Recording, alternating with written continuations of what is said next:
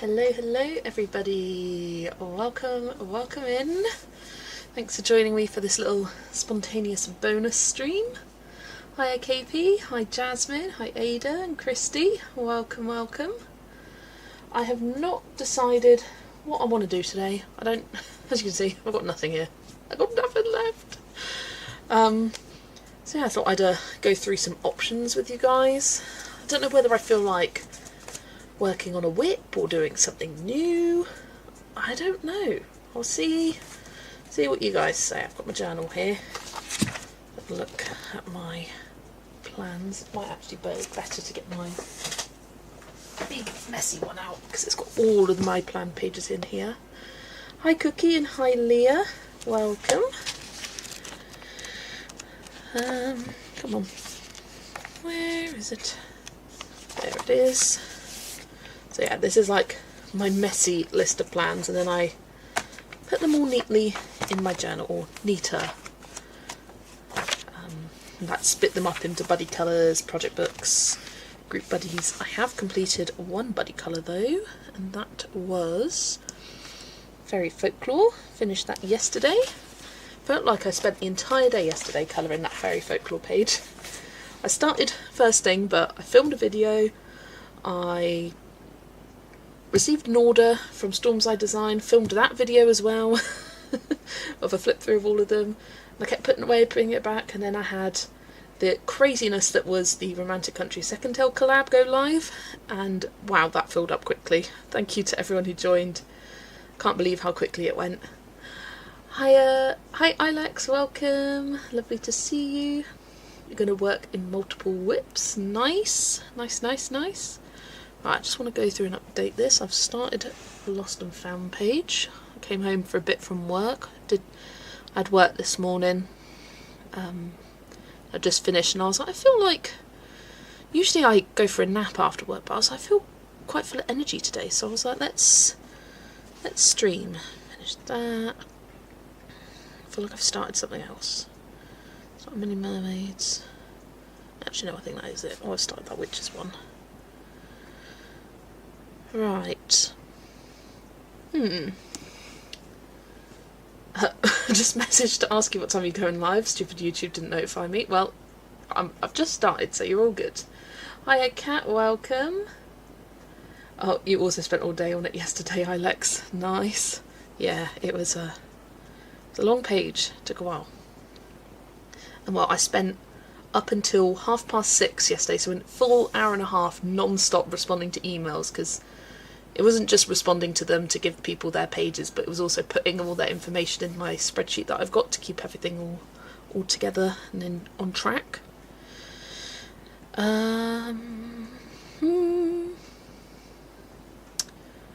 Yeah, I don't know. Right, let's pull out some whips to start with.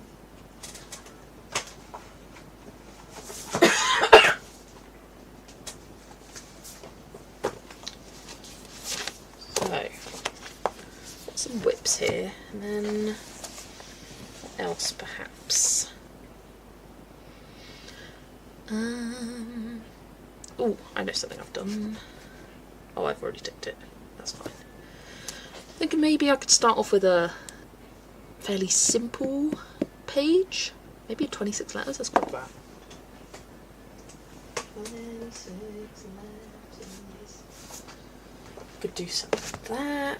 Could do a bunch of things. Got plenty of time. Or maybe a buddy. Maybe. Oh, I've started Sirens Demand. Maybe Tiny. Just grabbing this bunch of options. Where is it? There it is. That, and maybe. What other buddies do I have?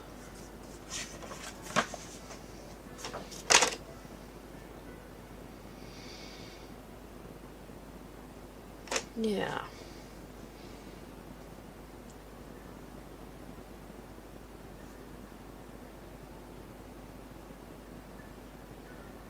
Ooh.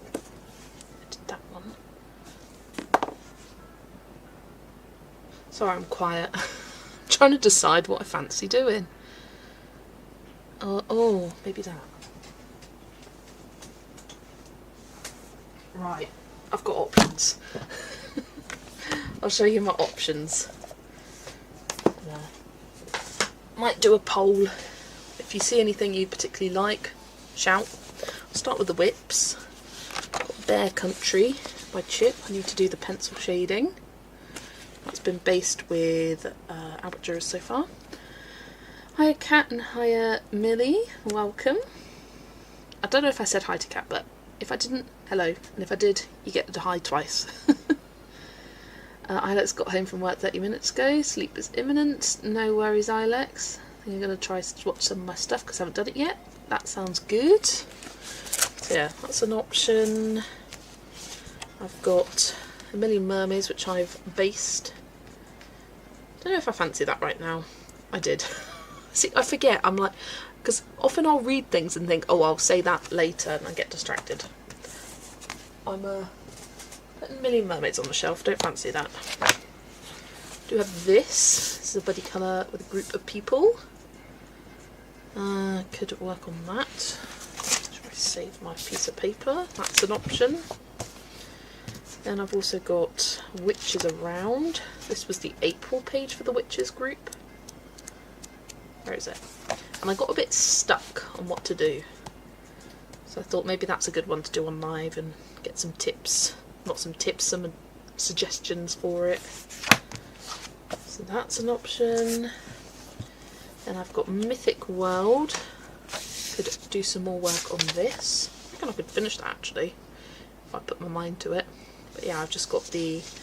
This has been a whip for 2 years. I've got the flowers in her hair to do, the tail, these corally bits down here,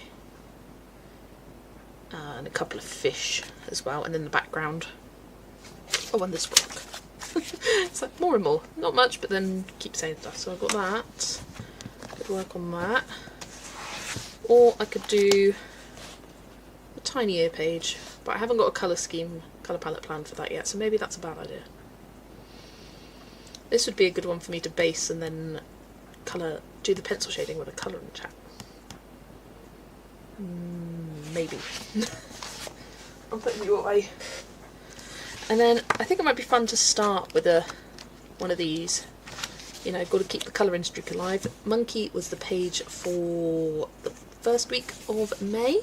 Hi Kimberlyn and hi Mandy. Welcome, welcome. Could pull out the Joanna Stone palettes. I absolutely could. I've found a little tin for them.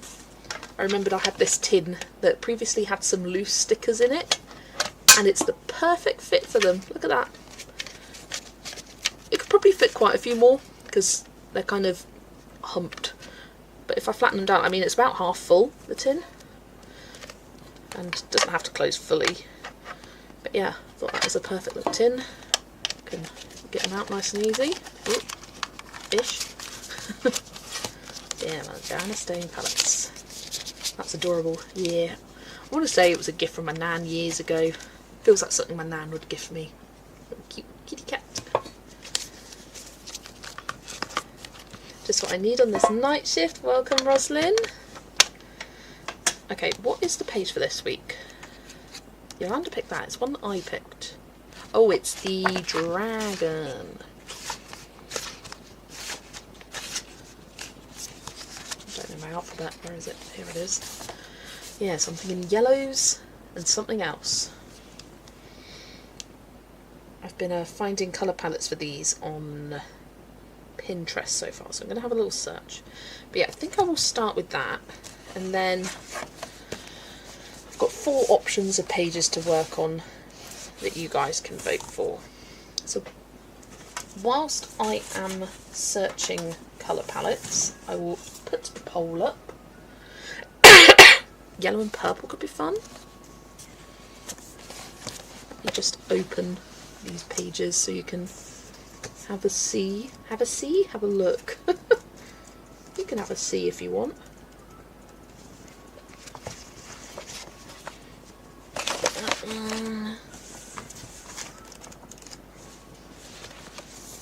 And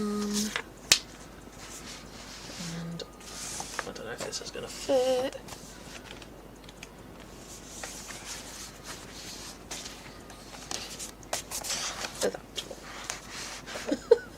Barely see them. They're just easy to gives you a flavour of what the options are for anyone. Should my colour? Oh, I can't. I haven't got all the space on my keyboard.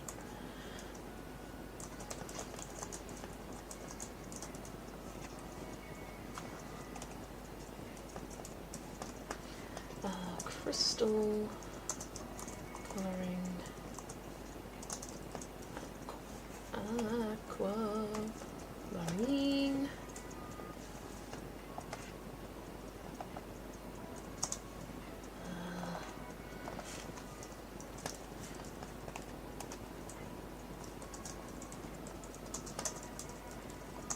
Cherry blossom, and what's the other option?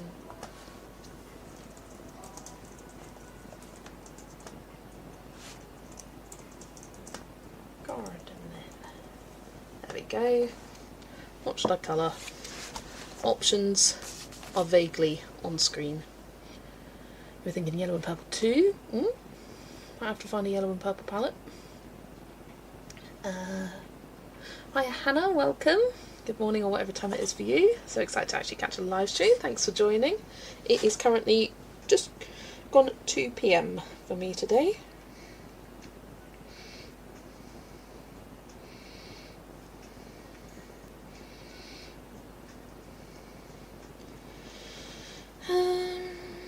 Oh yeah, that was what I was going to search for. The Spring Dragon. Spring.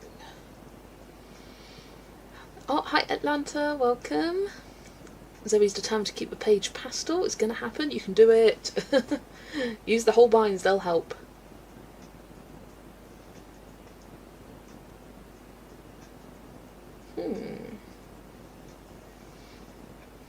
Look, don't mind me, I'm just... You know what? Instead of scrolling on my phone, let's scroll on my tablet so then I can show you without a bunch of lines appearing on screen. Pinterest. Surprised how quick the Romantic Country filled up. I know. The final person who managed to join sent that email at 10:30. So it was crazy.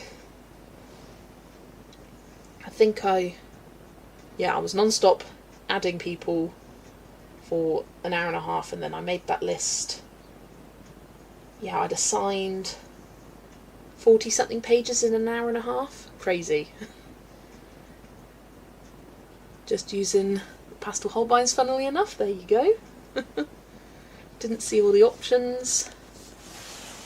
Right, so Mythic World Mermaid, crystal colouring aquamarine, and then Witches Around Cherry Blossom, and Bear Country Gardening. There we go.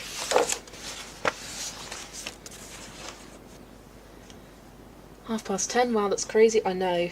The previous one took well over a week to fill, and I opened up to second pages. I had quite a few people kindly offer to do another page if I needed, and I was like, I do not need.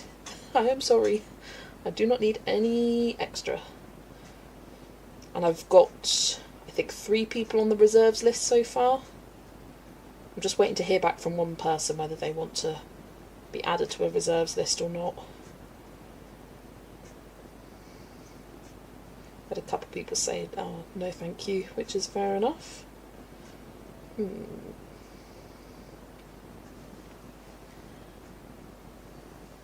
Not at all surprised, don't have any Romantic Country books, but I'm hoping if Just continues I can get in the World Legends or Literature or maybe Laura Mia. I think once I've done the 3 Romantic Country ones, I might move on to something else, just in case someone isn't a fan of Eerie and they want to get involved in then it won't be like months and months and months waiting. I might do something else, haven't decided what, no idea what. I want to do something with a lot of pages. So I did think Stratton Peterson, but because she's single-sided there isn't as many pages in her books. So I want to do something with, I don't know, at least 50 pages. So I don't know what yet. Haven't got that far. Maybe a Melpomene book could be cool. Ooh, Circle of Life could be fun. I feel like a lot of people have that, and there's a lot of pages in that. That's not... Oh, blah, blah, blah. That's an option. Oh yeah, mythographic. Do a couple of mythographics. It's Romantic Country 3 back in print. Not from what I know. I don't know what happened to the third tale. It went out of print, and then it went back, and then it went out, and then it went back. But I've had quite a few people say they're looking forward to Romantic Country 3, so I think I do have enough interest. I'm going to do a poll, though. I just didn't want to do it right now with the kind of second tale excitement. But I'll do one soon. Right, what is winning? Mythic World Mermaid. I'm not surprised. I had a feeling that would win. Don't have third tale, but I'll look for it. I know Paulina just managed to snag a second-hand copy very recently. Right, I'm gonna take all these out of the way. Looks like we're going to be doing Mythic World,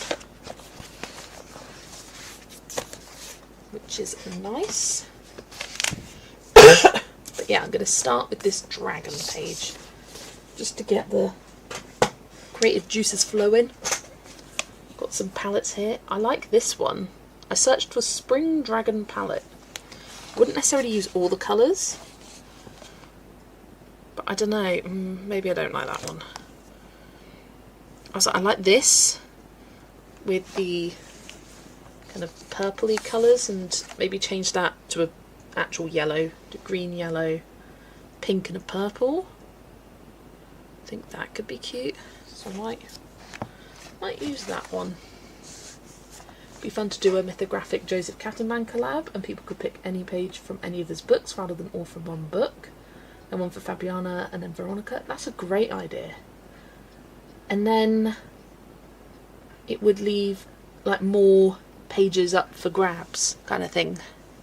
I mean, I'd probably cap it. I know Wendy capped hers at 100. I think, yeah, if I had more than 100 pages to deal with, I think I'd get overwhelmed. Yeah, have to limit numbers.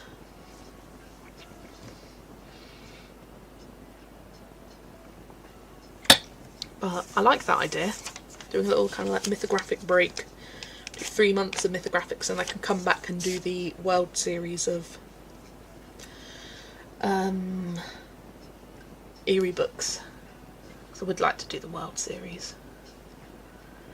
Maybe do voting to determine the order of what I do them, rather than necessarily release order. You have to cap it, and you wouldn't want duplicate pages either. Yeah, it would take some interesting organising. Because I don't have all the books. I wouldn't be able to flip through them all. I'd have to get people to send a picture of their pages, save the picture, put it in the spreadsheet next to their name. I think that's a good idea. But that's not going to be for a while, because this current collab's going up to June 30th. Then the next one will go up to August 31st, because it's a month and a half for each. So every 2 months is when the next one will end. If you want help, let me know. Thank you. Nah, I think I've got an idea of how I can do it and make sure it works out well. Hi Catherine, welcome in. Right, let's pick out some colours for this dragon, not lizard.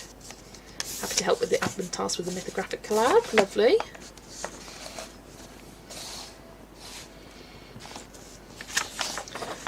I mean, I would say yes, but it's kind of like, because someone would need to email in. Oh, I've got all washi tape on stuck on the back here. It kind of almost would be harder if you had another person. Oh, you should have seen me sat here at my desk. I was like, diddle, adding all the people in, going cross-referencing. That one's gone, not that one. Luckily I do a pretty good job remembering like what I've assigned already. Like and having the page numbers for me is really helpful because just on the spreadsheet side of things, but it didn't matter when people were sending them. Like I based it off the names rather than the numbers because, yeah, for some reason Romantic Country second tale doesn't have page numbers. The first one does the third? Yeah, the third one does. And I even checked a flip through of the Japanese version to see, oh okay, is it because I got the English version? But nope. The Japanese version also had no numbers, so I was like, weird. Right. I need to get going. Not get going, like, get on with it. Come on. Right. Sleep. So if you're interested, I host a group buddy colour hashtag with Yolanda at Colouring Gaming Mama. She's recently changed her name. And we are colouring a page a week in this book. So we've done 5 already. So we did the door, that was the first one. Then the second one we did was jellyfish. And then we did rabbit and elephant. And then this month it's monkey. I love the pop of purple on that, and this pen is like extra sparkly. The darker colours shine a lot more compared to the lighter colours, which is kind of what I've been using before. Like that one's although it's definitely still shiny. So yeah, we're doing monkey this month, and dragon is for the second week, the week we're currently on. Then it is iguana, and then we are finishing off the month with, oh, it's the first one, axolotl. So yeah, this is the current one we're doing for this week. Yes, so her channel name in terms of like tagging her is Colouring Gaming Mama, and her Instagram handle is Colouring Gaming Mama, but the channel name is Nesting and Questing. But her handle is Colouring Gaming Mama. That reminds me, I had a look at mine today. I was at work last night. Mine is actually 2 different pages, not one double. Doesn't bother me, I have ideas for both, but thought I'd let you know. Oh, let me double check that, Rosalind. Because I did go through, because there was a couple of pages in the Romantic Country first one that had it was one with the bread, and it was like very much 2 separate pages. Right, let me find you, Rosalind. Oh, the map double page spread. Yeah, I thought I'd count that as one double. Oh yeah. I always thought this page was a continuous double page, but it's not. But I think it makes sense to do it as a double this. And as long as you're okay with that. Yeah, because the lines don't match up. That is so weird. It looks like it should be a double. I kind of hate that it isn't. I have no idea how I'd approach that then. Yeah, because this one's definitely a double. Why not that one? Strange. But there we go. Hi Rebecca, welcome. Lovely to see you. We're going to fix the dock. Oh, I did update it. Kimberlyn, it's done. I updated it. I added Lucy because I discovered her stream on Saturday. So I added her to that, and I also changed it so there's a link for each of the channels. I just thought that was an easier way to find people. Oh, you're colouring Mythographic Fairy Folklore today. Nice, Megan, and welcome in. I just finished my very first page in there.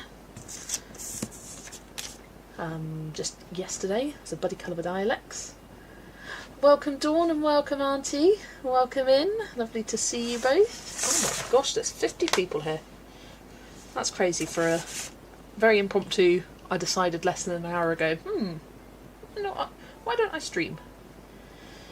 Oh, I keep getting distracted. It's not a bad thing, but Right. IG, what's that? 012. A yellowy toned green. Water grass. And then yellow for the daffodils.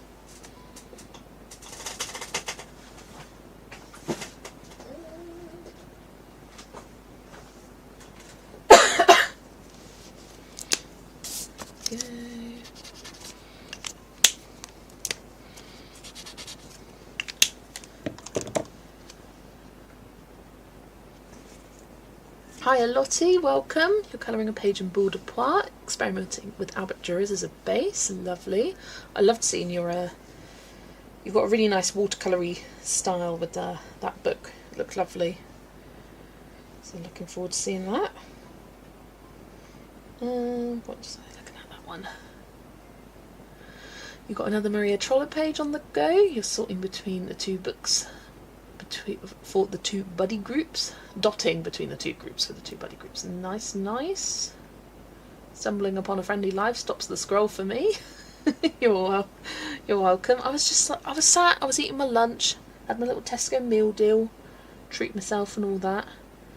And I thought, I'm not that tired today. Usually I'm really tired after work and I go to bed. But I wasn't today, so I thought, let's stream. Why not?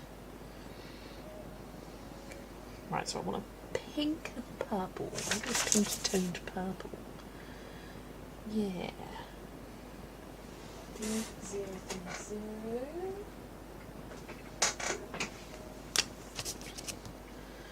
There we go. Zoe is colouring in Lyric away. You don't want to touch fairy folklore anytime soon. Oh, I mean, I loved it. I really did. But I can understand that. Millie's at work, but I'm hoping to finish up a couple of whips when I get out. We'll see. Nice. Kimberly's cleaning my disaster of a desk. Oh, Dawn. That's nice. 67. So that's what? 37, 15, 18. What lovely, lovely weather. It's really cold. It's chilly today here. I left this morning for work and it said it was 3 degrees and I was like, what is going on? Why is it so cold? It's kind of warmed up now. It says it's 15 degrees, but ugh. Need to find pink that I want. RB 130. So glad you remembered that little trick. Honestly, it's so helpful. Took a little while for it to stick, but now it's stuck. I won't forget it. Ooh, I love this colour palette. Just saying. Isn't that nice? Why do I sound like I'm patting myself on the back like, look at me, doing a good job, but I did base it off of this. Vaguely. Not really. Makes a little teacher heart so happy. It's a good trick, handy. As well, being all across the world here, it's a lot of different people. It's supposed to be very warm here in the Midwest this coming week. Nice. 4 degrees. Yeah, cold. It was about that this morning. Only 7 degrees here now. Chilly, definitely chilly. Yeah, it's just chilly. That's the weather today. It's because the sun's not really out. I was quite warm in my car, but not in the car for very long. What's the trick? The trick is to convert Fahrenheit to Celsius, which is what we do in the UK, is you take the Fahrenheit number. So say, what's going to be a nice easy one? Let's go 70 degrees. You minus 30, so you go down to 40 degrees and divide that by 2. So 70 degrees Fahrenheit is roughly 20 degrees Celsius. And it's a great trick that Kimberlyn taught me. Minus 30 divided by 2. There you go. Equals C. Originated when my students are doing the travel weather packing for a trip unit in my Spanish classes and had no idea how to understand the temperatures in Celsius. I mean, it's a great trick. It is. I feel like my colour's gone weird. Yeah, I think once I start colouring it'll be alright. Right, I need to find some shadow colours for those. So I don't think Y05. Y05. Where are you? Do I even have one? No, I do apparently. Wish there was an equally easy way to figure out miles to kilometres. Yeah, I've no idea. Not a Scooby-Doo. 212 211.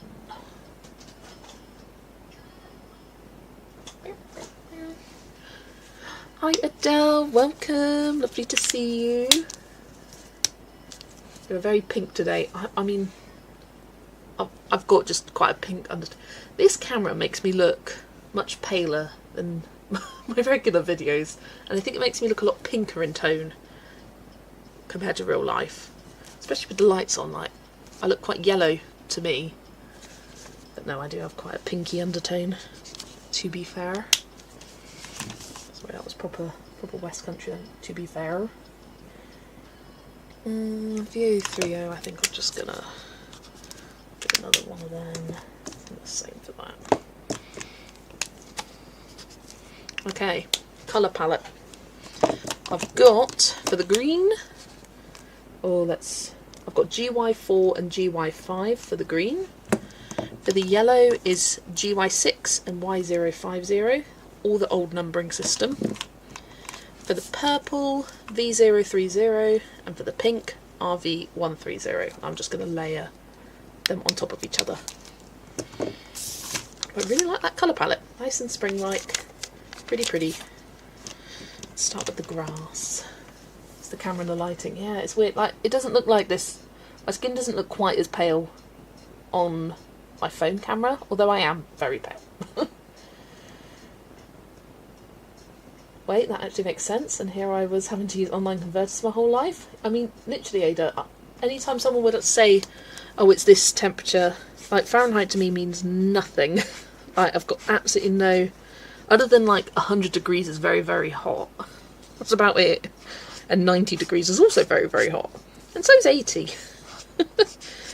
But other than that, I had like no idea of how hot was hot or cold.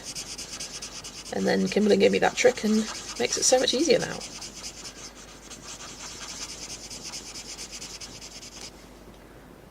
I thought I was being quick, but somehow I'm half an hour late. You're alright, Adele, because I spent half an hour just gabbing along. I just started putting colour to page. It was just a long intro. Chatty intro, I say. You've got soda, chocolate chip cookies, and new pencils. Is that the Artex?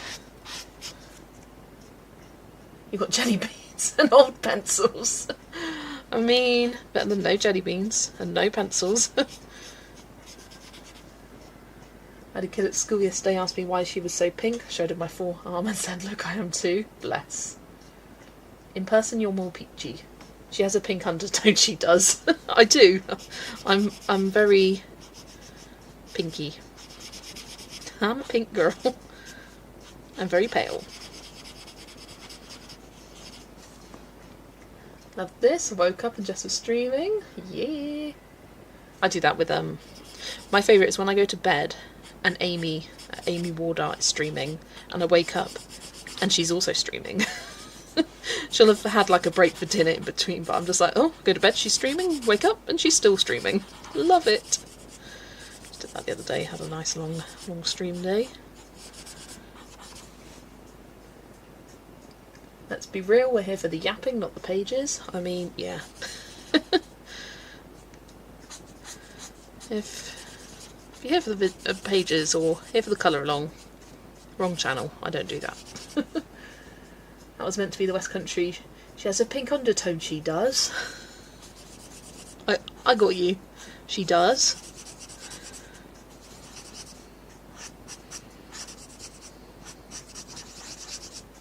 Although when I try and do a West Country accent, I can't really do it.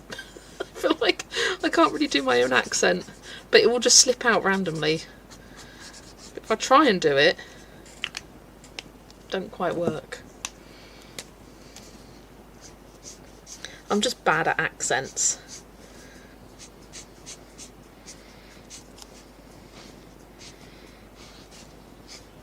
I can say like the odd couple of words in an accent, but other than that. Hi Tamara, welcome. Lovely to see you. Wish I could hear that, Zoe. My best friend lives in York, so that's the accent I'm most used to. Yeah, very different accent, that.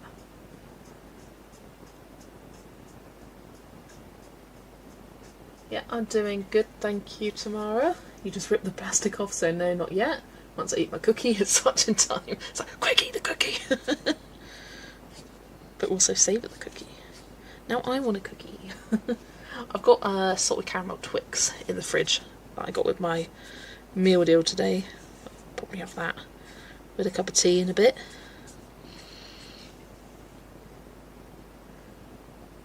I'll go into all kind of accents randomly. Yeah, I mean, they slip out when I least expect it. Well, not that, but it's more that I'm trying to like do an impression of someone talking, and that's how I get into the accent. I've watched a new colour. I may not say it under your videos, but I'm so in love with your style. Thanks, Tamara. That's lovely. Del, if you like organising, by Colour Family, Colour with Claire has a great swatch chart I use for Artex. I also have a swatch chart for Artex. If you want your swatch chart to look just like mine, shameless plug, but I based mine off of Colour with Claire's chart, so you can take your pick. See who you prefer. Got the Artex in here somewhere. Is that it? Not it. That's it. Nope.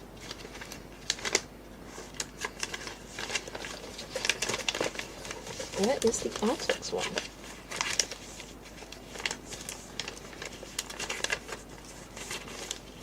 Well, maybe I don't know where it is.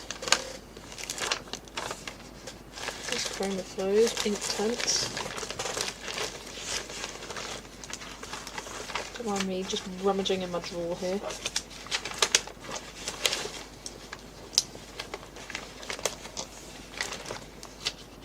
Aha, found it. Yeah, that's Colour with Claire's family chart.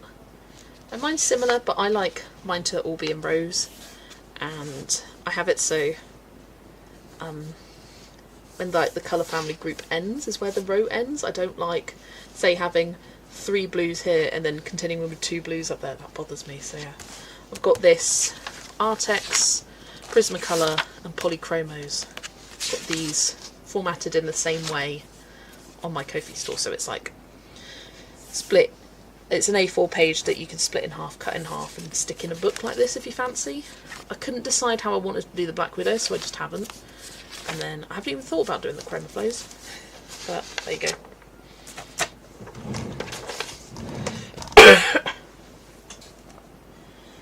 From the Black Country, which is the worst accent in England. I mean, I don't really know what it is. Math time blur. Need to figure out how many squares to divide the page into for convenient swatching. Yeah. See, that's the good thing about Colour with Claire's. You can just print off you go, boom. That box is annoying. I recommend moving those into a pencil case when you can. Yeah, I tried with the box and just nope. So I forgot to give you a lifetime supply of prawn cocktail crisps when you came Sunday. Realised today when I grabbed myself a bag. Ah, well, next time. Next time. Because I will always gladly take them. Me saying I want to swatch, also me having absolutely no room on the desk, basically having to start by putting stuff away. Yeah, that's... I won't talk about mess. Anyone have Arteza pencils? Don't hear much about anyone using them now. I do have them, and I occasionally will use them in Kawaii Tarot.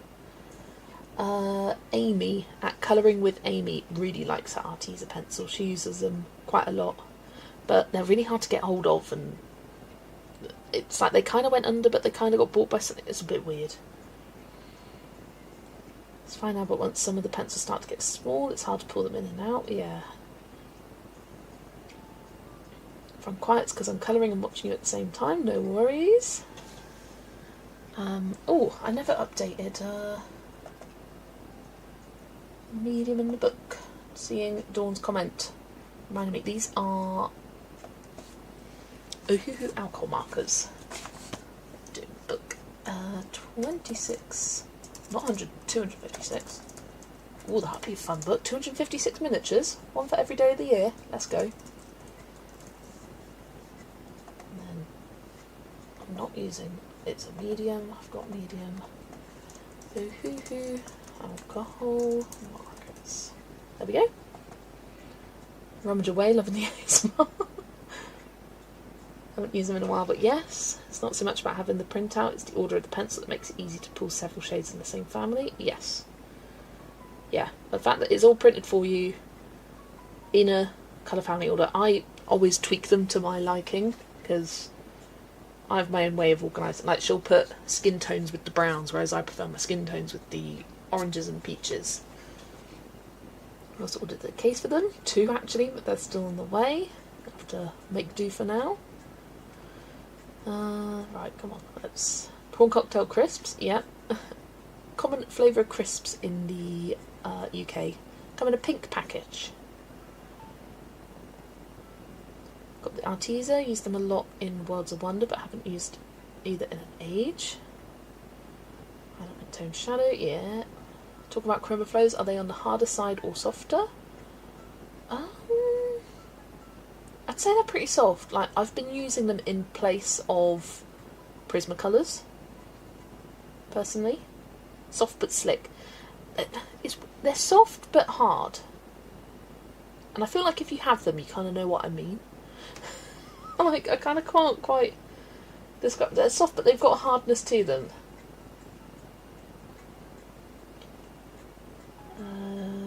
Love colour with Claire's charts, because I love how they fit on one piece of paper. Yeah, they are great. Looks like it's got a bit of a scuffle on the way here. Hopefully the pencils are okay. Yeah, that's all that matters. Jasmine just finished one whip. Love it. Whipping them whips. I'd use my Craylers on a page for the first time. Lovely stuff. Not sure how. It was bubble wrapped into oblivion. I mean, might have been done it before it was delivered, kind of thing. Scuffed up.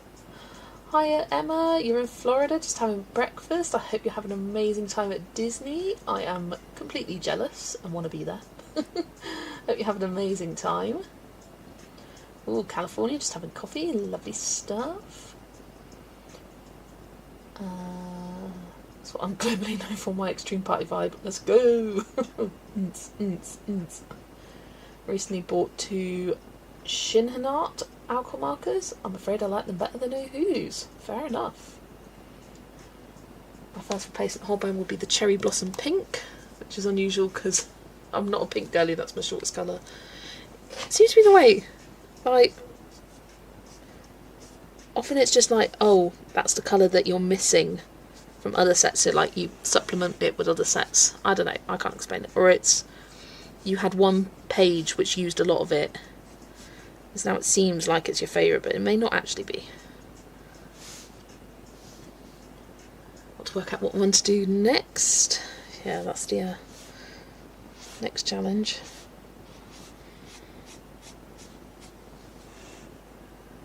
Team has swatch cards and Amazon has one I really love. I'll get the title. I've got a lot of colour chart books. I could do a video on them.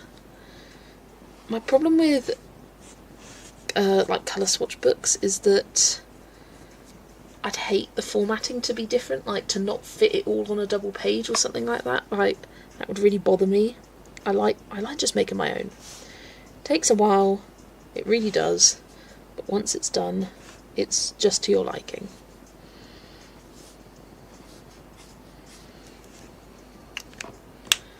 There we go. So intense with my swatch charts, I have a whole system. I kind of want to update my system, but I also can't be bothered.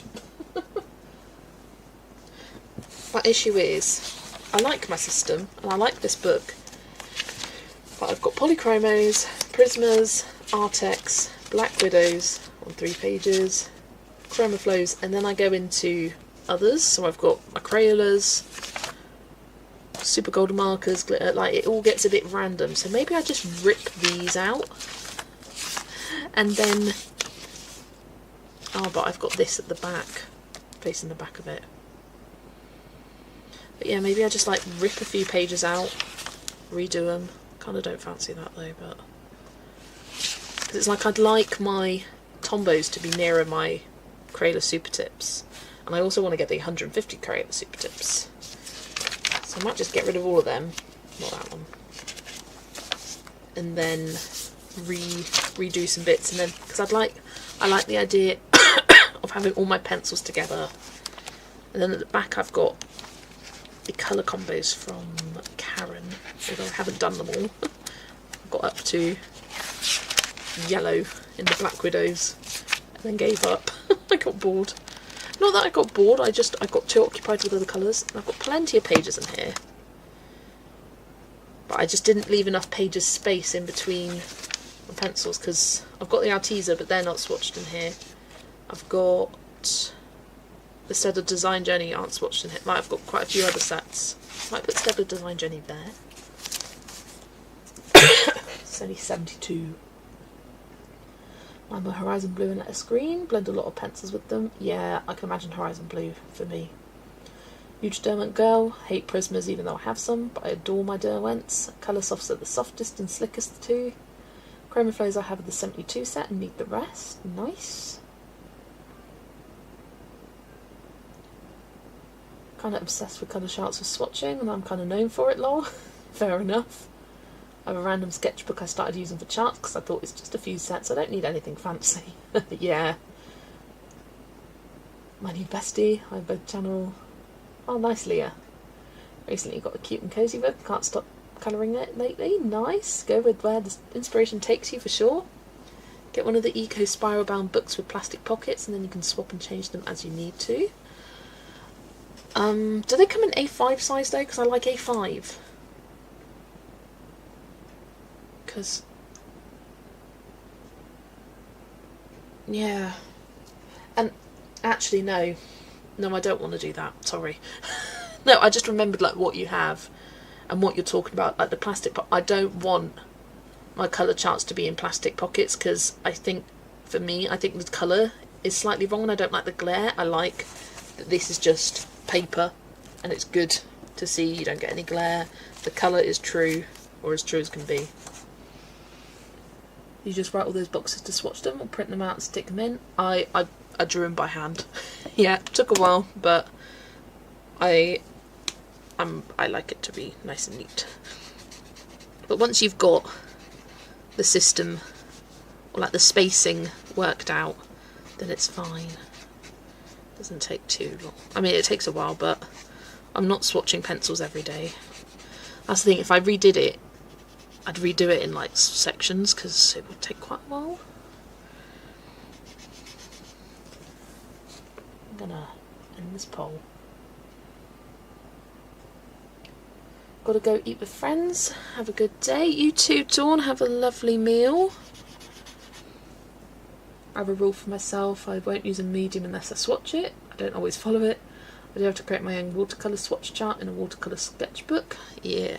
I want to create myself like a homemade swatch decks because I refuse to pay for it and support that person anymore. But I want to make my own swatch deck for watercolours and metallics, so then it's all in one place, because at the moment they just kind of live with the sets that they are, and I like to see them all in one spot. Know what you mean? Mine are in plastic wallets, but it's to stop fading to look at the colours, so I do take it out for accuracy. Yeah, I just don't want to have to fanny around with moving things in and out. I like the convenience of a notebook like this and put it over. And I did think about switching to... Oh, crud. That was the sound of my box of Neocolours falling. I did think about switching to a disc-bound notebook like this. Then I could move pages in and out. But I just don't think they're as sturdy. I wouldn't want to chuck this in a bag like I can chuck this in a bag. I just feared that it would fall apart. Oh dear.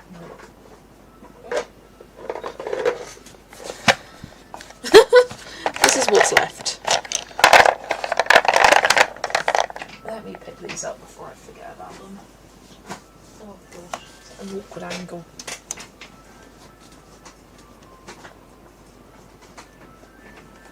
Oh no, that is not comfortable. Oh dear.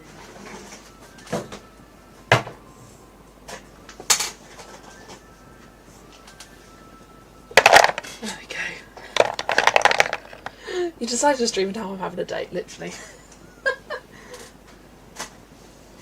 This is my life though. Constantly dropping shit.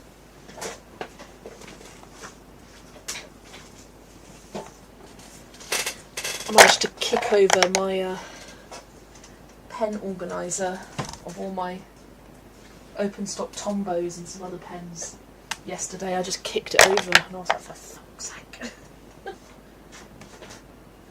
I think that's everything. Oh. They used to be organised in here. I had cool colours on one side, warm on the other, and now they're like that. I need to organise. I might, don't know when, it could be a while, like several months from now, might be moving spaces, because my mum's clearing out the craft room, which is just next door to me, and it would mean having a desk that goes wall to wall, storage shelves up the top, shelves underneath, lots more storage space, and I think that would be nice. And then this could be a proper guest room, because at the moment, if we have a guest, I have to clear all my stuff out. Whereas before, my mum was using the craft room, but she doesn't anymore. But yeah, I'm excited by this idea. Yeah, you're seeing the chaos behind the camera. You say, this is my life. Chaos. Right, I want to find an orange.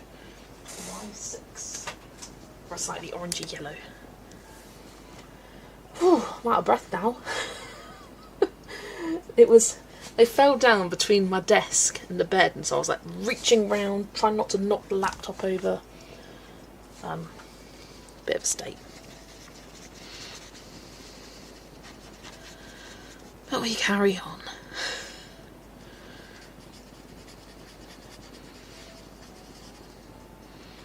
Oh, cute little daffodils. Yeah, I picked this page for May because I was like, I don't want it to get past spring and we still have these daffodils to colour. So I think out of all the spring flowers, daffodils are the most springy. Drop my book supplies every day because there's a lack of space, so everything is stacked and I'm too lazy to stack in proper order, so it's a constant game of Jenga. Literally, you don't even want to see what it looks like over here. It's insane. Because I like to stack my new books. It's all in a higgledy-piggledy stack, so I'll chuck stuff on top of it, and stuff on top of that, and stuff on top of that. It just all keeps piling on top until avalanche. Hi Lauren, welcome in, lovely to see you. Yeah, I thought I would start this stream off with a nice, quick, easy Camellia page. I mean, I've done this and I'm almost done. Just got the dragon left to do. I'm going to do pink spots, which I will probably cover in glitter. Pink belly.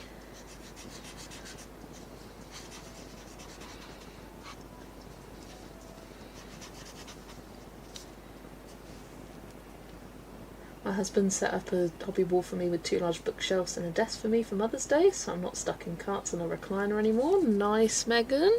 That's lovely. But I like how everything is within hand's reach in here, and I'd probably set up that room to be somewhat the same. Don't know where I'd move my cube shelves to. but I'll put them somewhere. They could be freestanding in the middle of the room.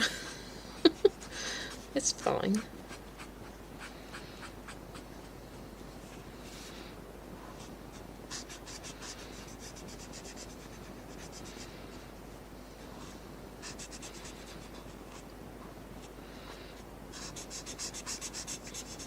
There's kind of like, there's a lot more room in that room. Whereas because the rooms are similarly sized, and for a bedroom this is a better room. But because it's mostly taken up by bedroom furniture, like bed, wardrobe, chest of drawers, shelves, etc., it just means that bedroom's 3/4, I'm in a quarter of the room with my desk.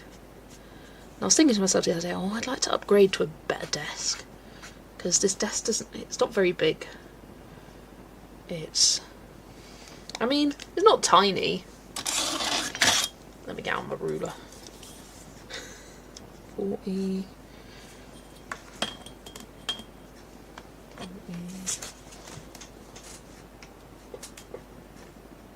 It's probably about a metre long. And what's the depth of it? A metre by about 50 centimetres deep. So it's not the biggest, but not the smallest.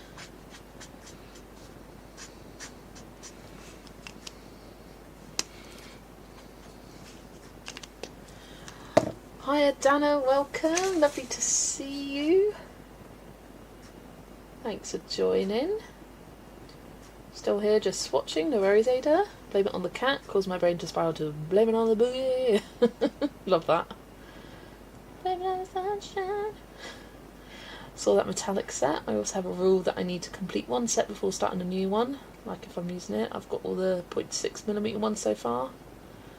Moved them out of their plastic case into a pencil case. Nice, Atlanta. I am doing well, thank you, Dana. Did you see Joe's Hobby Corner video? I've never seen so much in one small space, but all totally organised. Yes, that kind of got my cogs turning. I was like, I want under the desk storage, because I've got my desk, it's got like a drawer and a cupboard to the left of it, so underneath you can't put anything really. I think it would take a while for me to move though, but because it would take me several days of organising and things like that, and it's going to take my mum a while to clear it out as well. But if we do a little bit per day, my thought is if I tidy my actual bedroom that I sleep in whilst mum's doing the craft room, when I'm done with that she'll probably be done with the craft room, because she's just organised her bedroom. She's in a purging mood.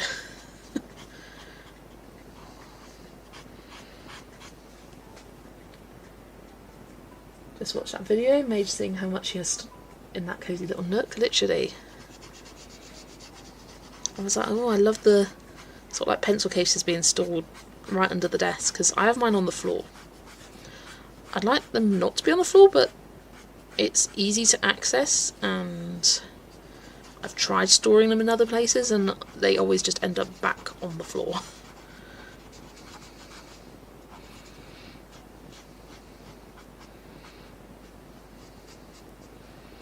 But if they were stored in like a little shelf or a little storage system just to like the left or the right of me by my feet, then maybe I would be more organised. I'm a messy person in general, like this is my problem. I am a very messy person, but if I give myself the right organisation, maybe.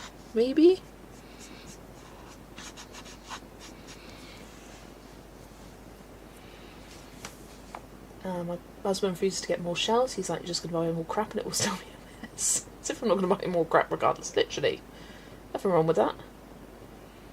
That's why mine's always a disaster. It's bigger than yours, there you go. Yeah, I was like, it's not tiny, but it's not big. Don't like having things next to my feet. I need room to stretch. Thus mine are in italics behind my desk. Fair enough. Yeah, I like that my books are just to the right of me and I can reach across and grab them. Sorry, that sounded like a fart. That was the creak of the chair. Promise.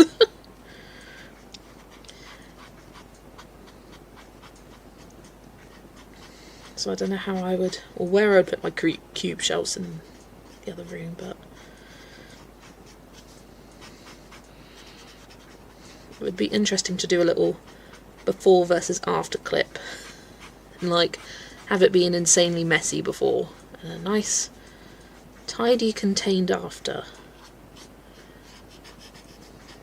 Which probably won't stay like that for long, and then I'd actually feel more inclined to film my colours, because I feel a bit embarrassed to film it now because I don't really have much of a space.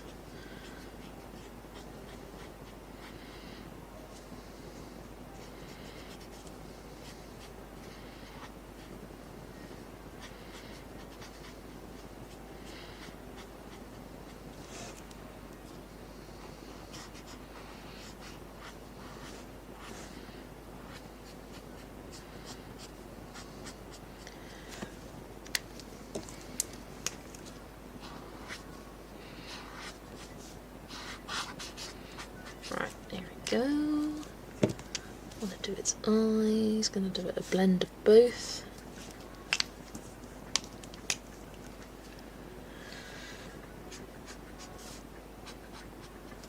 There we are. Just pushes everything off his desk onto mine. He's used to this. Oh, my desk has built-in shelves under it at my feet. Yeah, I don't utilise the space I have. I think it's because I just need to properly declutter, organise. Moved into a bigger house a year ago and I'm fortunate to have a whole room for my crafting / hobby area. Love that, Dana.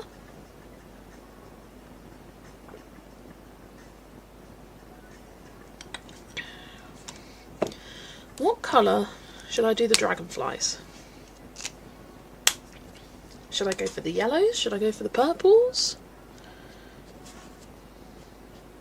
I don't want to bring in any more colours to the page before you suggest like blue.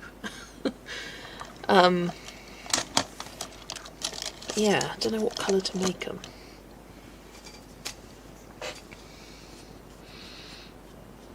I always colour the pupils of the eyes with a black felt tip pen, water-based marker.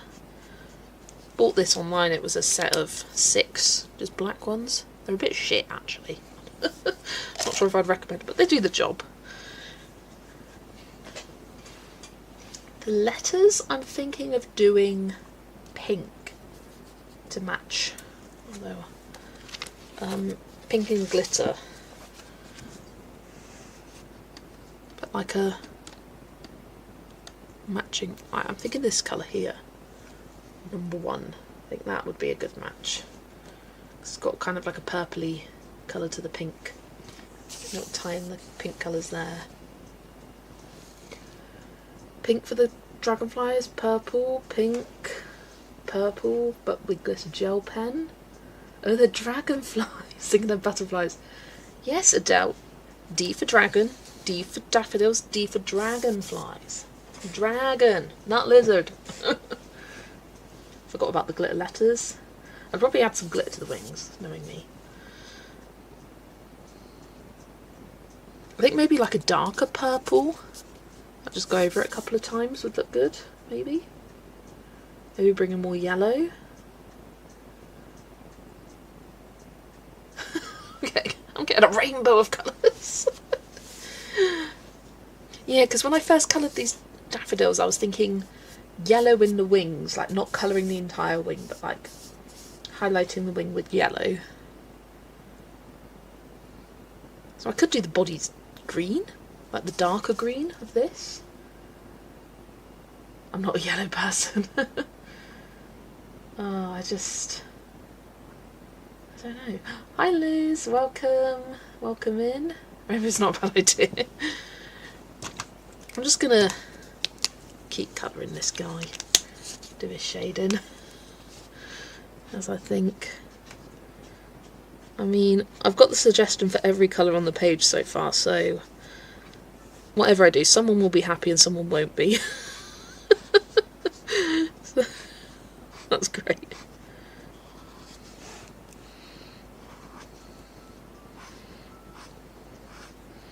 I do think the yellow needs and the green needs to come up though. It does feel Eastery. I love it. You just said green as I sent it? Yeah. Yeah, I'm thinking like dark green body and then yellowy wings. I tend to give like wings a transparency effect. I either like flick it with a blue or sometimes I do a yellow. Would colour the letters first and then it would be obvious what colour they should be.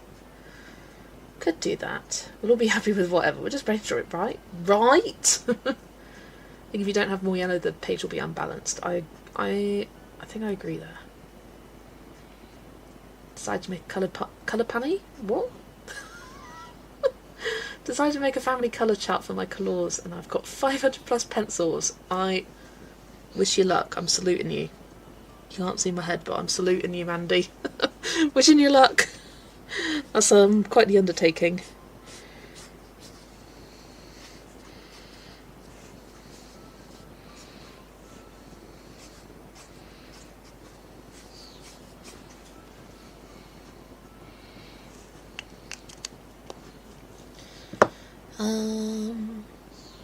Yeah, I would leave them till after the letters, but because the glitter pen takes a long time to dry, I like leaving it to the very end. Hiya Dante, welcome, lovely to see you. Yellow wings are clear sparkle, you know it. Might get out a lighter yellow like Y030. Oh, chair. To go on wings. If I coloured the letters first, I'd smudge it to heck, yeah. Oh, I know how, I don't know, but I'm pretty sure I've seen online, Colour with Claire does hers where she swatches all the pencils, cuts them out into little bits, and then will rearrange, and that's exactly how I did the Tombos, because I couldn't find a colour family swatch online. Yeah, I have one for reference. See, this is why I don't bin things, because you never know when it might be useful. So, yeah, I found just a basic swatch chart online, coloured it in, put the numbers, cut them all out into these little strips, and then I kind of just rearranged. So I was like, okay, put all the reds together, then all the oranges. Okay, I want the oranges to come over here, so move them all together and just move them around like that. So that was very helpful. And I'm pretty sure I've seen Colour with Claire take a picture or something when she did that. My fantasy world is supposed to arrive here between 11 and 3. We'll see what condition it's in. Fingers crossed for you, Kimberlyn. If not, shit's gonna hit the fan. Again. Apparently gel pens dry even longer if you use them on top of an acrylic marker. Ask me how I know. Oh. Oh. With these Languo ones, they don't quite take as long to dry as I thought initially, because the swatch chart they came with is rubbish. It was like a slick, shiny, like almost like a magazine type card. You know what I mean? And so it took forever to dry. It literally took all night. And so for now, I've just been leaving these on the side all night as it dries, just to be safe, because they are very juicy.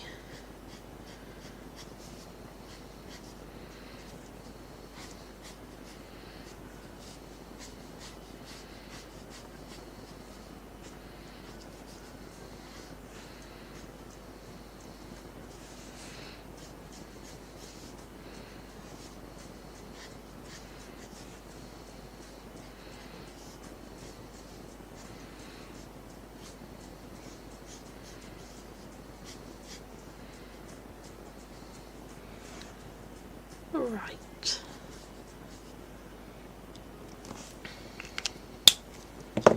Okay, I'm committing. I'm gonna have yellow wings.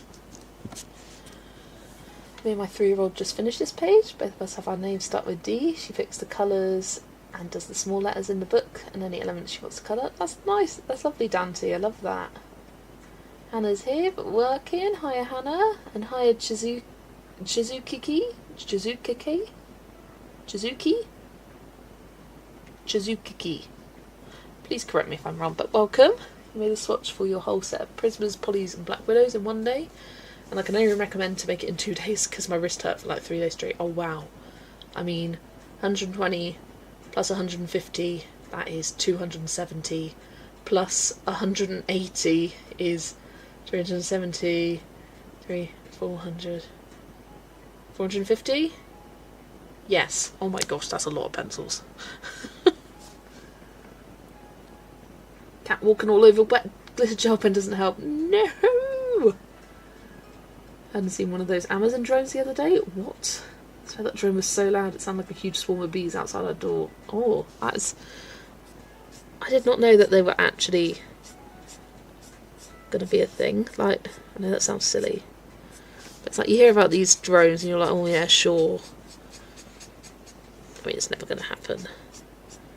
The more rural areas, will it? Right, as it's still dry, I'm going to go in with the GY6. Not as it's still dry? That doesn't make sense. As it's still wet. There we go, nice and blendy. This is not the future I envisioned. I mean, Zoe and I watched Ballad of Songbirds and Snakes on Sunday together, and all I can picture is that. Just these drones going so fast, pelting at people. You've got to quickly grab and catch it before it gets destroyed. Probably still better than the Amazon delivery drivers though, the conditions they leave it in. Talking about package condition, I saw Chloe Rose Art did a video on how she ordered a notebook and it literally fell into the ocean. Oh my days. That is crazy. Fell into the bloody ocean. What on earth? Okay, yes. Nice bit of yellow. With Amazon drones instead of flying cars, and we don't have Rosie from the Jetsons to do all the cleaning and cooking. You feel betrayed. Or it's like looking at Back to the Future, what we're supposed to like. Where's our self-tying shoes? Where's our hoverboards? Thing is, it's all houses here. Why'd you have a darn drone bring it to you? And then you drop it in your yard. It's so weird. I think it's just a weird concept. Okay. Now, do I do the bodies green or purple? I'm just doing motions with my hands to ask the question. Whilst you're thinking on that, I'm going to shade the scent of these daffodils here, because I realised I didn't do that. My most recent book came really banged up. It was all bent and creased in the middle. No! So many people have been having so many problems recently. What is going on?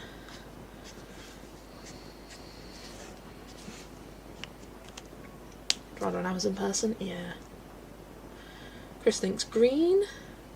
Seems a drone is silly in a residential area. You'd think it would make more sense to deploy in rural areas.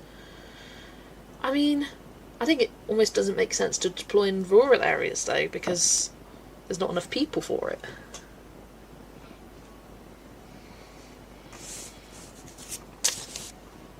When it's hot out, I always have an ice cooler by our door with ice cold bottled water for them, or Gatorade. Nice.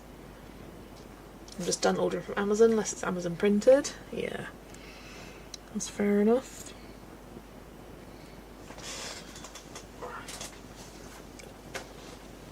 Get that glitter gel pen out. Number 1.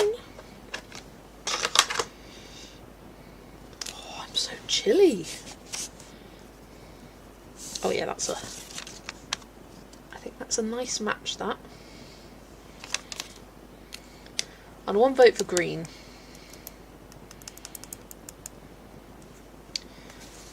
If I get no other suggestions, I'm going to do their bodies green. Kind of a darker green than what I've got down here.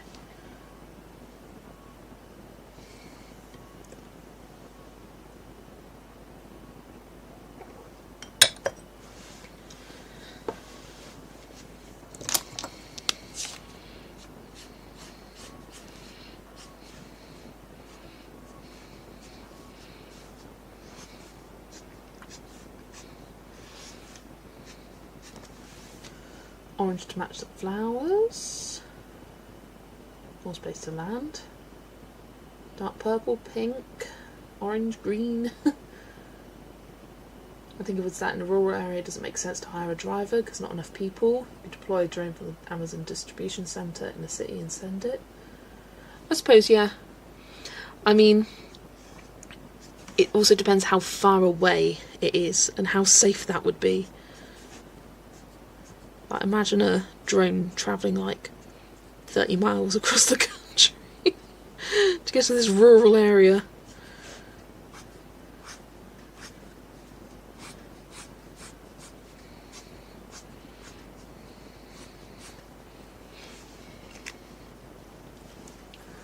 Imagine a movie stereotypical American farmer with a shotgun being like, "Ain't no drones flying over my yard."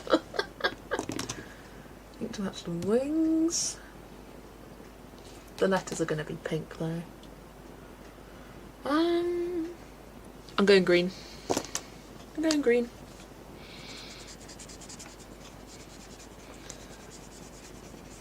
As everyone is like, "No! What are you doing?" Okay, that's quite cute. It makes them look like little freshly turned caterpillars.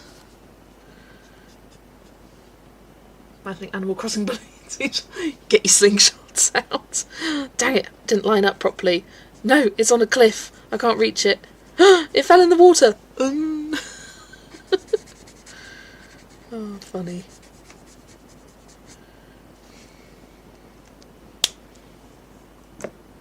My brother does logistics for Amazon. Pretty sure he's not responsible for drones.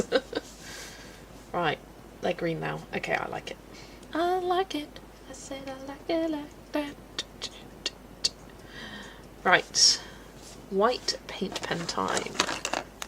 Oh, just whacked it, sorry. Went to shake it and I whacked it on my desk. Green looks cute. That is good, because it is green. I ain't changing it now.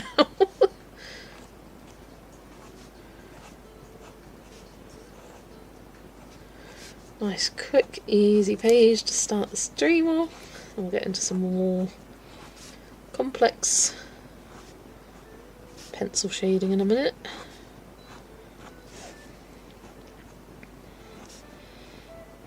I'll do a little tea and snack break, because I feel hungry, even though I just ate lunch. I suppose I didn't just eat. Yeah, I did. It was like 2 hours ago. Been up a while. I'm hungry.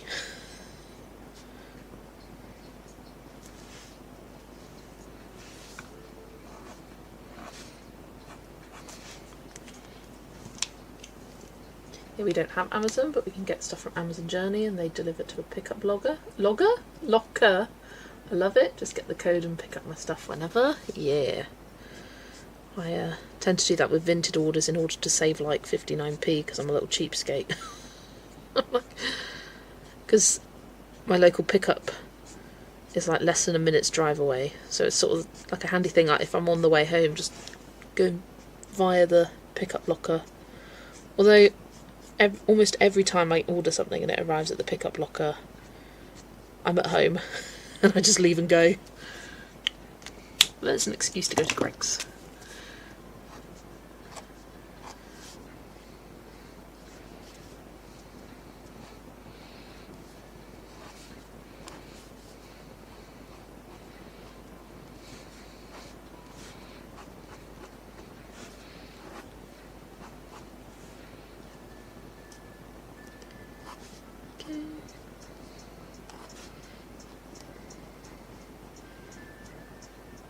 Wrap some of my bleed over.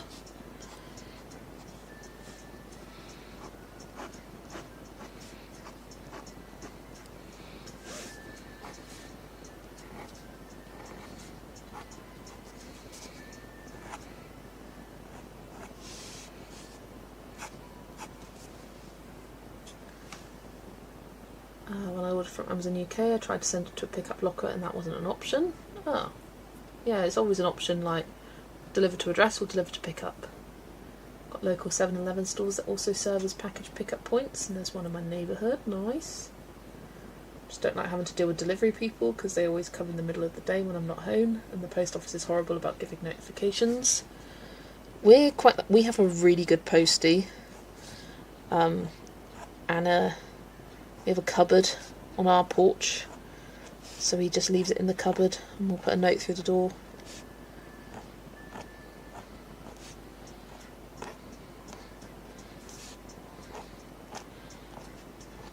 Right, I don't remember the last time we ever even had to go to a collection centre. I forget what they're even called. Post pickup? Sorting station? I don't know. What are they called? Can't think of it. That's how long it's been. I can't even think of what it's called. Oh, little cutie. Some shinies in her eyes. There we go. Adorbs. Hiya Niff, welcome. Lovely to see you. Post office is terrible with packages. 150 Crayolas. Someone told me they work better on RJ Hampson paperbacks than Prisma, so that's why I'm using them. Interesting. No pickup option where I live, but delivery people just drop stuff on the edge of the porch.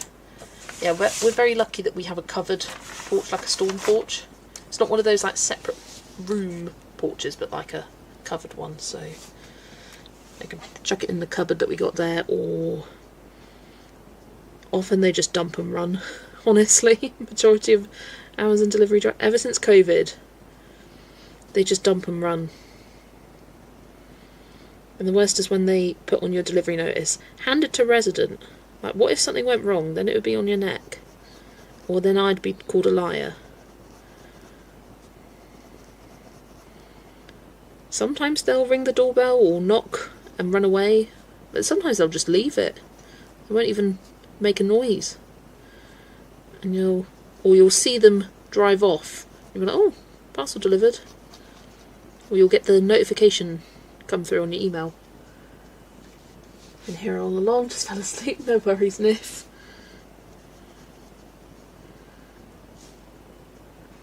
Apartment complex in California had pickup lockers, but one in Utah doesn't.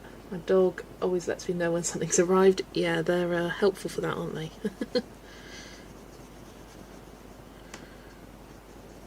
Like one of my clients' houses, someone gets at the door, dogs are like, what's going on? Keep saying people saying Crayolas are good, but I could never get a decent payout from them. Still don't know what I'm missing, lol. Same, I think it's got to do with me being so heavy-handed. Yeah, for me, and from what I remember, Crayolas are just, they don't have the same colour payoff, and that's what I want from pencils. I don't want to have to work at them really hard to get the colour payoff that I want. Life's too short. I'm an adult now.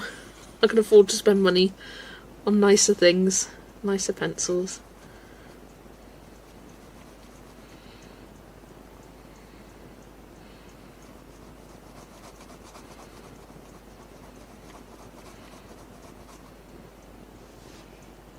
Hi Paulina, lurking as usual, no worries. You colouring anything right now?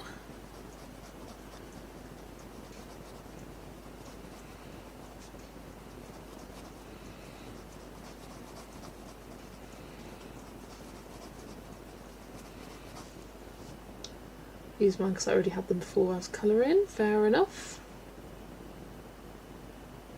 Heading to work, enjoyed this bite. Take care Dante, have a lovely day at work.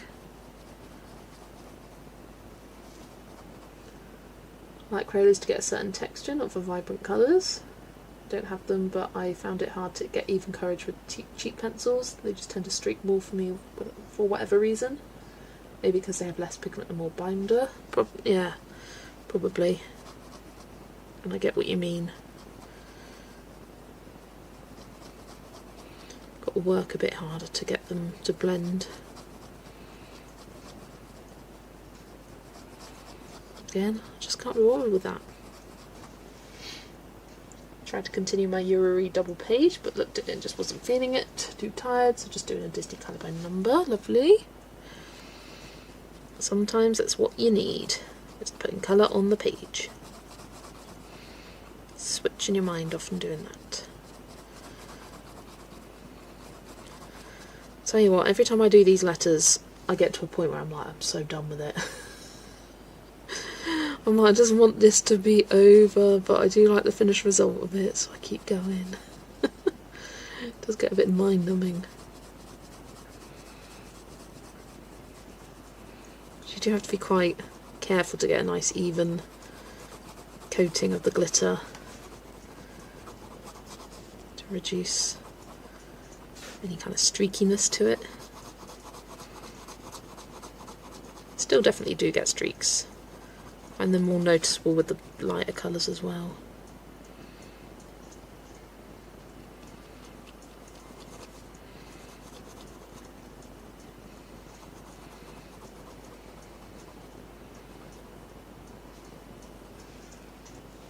That's about my swatch chart. So down with drawing squares, I want my pretty colours. Yeah, it's a tiny nib for very large letters.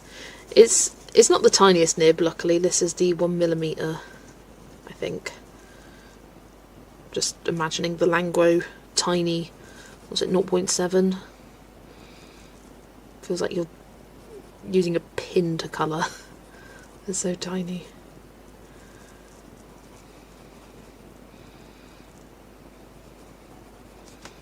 I think it's got to be smaller than 0.7.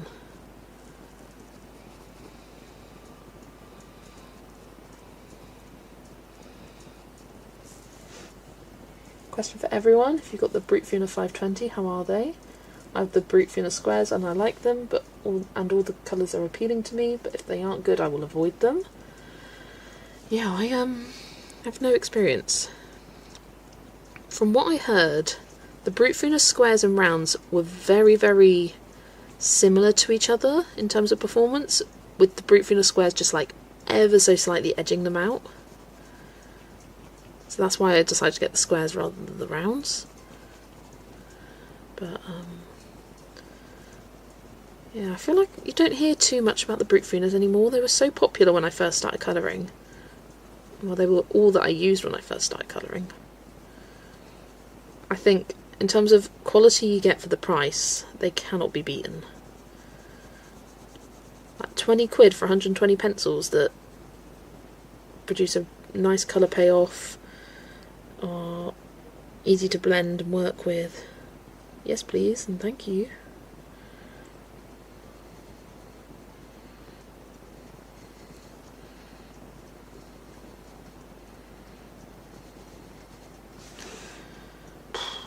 Bored. Almost there though. Just a little letter left.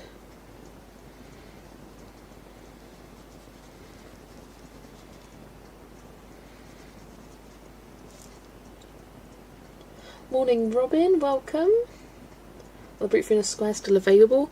I think they are on places like Temu and AliExpress, but not on Amazon. So they used to be readily available on Amazon, but I can only find the Brute Funa macarons now there.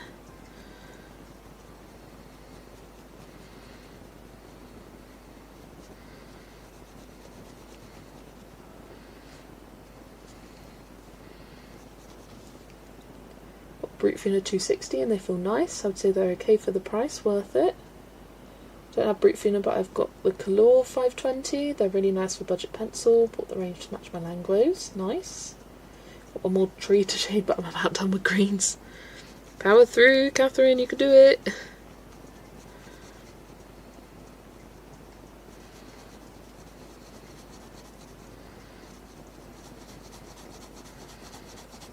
Also, thank you, Catherine, for your ideas about how to rename love bombing. Because I'll be honest, I had never heard of the term until I watched Coloured by Maya's video, and then I was educated that it's not a very nice term actually. Quite an abusive term, so I was trying to think of like what else I could call it. And I really like Catherine's suggestion of pick and mix colouring. I thought that was perfect. I thought of whipping a book, like spelt like W-I-P, whipping. pick and mix is more fun, and I think it better represents what you're doing, like picking and mixing the pages.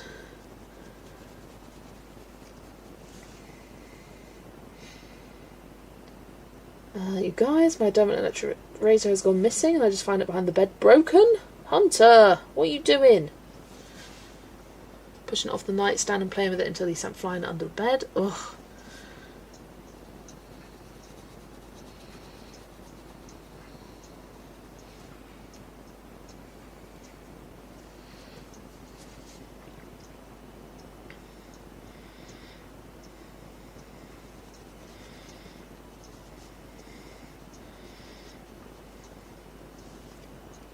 Been missing for a couple of weeks and driving me crazy. I can't think of another explanation. Oh, it's a bad term. I'm glad I'm hearing this now because I am going to be doing that soon. Yeah, I mean, just Google the term love bombing and it will tell you everything you need to know pretty much. But yeah, it's a tactic used in abusive relationships where you shower someone with a lot of love in a short space of time in order to manipulate them, in basic terms. And that's all I will say for now. But yeah, I will try my best to not use that term, so I'm like trying to come up with something different. But yeah, I like pick a mix colour in, it's fun.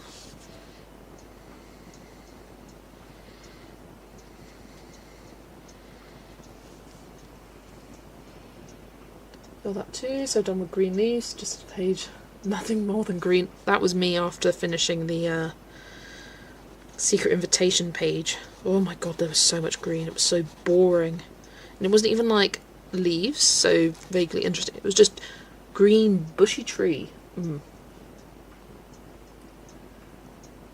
Yeah, I was confused why it's named like that in the first place. I was wondering why that term got co-opting. I genuinely had never even heard of the term, and I got this comment and I was like, oh my gosh, what have I done? What? And I couldn't believe it, and I sort of googled and went, yep, first thing that came up was that it was not a nice term. And I went to Maya's original video to see if anyone had said that on hers, and no, everyone was just saying, oh, fun idea and all that.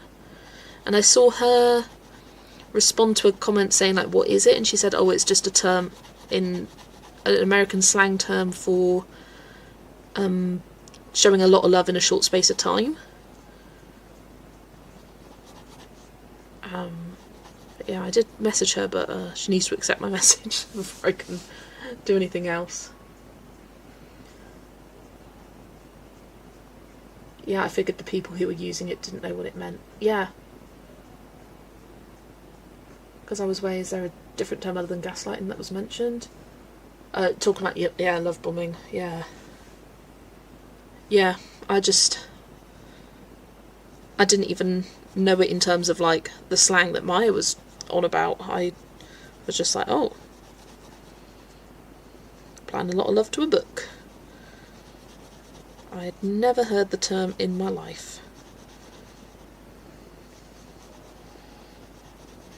And, like, because I'd never heard of it, I wouldn't even think to search. Like, I thought it was something that Maya just made up herself, like, genuinely.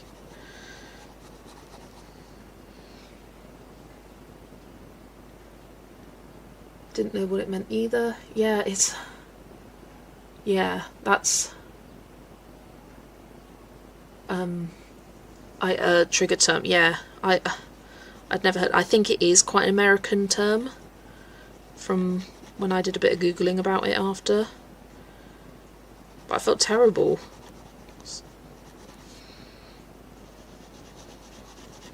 But I'm glad that person commented it, otherwise I would have kept saying it and kept mentioning it. Right, I'm done. Thank fuck for that. Although I'm going to add a bit of pink to his spots, because I think that will be cute, and it will kind of cover up the purple bleed over the lines.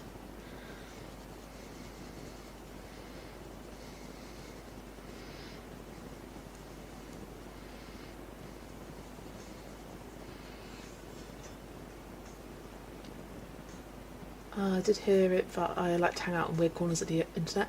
Yes, cinema therapy. I love that. As someone with a psychology degree, absolutely love their channel. I don't watch everything though because, and I haven't watched their videos in a while. Not because I don't want to, just I just haven't. But I watch them if it's like on a film that I'm interested in or topic that I'm interested in. If it's a film I've not watched, then I'm like, no thanks. But yeah, I love that channel. Great. It's mainstream term and recovery.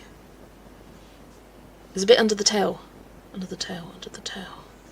Thank you. I had a feeling when I finished that I'd missed something, but then when I looked up I couldn't see it. Thank you. Got the bit under the tail. Got to run, got a quick appointment in town. Take care, Dana. See you later. Won't even finish the swatch and you're done. I definitely mentioned love bombing in some video. Ah. Oh, well, I haven't watched any of their videos in quite a while. But yeah. Sounds like something they would do. On to browns. Not much better, but at least the green's done. Time for a break. Yes, break for me too. I am going to make a cup of tea, get my Twix, and have a wee. Not necessarily in that order. You're a counsellor in training, and I'm under the impression those that know the term are unfortunately aware of what the term involves from personal experience, but this community is great for awareness, yeah. It's a red flag of narcissistic abuse, and there's lots of videos about it. Thank you for asking the question, that was wise. Yeah, it's... I'm American, I know the love bombing term in abusive context, and yet my thought was, oh, that sounds fun. I think I can completely understand and relate to those that it's triggering because it's something that's happened to them. But also within the context, like, it's being applied to completely different context. But yeah, I will try my best to call it something different now. I'm liking pick and mix. But yeah, I'm going to pop you on the be back screen for just a couple of minutes whilst I make myself a cup of tea, and I'll be back in a minute.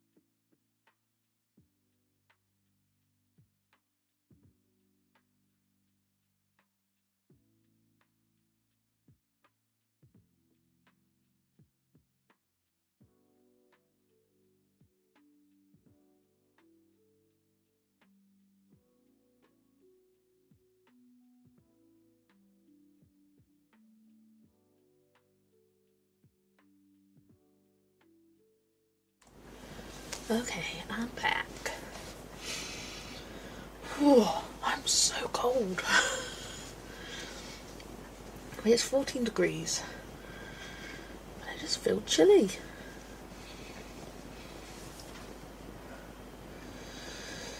Oh, right.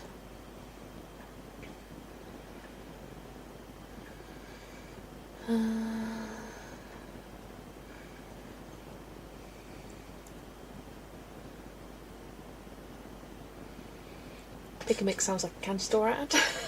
Love that. I mean, Pick a Mix sweets. Do you have that in other countries? Pick a Mix sweets?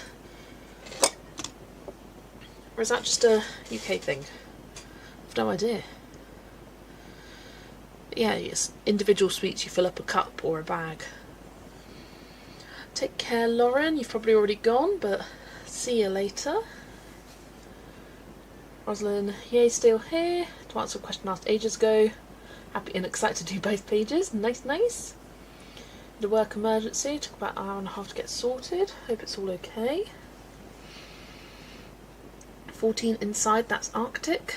I don't know about inside. It just says 14 on my laptop.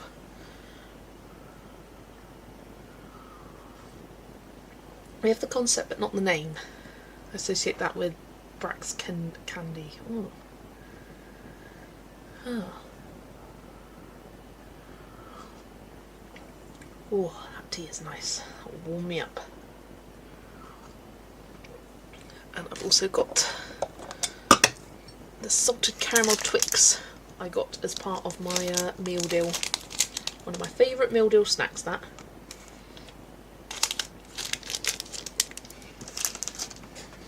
Right. Pop that to the side to dry.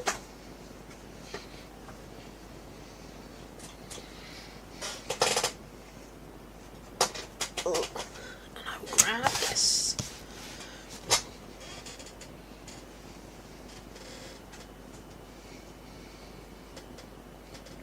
You doing, Poland? Nice. We've got a very expensive candy store about 30 minutes from us called called Candy Barrel. You use half a scoop it up in the candy in a bag. It's $5.99 a pound. Yeah, I have no idea what that would translate to. I mean, Pick a Mix can be quite expensive here. You can have it where it's like so many pounds per 100 grams is how they do it, or you can buy like a medium large cup. Here it's 17 outside and 20 inside. Yeah, it's probably similar inside, to be honest. I don't have the heating on. I got my tea. I'm gonna try zooming the camera out of it. I need to get some presets for my camera so I don't have to manually zoom all the time.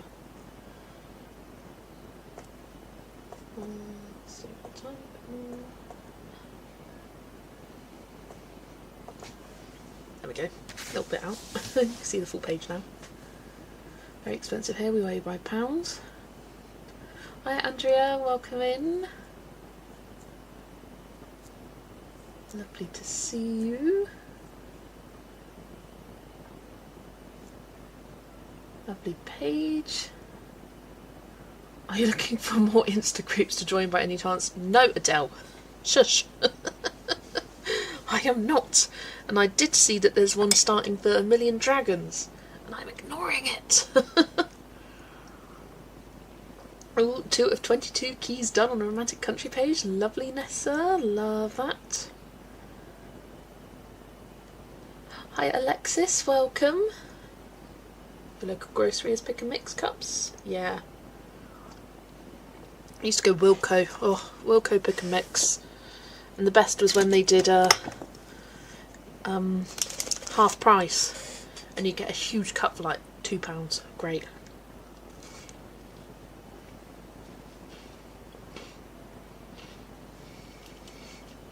You ditch some groups. Too much on my Instagram. Yeah.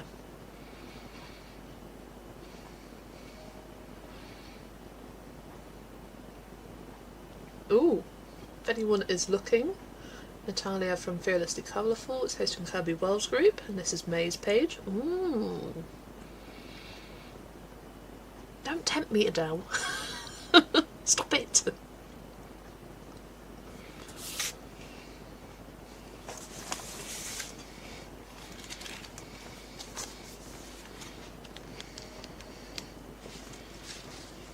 Right.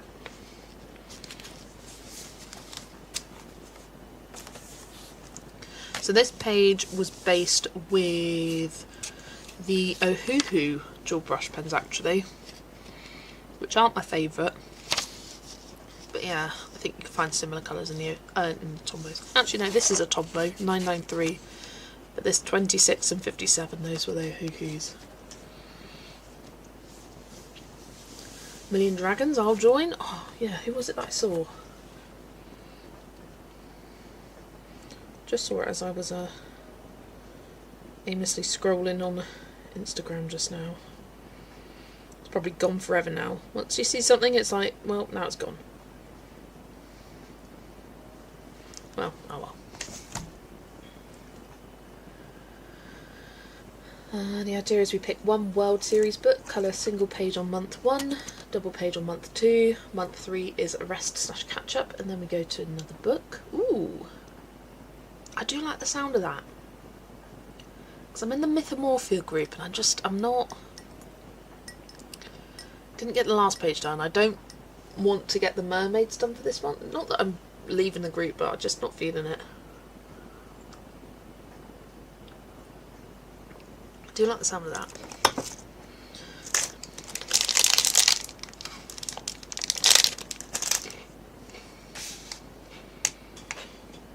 Right. Going to pick some pencils.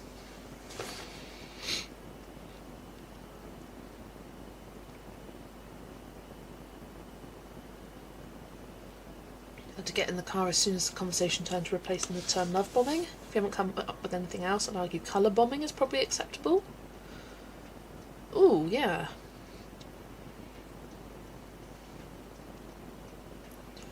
I feel like... I mean, others weigh in. Do you think colour bombing is too close? Because I feel like that would be good where it still makes sense for the original idea and people still would know what you're talking about.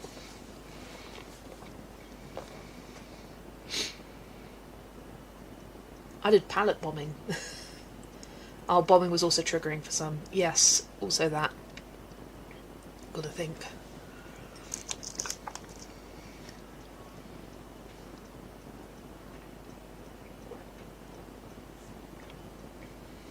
Colour bombing is fine for me.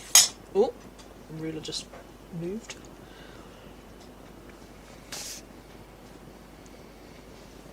Right.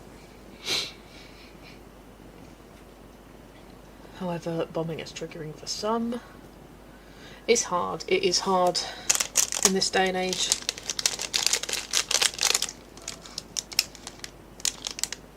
You got me in trouble for that one. Right, yeah. Maybe not then.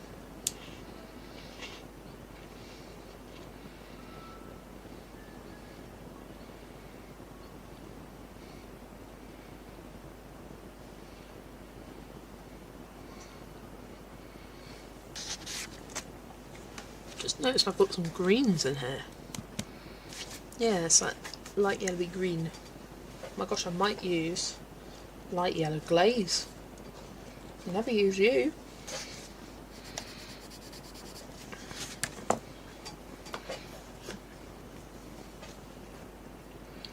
Tells you how many people are traumatized by so many things that are triggers now. Yeah, which is a very sad reality of the world.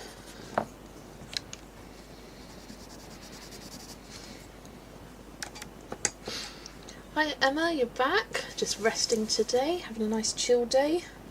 Gonna go to the pool at the hotel or something.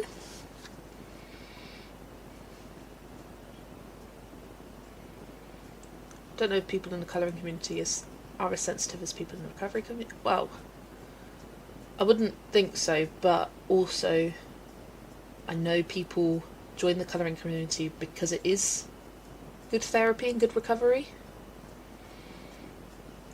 Might sound dumb, but my thought was colour carousel. Ooh, I like that. Colour carousel. You do a little fun thing and move around. Ooh, yeah.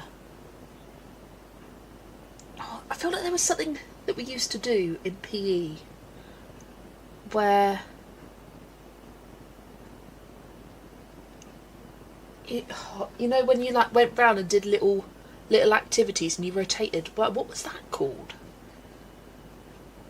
Because it's giving me this, like your description of that. It's giving me this, and I'm trying to think of what it was called. Like, what was that called? I have no idea. No idea. But it was like you do one activity for PE, and then you'd rotate round.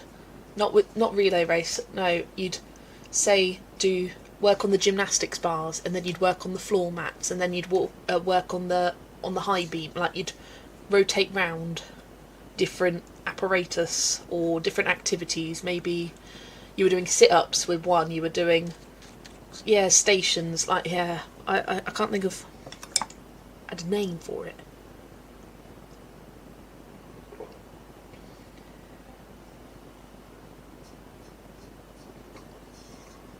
I mean, YouTube hasn't had a problem with me putting the bombing in the title, at least for this.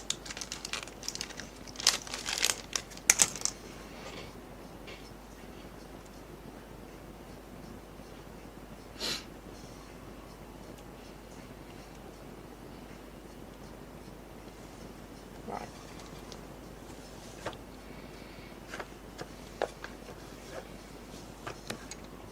Smashing, jumping, bouncing sound more fun than bombing. Ooh, bouncing. Circuit training. That's what I was trying to think of. I don't think that works for colouring, does it? But that's the term I was trying to think of. But yeah, that's not going to apply to colouring. Colour bouncing? Page bouncing? Page jumping? Colour jumping? Jumping and bouncing are cool. It's good. You can brainstorm.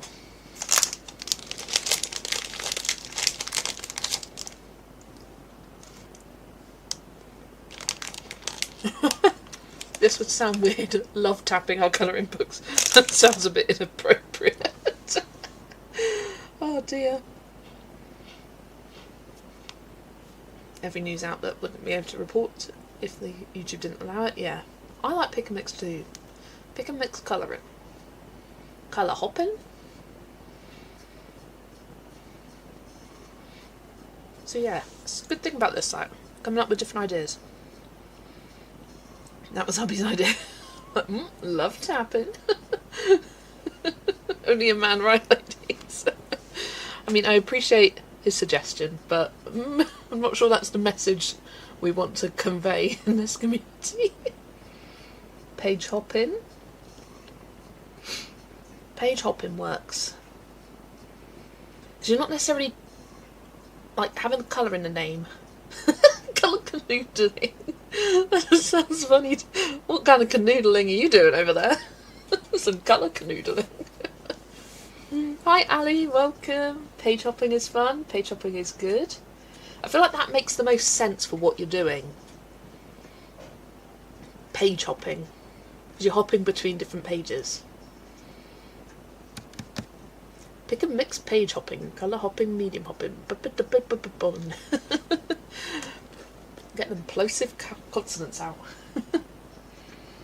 I'm still trying to pick out pencils here. Canoodling just makes me think of noodles. Colour cannonballing is my first autocorrect suggestion. It's like, you don't want to do this. Cannonball, yes. Colourful page hopping.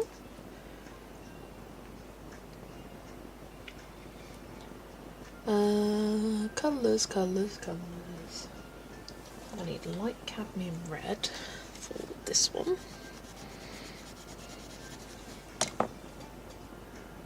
And orange glaze. Pixie dusting. That's already got connotations with the Disney community, because I watch a lot of Disney vlogs, and pixie dusting is putting glitter sprinkling glitter on your head. I didn't, no. I pulled these colours 2 years ago when I started this page. I think I just picked random colour. I don't know where this colour palette came from because it's very unusual for me. I never use these kind of colours together. But I started with the hair because in the description of the book it says she has green hair.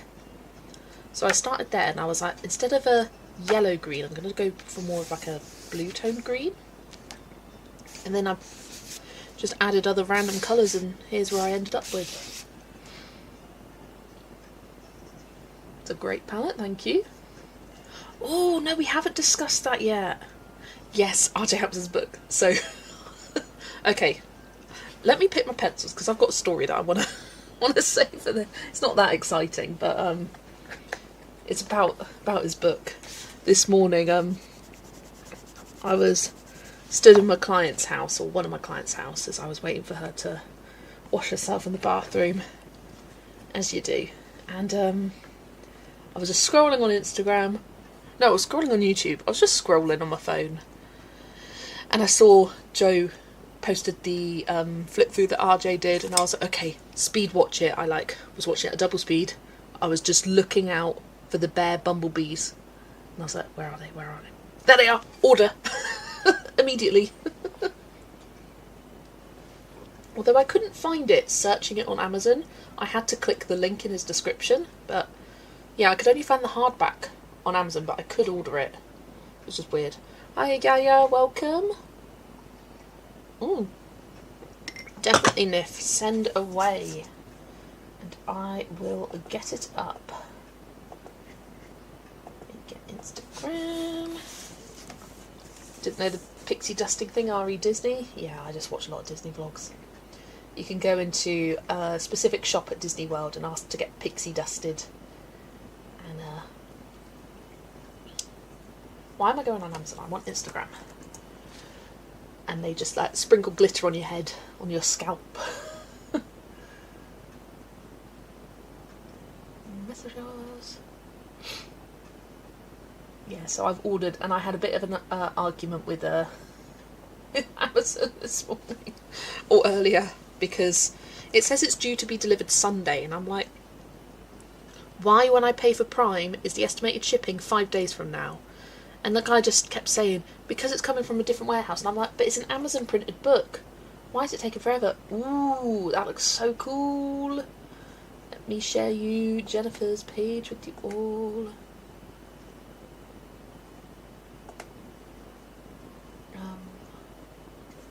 There's my window. Window capture. Instagram. Look how beautiful. I love the colours in the hair. And how like some of the blue has been brought into her skin. That's so cool. And then, oh, love it. Love it, love it. And the purple, beautiful. The front fin is a little dark. That's fine though. It's allowed to be a little bit darker. Paperback's available now. I've just ordered. Yeah, I found I just couldn't search for it. Like when I searched all his books, it would come up with the hardback, but not the paperback. So I had to click the link. But I did order it. But I've got to wait till Sunday. Like, what's going on?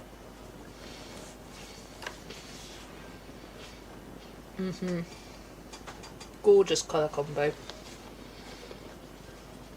This page, I feel like no matter what colours you choose, it's going to be amazing. It's just one of the best pages out there. And the fact that it's a mermaid means that the colours itself, like, you can go crazy with colour palettes. The book. Let's go on to RJ.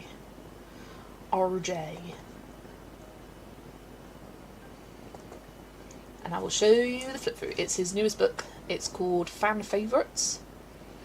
And it's basically a compilation of all of 25 of his favourite freebie images from his email list. Let's get to his YouTube.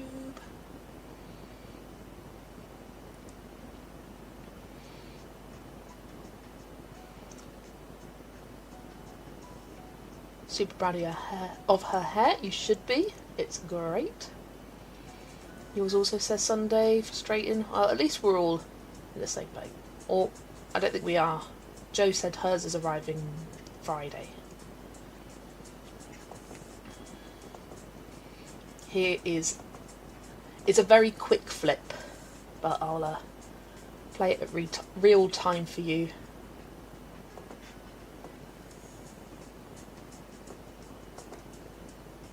There we go.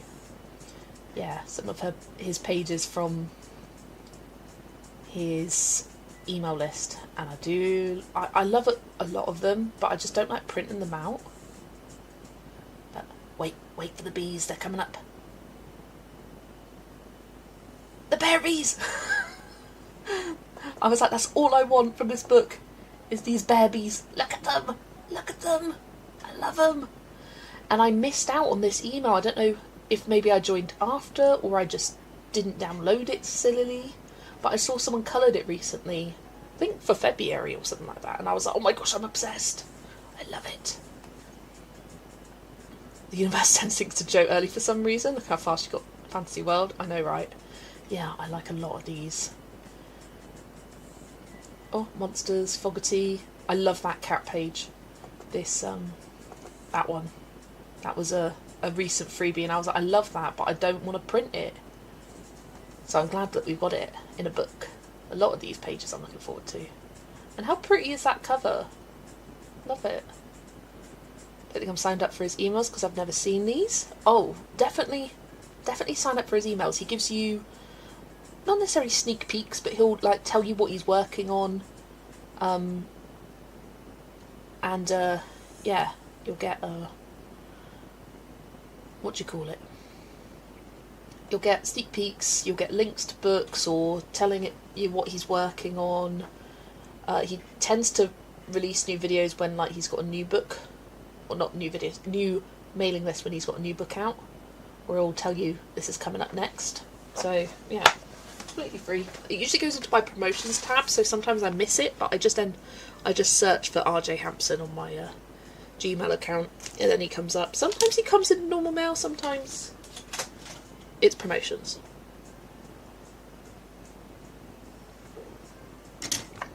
Stopped myself spending £140 on a pencil set this week, although I did buy, oh jeez. Respect. I deserve a treat book, absolutely. I think I'm going to order this book in hardback, but can't decide. The other nice thing about this is that he's added the duplicates with the difference for this book, so it's not just quick. I mean, for him it's a relatively quick book, and I think it's a great idea for him to do, you know, every couple of years create this compilation of all of his email pages, because yeah, give him just over 2 years and he's got another 25 images. Yes, and the next Mr. Fogarty book, I want to know the theme. It's gonna be shared, the cheese. BRB got to turn on the AC. Oh gosh.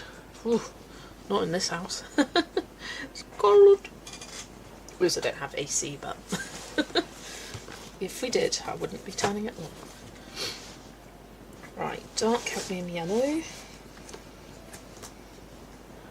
And then, I'm not really happy with this coral colour. It's too muted for the base. So I might look at my other pencil sets. I don't like it. No like it. No like it. Oh, I need an orange combo. I think orange glaze.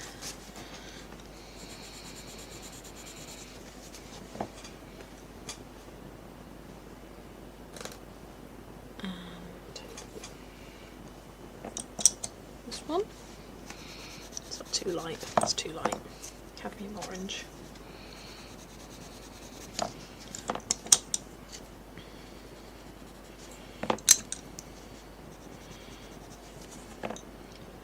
And then I did that one, and that one. I think I need to find something different for that.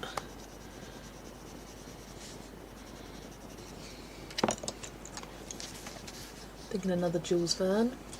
Well, right at the start of the year, he did a wrap up of 2025 and was like, what's coming next for 2026? And he right then he teased about Frog's Tale, and since then he's had Tiny Tales Volume 3, now the fan favourites book. So it's like, what is it? But he said Mr. Fogarty has travelled around the world, he's travelled through time. What's his next journey? So it's going to be a journey through something, but what? Theorised space, and he might be holding off till like late August to release, in time for Space Timber, as he's pretty clued in with the goings on in the colouring community. I think that's a very strong possibility. I mean, travelling around the world, travelling through time, where else is there to travel other than space? Where else can you travel?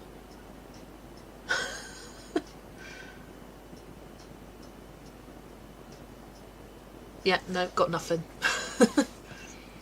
Ah, de la Terre de la Lune.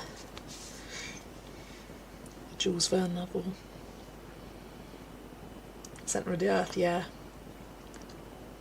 The original Space Mountain in Disneyland Paris. Jess would love an ocean book. Yeah, Journey Through the Water. No. Yeah, I don't have oceans, and there's a reason I don't have oceans, because I don't like ocean themes. It's funny, I was at Zoe's and I was saying to her, as a girl who does not like water, she hates it more than I do, why do you have some books that are themed to water? Like, what's one of them that she... Oh, it was Hannah Carson's Tale from Atlantis. I was like, why do you have it? Why'd you bother? I don't have it because I don't like water. And she goes, well, it's not all underwater. And I was like, yeah, but there's enough of it. It was just funny. Right, different pencil set for this corally colour. Oh, sorry, I need to blow my nose. I'm going to mute you a sec. Am I? I could have sworn I had this set up.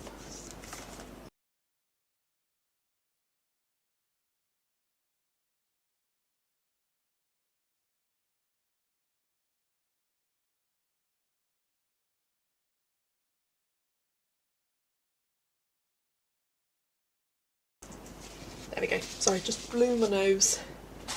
And I remembered that I initially had all my hotkeys, because I just recently set up hotkeys for my stream on my laptop, just for ease. And I originally had it so it was like Envermute, but then when I typed things... Oh, that reminds me, I haven't updated this. When I typed on this, it would set off the hotkeys. So I was like, oh, hang on. So I made it Control and the letter. Just for me, travel through the seasons. Oh, that would be a man after my own heart. I want him to do a seasons book, because he often puts a seasonal themed page in his books. Mr. Fogarty Through the Seasons. I would love that. Journey Through Love. Ooh. Maybe it's his journey through life. Oh my gosh, what a cute idea. Baby Mr. Fogarty. And little toddler Mr. Fogarty, and teenage, moody Mr. Fogarty, and then he becomes a young adult and he leaves home, and then he meets his... Oh, now that's an idea. Journey through life. Love it. Hi Oleandri, welcome in. On that topic, what is everyone's water? AKA a theme you don't like. I mean, I'd argue that there are themes I hate more than water, actually. I hate water, but steampunk, not for me. Like, depending on the book, I could be encouraged to get a water-themed book. Like, I've got a couple of mermaid books. And sometimes I like water. I don't hate it completely, but I hate steampunk. I just, not for me. You don't like corners? So she looks here and she's like, curse you! She'll colour anywhere else on the page but the corner. But I know what you mean. Cosy corners, that's my water. Love that. Seasons is a great idea. Cutesy portraits. Think Christine Karen's kids' portraits. Hannah Lynn. Fair enough. Yes, we could find out how we met Snail. Love it. Don't like modern buildings or mechanical things. Not a fan of steampunk. Despise steampunk. Dystopian, yeah. I'm not big into space either. I'm not a space girly. I'm not a water girly. I'm not a space girly. I'm a stay at home and be cozy girly. Confetti colouring. Although I do like RJ's steampunk book and can take a little steampunk here and there. His steampunk revival book, I was like, ooh, do I get this? No, you hate steampunk, Jess. Don't just get it because it's a new book. Just think. I kind of have to remind myself. Like, there's a few pages in it which I absolutely love, but I think unless I love the whole book, don't get it. Because I've got so many RJ books. Flowers, I don't hate them, but I get bored easily. I find many artists use them as fillers, like, space looks empty, slap a flower. Yeah, I get you there. For me, it's Alien's Kirby book, not my cup of tea. For me, I did agree with you, or I initially agreed. It wasn't my cup of tea, and then it grew on me. It really did. Realistic space, no. Cute space, yes. That's I'm thinking, you know, the kombucha girl meme. I'm gonna get her up. But I feel like I reference this girl a lot. I need to get it as like an image. An image that I could just put up on stream. Put it on a hotkey. A kombucha. Control K, kombucha girl.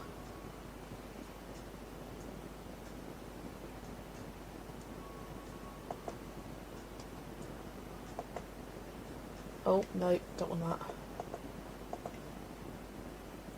It's,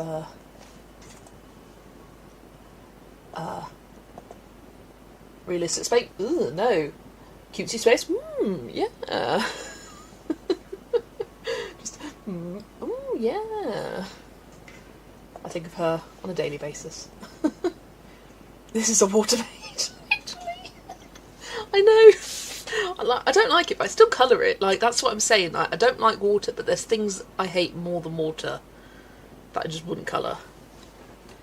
Morgan and Brian's Grogu pages are so cute. They are cute. The big one I won't do is horror. Nope. Yeah, I get that. I get that. I mean, same. My horror limit is dark fairy tales. Don't like big-eyed people, so no Camellia or Christine Karen. Fair enough. Alright, have I got some good colours here? Maybe? Maybe the chroma flows for this bright corally colour.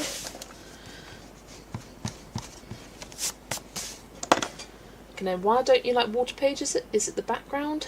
I don't really know. For me, it is underwater scenes. So I don't like... This is what I don't like. But surface of the water, I like colouring. I just don't like big blue back... I get bored. That's what I don't like about it. I get bored. Like the thought of just having a whole book that is water and just blue and blue and blue. I use blues a lot anyway. I don't want to waste my whole markers on a water book.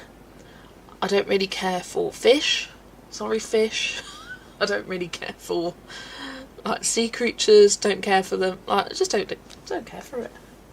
But you do skies. I do skies, but I do different colour skies sometimes. If I get too bored of a blue sky, then I'll do a pink sky. Whereas I'd feel, I know you can do pink water. You can do whatever you like, but no, not for me. Do you have any Teresa Goodridge colouring videos on your channel? I would love to see you colour one of her page. I think it would be so therapeutic for me. I don't do any colour alongs, Andrea, but I do have 2 of her books. I've got Autumn Charm and Gnome Sweet Gnome. But I need to colour in them more. I've neglected them. I kind of hope Gnome Sweet Gnome comes up in my summer randomizer. There's a couple of books I'm hoping pop up in my summer randomizer that I'll be filming the next couple of weeks. Underwater is fine, or just the top of water, but having to colour things where both are visible and you have colour differences to show underwater and above water is too much. I get that, yeah. This watching feels more like find hidden objects, like why on earth is that sunburst yellow? And I feel like you go like colourblind. So colouring sea creatures doesn't float your boat. Yeah, I think I just get a bit too in the box with it. Like, I struggle to go outside the box, and I feel like I colour so many fish yellow, like goldfishy colours. Yeah. Might get Wave Song specifically to use water media in. Or the Starcanas, that's the one that appeals to me the most, but I can't find a flip through. I think it's only just been released. And it's only in America. It's not released in the UK until next week. Oh, it's Teresa Goodridge's birthday today. Happy birthday to her. I love her gnomes books, and I have 2 of them, but I can't colour them. I don't know why, but I can't. I've got a bit of a colour block in them as well. I have so many whips in that book. I'm going to grab it. Oh. And it's one of those books where usually if I've got a whip in it, then I won't start another page until I've finished it. But I think I've got 3 whips in this book. Yep. I finished this one page. Loved it. That was January 2024. And then I've started a pumpkin page. And it's just one of those pages that every time it gets to autumn, I'm like, I need to colour this page. And then November rolls around and I'm like, oh, I've run out of time to come do this. So that's still been avoided. I started this Valentine's one years ago for Valentine's, probably in 2023. In fact, I think, yeah, it definitely was. And I think because my birthday is the day before Valentine's, I'm like more like, I want to do things I love rather than the theme of love. So I don't really do Valentine's much. But again, I like how this looks. It wouldn't take too much to finish it. Background's all done. Just need to do this section because this has been shaded. And then the whip that I'm thinking of was this one. It'd be nice to finish that one off. I just kind of lost inspiration with it. I think I started this just after I got the Ohuhu pastel set, and I was like, let's use them all on this page. And yeah, left it there. So I don't know why. I mean, I know why I've got 3 different whips because they're all quite seasonal. But I've not allowed myself to get any more of these gnome books, even though I love them. But because I haven't coloured in this one nearly enough. In fact, I've thought about destashing this a couple of times, but then I flipped through it and I'm like, no, I do love it. I don't want to get rid of it. There's a lot I love. But yeah. Don't know why, it's just one of those books that I've got a bit of a block with. But if it gets randomised, then I'll have a reason to. Can't decide which pencils work good in Teresa's books, so I keep abandoning pages in them. Yeah, I haven't really worked out either, but that's because I haven't really coloured much. I think I've used polychromos in them, and I don't mind them. Used Arteza on that Valentine's one, and on the pumpkin one. They worked okay, the Arteza. I feel like Artex would be good, because Arteza and Artex to me are quite similar. I was hoping Holly would do one, because she loves Starcana. Yeah. I don't know if she's even got it, but yeah, I thought she would have done one too. Do like water, but I struggle with graphic waves. See, that's what I do like. I like a graphic wave. I like a Lulumea wave. I just like the fact that you know exactly where your shadow is going to go. It's going to go at the bottom of the line, highlight on the top. I just find that relaxing. Hi Emma, just started my colouring journey. Do you have any wise advice? Oh my gosh, what a question. What a question. I mean, I think my biggest advice is start with 1 or 2 books, see how you like it, and when you think about getting new books, try to spread the love between different illustrators. I made the mistake of going ham on Johanna Basford.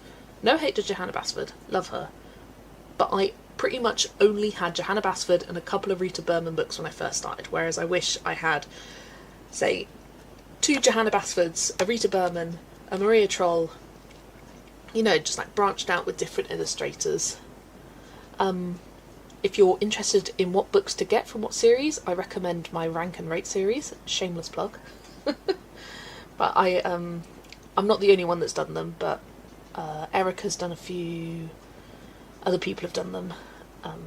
But they're really interesting to find what people think are their favourites. You may not align with their favourites, but it's nice to get an overview of all of the books.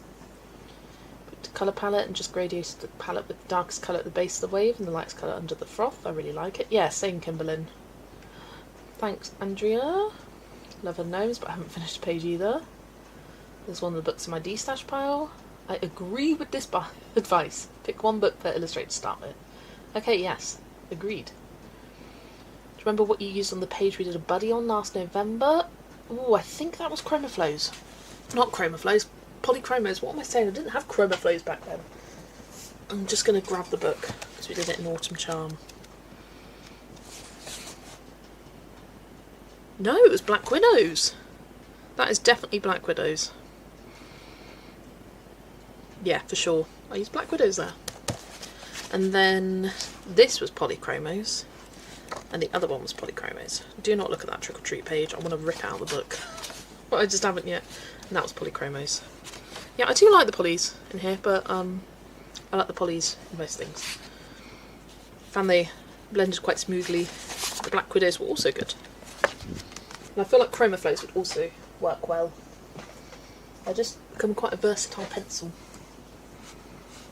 Got You Love Teresa, got every single book of hers, nice. Hi Kate, welcome in. Watched all your rank and rate books, I bought 12 books so far. Thanks Emma, and love that. You can save that Halloween page. The thing is, Kimberlyn, I could save it, and I know I could save it, and I could finish it. I just don't want to. I just can't be bothered. So I'm leaving it. Why waste my time on something that I don't want to do? Plenty more pages out there that I do want to do, so I'm just not doing it, and I don't even care. I'm not beating myself up. I don't even class it as a whip. It's just a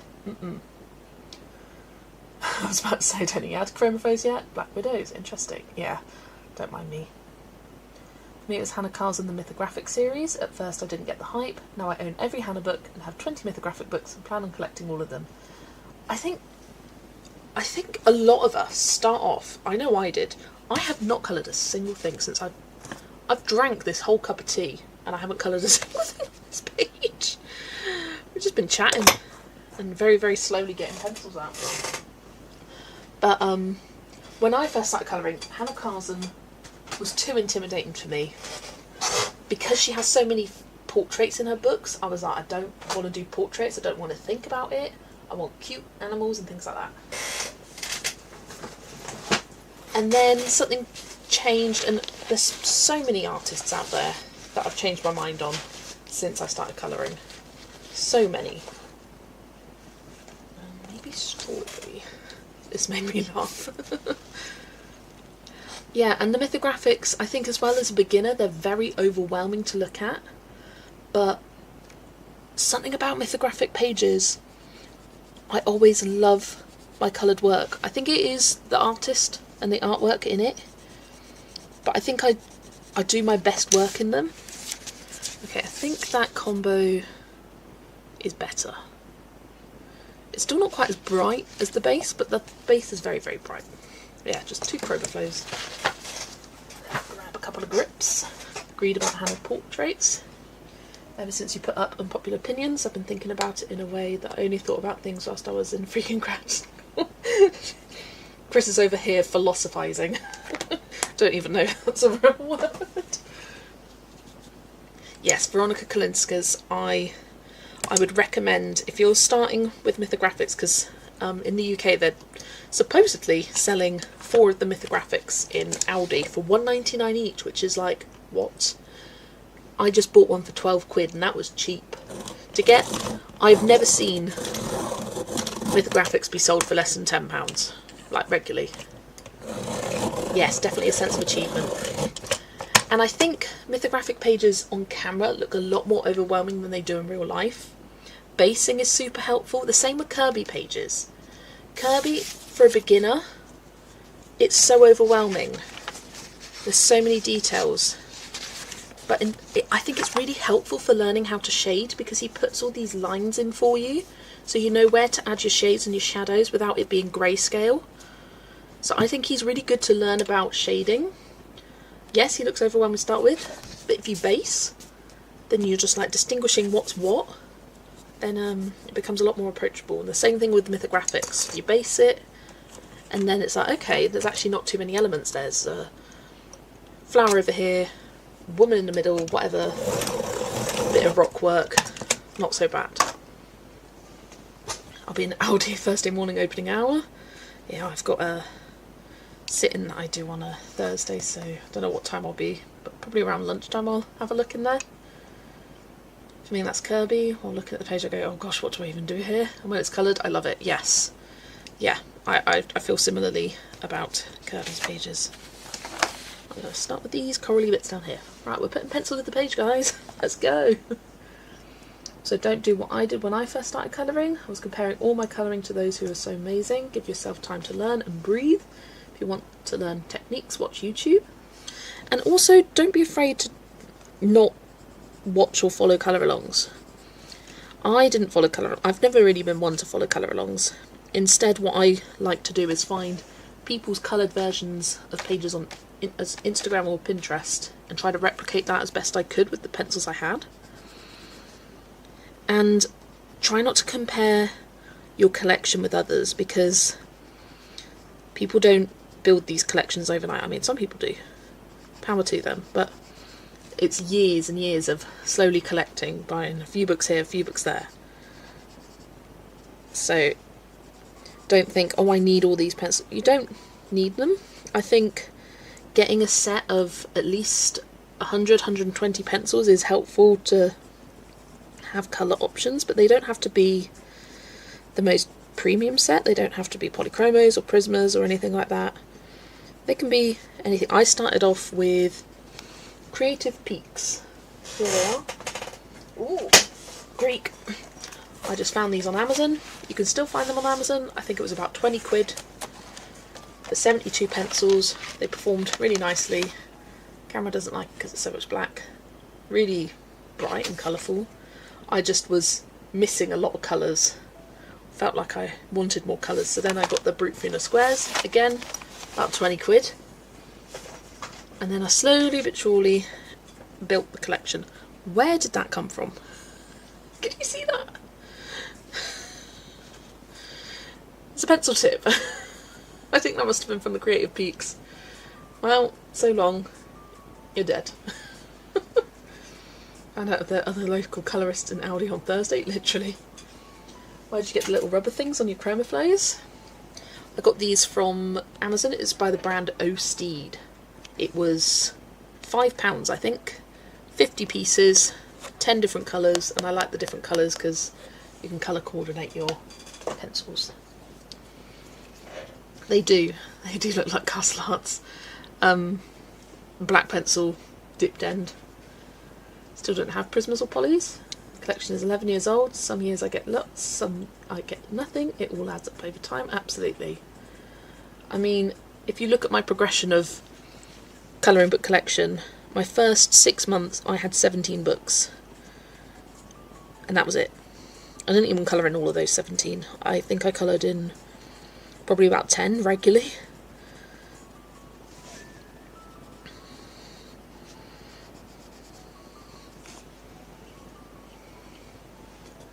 Pencils, I can recommend Faber-Castell Black Edition if you want soft ones. About €40 for 100 pencils. I love them. Yes, I have heard great things about those as well. I think they are awesome. I think Woomers are probably a really good pencil to consider starting with, just because they're a bit more budget, but you can also get them open stock. But you don't necessarily need to worry about open stock when you're first starting. Like, that's more something later on down the line that you might want to consider. So it will take a while for you to run out of pencils, whatnot. You're welcome. One of my Black Edition was missing, but I don't know which. Just got one missing random pencil.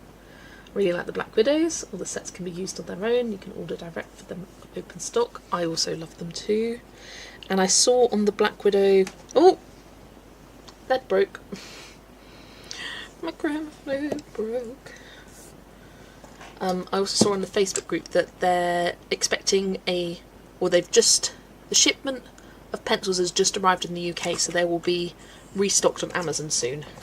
For the Black Widows, that is. Because they've been out of stock. But yeah, they just got the new shipment.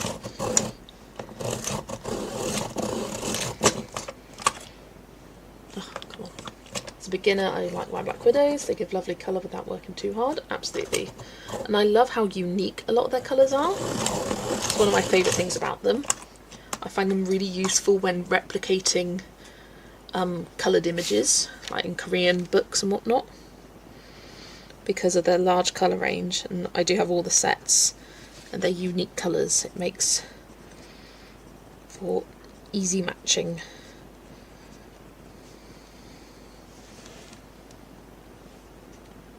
Also, just because one person loves a certain coloured pencil doesn't mean you will. Always go with what you like. It's not about what others like. It's what works for you. Absolutely. Trust your gut. Trust your instincts. If you don't like something, don't question why it's not necessarily working for you. It's just not working for you.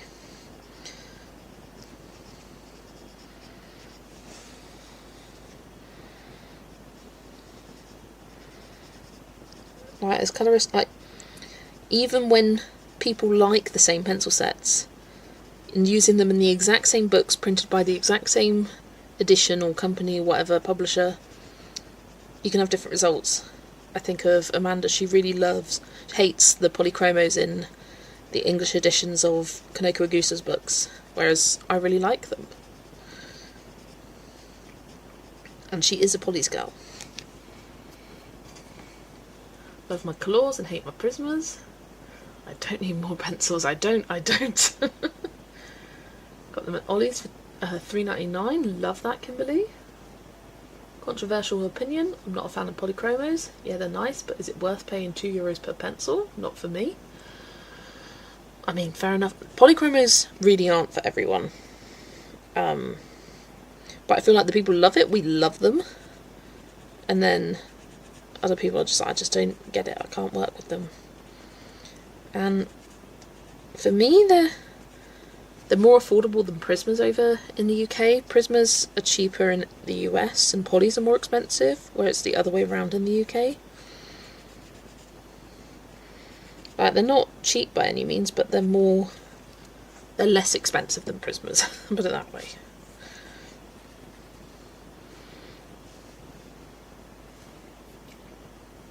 I don't believe how many people I had tell me off for hating Prismas. I was called so many names for Love and Dumb.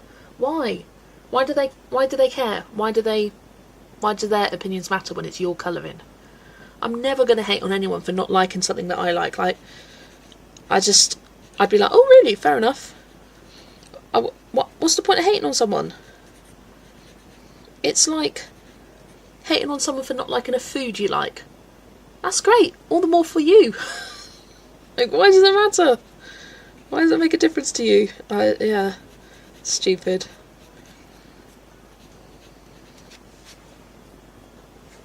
I'm a little different than most people. I've built my collection in just 2 years, sacrificing a lot of other things in my life in the main time to buy about 400 books and other supplies. Only because I'm planning to move country and I know after the move I won't be able to buy many of these things. Don't even have Amazon. You don't need to justify yourself to anyone, Andrea. Like, you buy what you want to buy. If you've got the financial means to do it, you go for it. No shame in that. Oh, Hannah finally finished a long-standing whip. Now back to 0 whips. Woohoo! Very nice. I think it's also important not to put pressure on yourself or compare yourself to others.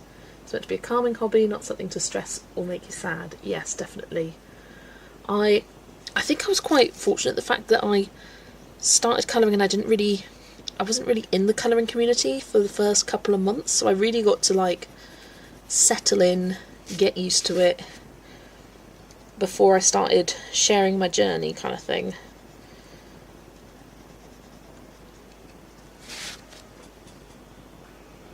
Hi Jana, welcome, lovely to see you. That's what I asked them. I was like, it's my personal opinion on what I like or don't like. It's your money, it's your hobby, it's your time you got to spend colouring with them. Like, why do you care that I don't like something? It's like they take it as a personal attack and it's like, are you getting commission? Like, what on earth?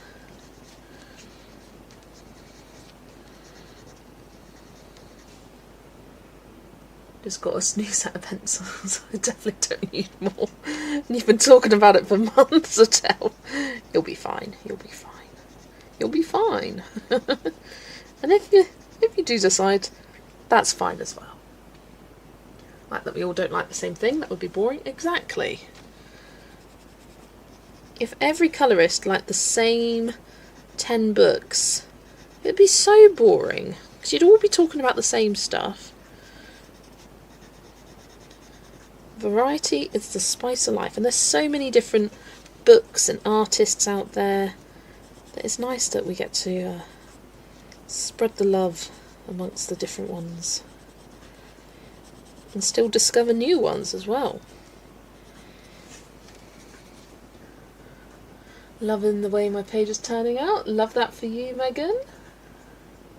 I'm fine with my small collection of pencils for such a long time. Now I've bought a few Derwent and Lightfast and a few drawing, and it's so hard to keep myself from buying the rest. I think that's why I've never been one to buy a couple of pencils to try them out, because I know I would want them all, like to really get used to them. I started off with Neocolours, buying 3, thinking, okay, I'll test this for a water background. Bought 3 blues, and they sat on my shelf for a year, and it wasn't until I bought like 10 more of them, because I had a specific plan for a specific page that I wanted to use specific Neocolours for. And then it was finally when I had more colour options I actually started using them, which is so silly. I just never tried them. I also think price per minute colouring is great value, absolutely. Think of how many hundreds, maybe even thousands of hours are in this book, and this one cost me £5. Mythic World, Fragile World and Worlds Within Worlds were all on a sale on Amazon at the time for £5 each, and I think at the time I wanted to get Worlds Within Worlds because it was just after Christmas just after the first 6 months of colouring, so we just got into a new year, and I was like, okay, I'm going to treat myself, get Worlds Within Worlds. I really love that book. Then I was like, well, they're all £5, I might as well. It would be rude not to, and I'm glad I did, because I think they went up shortly after. Sometimes you just got to grab a bargain when you see it. Vinted is another great thing if you're in the UK and a new colourist. Vinted has so many books. If you want Kirby's, it's got so many Kirby's, Johanna Basford's, like old ones of those. Lulu Mayers you can find pretty regularly. A few Hannah Carsons, Maria Trolls every now and then.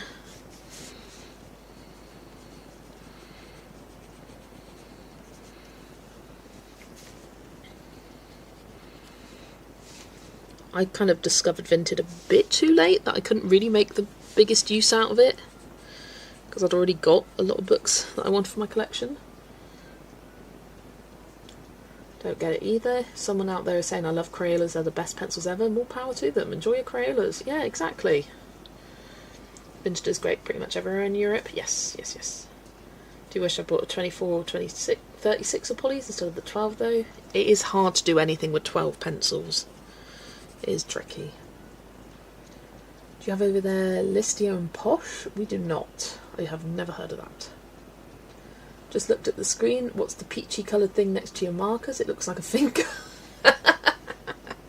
There's a rubber eraser. It started off in the shape of a crayon, like a crayon with the packaging around it. It's really cool. It like has a nice pointy tip, and yeah, as you can see, it's a grubby little finger now. Let's get that away. Get the finger out of here. That's funny. 2 more apps that I used to get stuff for. Macari. Yes, I've heard of Macari, yeah. Looks like a milk sausage. Yes, Colouring Heaven. If you want to get old Colouring Heavens, or even the new ones, because people will have the Colouring Heaven subscription. They go, oh, I don't want this particular issue. And I'll just list it on Vinted for a few pounds.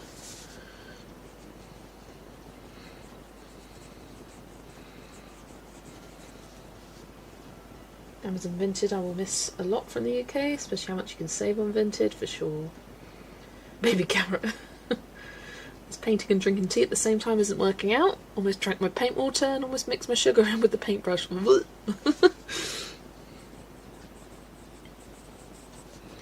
biggest advice is keep them on separate sides. My mug is always over here. my paint water is always over there. So I've never even once been close to mixing them up.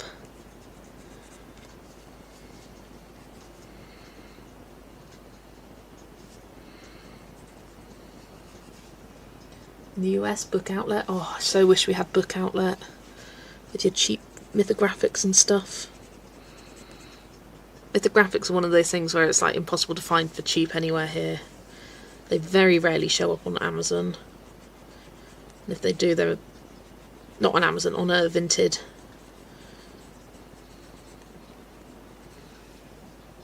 Got my new colour second hand out of my Holbeins. Yeah, it's great.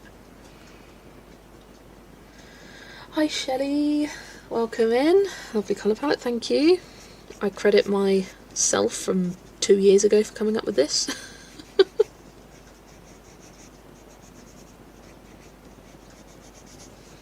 Yeah, I'd already based all these items, just going around and shading them with pencil. Kind of hard to distinguish between this kind of corally colour and the orange. They look rather similar depending on the light. I'm getting there. Just sent art tax. Do you have a list of how many more new books are we expecting this year? Right, I am actually going to do a video on that. Kimberlyn suggested it and I'm going to do it. I think probably next week, because I've got 2 videos in the bank ready to go for this week. It's probably next week I will do a little books I've got my eye on feature, and that will be Amazon, Lyrica, Amazon Japan. Not really on any Korean ones on Aladdin because they don't really put books up for pre-order on there, at least not that I've found. I can hear Lexi in the background. If you have thrift stores, check them out. Got a freight damage store here called Cargo Largo. Got so much neat colouring stuff at their dirt cheap prices. Nice, nice. Yes, they are doing mythographics this week for $1.99. 4 of them at least. Lexi has joined us in the room now. Noisy little girl. Yay! Looking forward to it. Yeah. It's hard to know when to do that type of video because there's always new stuff getting released. Like just this last week I discovered that there's going to be a new pop manga colouring book this year. We've got Myths and Monsters but also Dungeons and Dragons. It's an official licensed one. So I'm always discovering new things. But yeah, it'd be nice to, I don't know, every few months, or like half a year, every 6 months.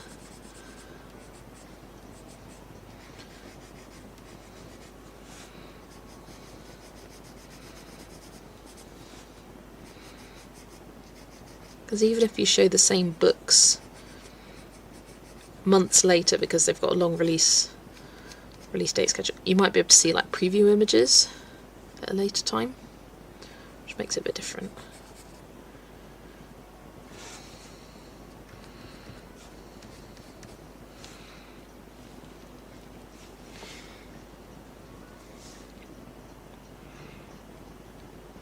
Alright.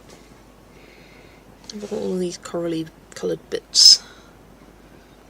So there's orange. Okay. I think so. Found Hannah Carr's Pocket Colouring Heaven on Vinted this week. Yes, it's great for finding those old colouring heavens. Like if you save the search for something that you've got your eye on, like an out of print one, then keep looking in every couple of days or so. You'll find it eventually. Right, let's get up Instagram. Currently obsessed with Lydia Fenwick's art. Luna and Oceans to Stars are stunning. I am obsessed too. I really hope that she does her floral girls put into a proper colouring book, because she's got a collection of floral girls on... What was that noise? It sounded like a glass. She's I I lost my train of thought. She's got a collection of Floral Girls on Etsy, and I want that to turn into a proper book. This is what Zoe is working on, showing us right now. This is from the book Manga Sparkle. Is it Mermaids Ocean or Under Ocean Sea Mermaid Blur?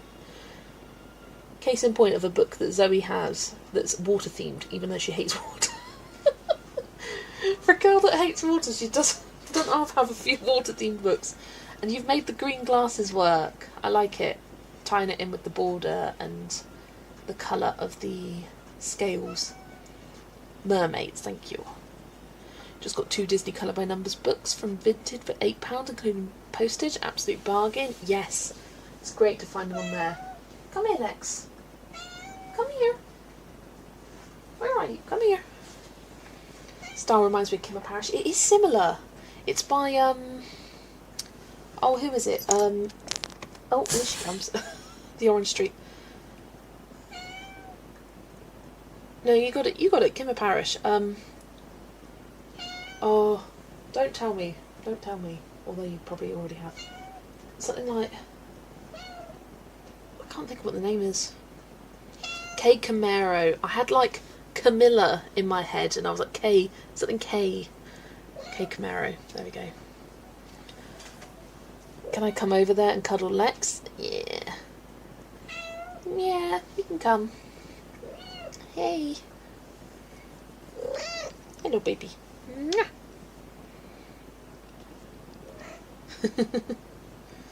No worries tomorrow. Look at her tail popping in. You gonna join us? Oh, yes. I need you to warm me up because I'm cold. I thought they were the same person. They are different, but it is similar. A very similar art style, like the kind of cutesy. Yeah. You'll bring treats. She only gets treats from guests. We don't give her treats regularly. She's got to keep her slim figure. She's only 3 kilos. Aren't you? You a little girl? Yeah. Give a little pan of the camera. So you can see her on my lap. Look up at the camera, Lex. Look up. Oh, hello. Hello, everybody. Hello. Hello. You girl. It's half of one of your cats. Yeah, you've got big boys. She's a little girl. Just a petty girl.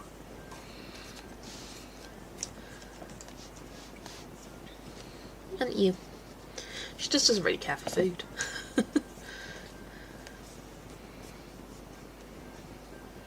But I was watching Lucy Fox art on her stream on Saturday, and oh my gosh, her cat, it's like Lexi's long lost twin. They look identical.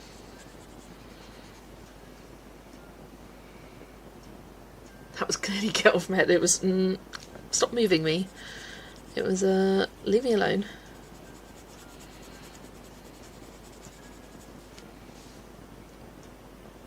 She's now holding my hand. Thank you.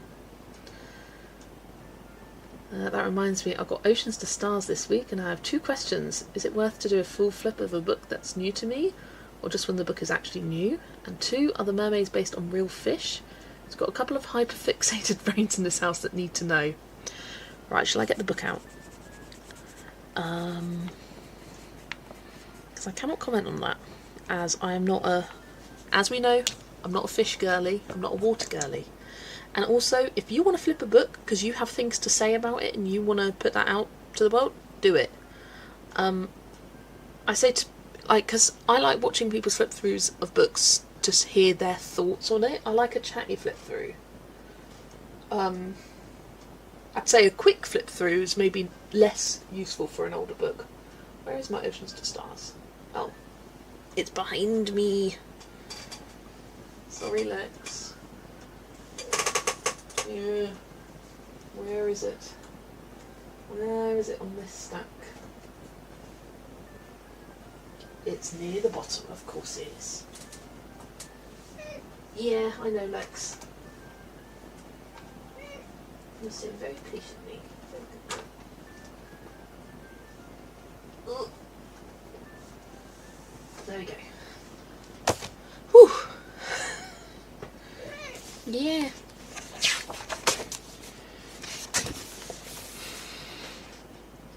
I mean, I've no idea what that fish would be. Yes, tip for people shopping on Vinted, double check the price with the price of new books. Because sometimes price their stuff crazy. Yes. They do. They'll like try and be cheeky. Yeah, because I kind of want to do this page, but I also don't know what to do. And someone said it looks like a koi fish. Yes, I saw someone selling Oceans to Stars for something more than it was, and I was like, hang on, is it maybe the deluxe edition? Nope. I think they were selling for 20 quid when it was like £10, and I was just like, what are you doing? Are you aware? Like, what fin is this? What is that? There is definitely a leafy sea dragon. Oh. It's 20 now because no one buying probably. Yeah, that's the thing. They'll put the price down, won't they? I don't know if they are based on fish. I love how her butt's the snail shell. I don't really know fish. They just look kind of mermaid taily. That looks like your leafy sea dragon.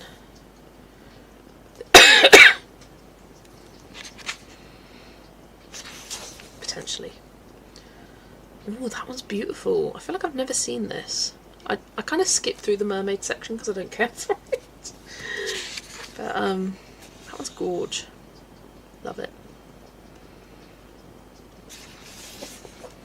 Lydia has coloured versions available to see somewhere. Yes, if you go on her Etsy store, which is Life Illustration, Life spelt with a Y, then you can see her coloured versions of these as art prints.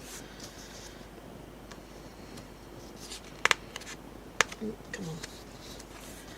Yeah, I don't know if they are fish. Some of them are vaguely fish inspired. I don't know what. Capricorn, this one. Oh yeah, leafy sea dragon, that does. That was a cool one. I like that.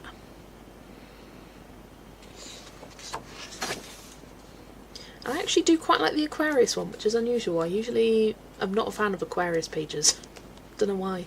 I think it's because water. Why is Aquarius, Aqua, Rius, an air sign? Why is it water? I just don't get. And why is it a jug? Pisces, fish, Taurus, it's a bull. Capricorn is a sea goat, so cool. An archer for Sagittarius, a scorpion. I mean, scales aren't very good either, but a jug. A friggin' jug. I have beef with Aquarius. I just want to smash that like button. Whereas YouTube did a hearts button instead of a thumb. You can press a hearts in the live chat. Ooh, or a hundreds. Hearts. Hearting myself. It's called self-love.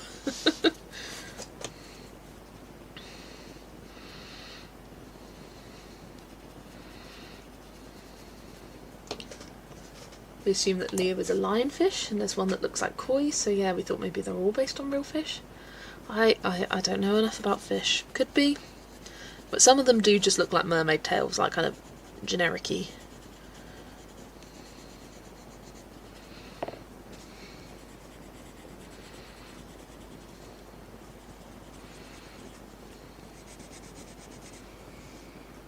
True, but we'd love to see it under the videos too. If you hadn't noticed, asking to like a video is never something I ask to do. I don't look at likes. I know it's good for the channel, but I truly just do not care. I'd much rather a video get 100 comments than 100 likes. I like the interactions. That's why at the end of my videos I always ask a question to prompt a conversation in the comments. Because for me, that's what I'm doing YouTube for, the sense of community.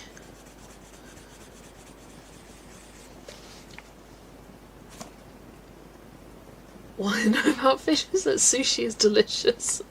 Fair enough. Do like me some sushi.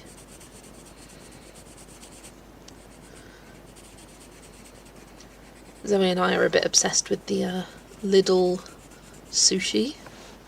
$3.49, and get the chicken one from there. I don't know if I'd want to buy pre-packaged fish sushi, whereas if it was like from the Tesco Yo Sushi counter, then yeah, you know it's been made fresh.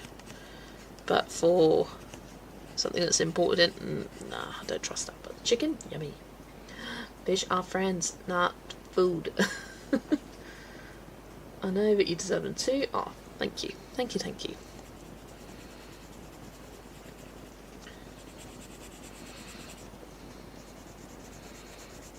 Lexi is purring very loudly on my lap here.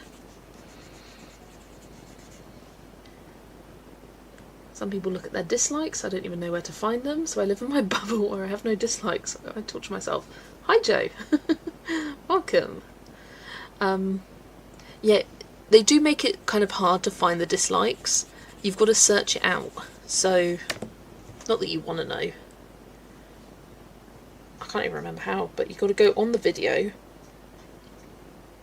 and then on the video performance on your YouTube Studio app, and then engagement. Yeah, and then you've got likes versus dislikes. Oh, this one's 100%. My channel average is 99.4%. You will find often it's the haul videos that get a dislike. I'm interested, does my previous one have a dislike? I just sometimes check it to be like, oh, fair enough, whatever. I don't care about it, it doesn't change anything I do. Sometimes it's interesting. Oh, the love bombing one did have one dislike, fair enough. If I go to... Ooh, unpopular opinions tag. Because YouTube used to display dislikes on your videos, but they don't do that anymore. They haven't done that for years. I think ever since they had that YouTube Rewind that got the most number of dislikes ever, they don't do it. Oh, unpopular opinions didn't get any. If I go to a haul video though, as I have a feeling that would have had a dislike. Amazon Japan haul. Hiya Kristen, welcome, and welcome back Dana. Ooh, iced coffee, yum yum yum. Definitely, it's good to treat yourself after an appointment. Yeah, haul video, 2 dislikes. It's just interesting. Right, I need to put this on charge. Beep. Just don't get the dislike. If I don't like the video, I just turn it off and go watch something else. What's the point of being like, I don't like this? Yeah, I don't quite get that either. Like, oh, bye Lex. Life's too short. If I don't like something, I move on to the next thing. I'm off now. Husband meeting me for a quick pub snack before his band plays. It's our anniversary, so I get to be a groupie. Ooh, happy anniversary. Wonder if the word haul is what draws out that overconsumption is bad people? Oh, absolutely. It definitely is. All the overconsumption, overconsumerist comments I get are from haul videos, and I'm just like, whatever. Or I think maybe in collection videos. And I think I got some when I shared all of my untouched books. And usually it's just like literally one comment. But yeah, the haul never fails to get those dislikes. It's almost like someone's out there like searching for all these hauls just to dislike them. Like we even get.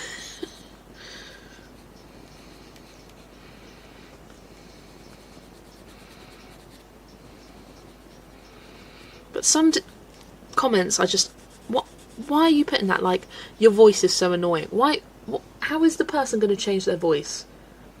What's the thing? If you can't, there's a saying, or like a words to live by. If you can't change, if you tell something about someone, if you tell something negative about someone, if they can't change it within 5 minutes, don't comment on it.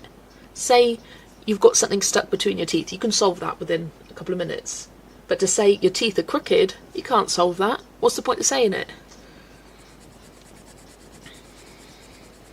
Saying you've got a smudge on your face, you can solve that. Oh, you've got a massive mole.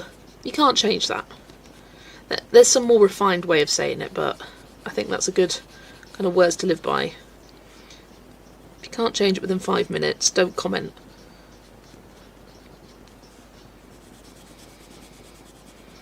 Because they are painfully more aware of their differences than you.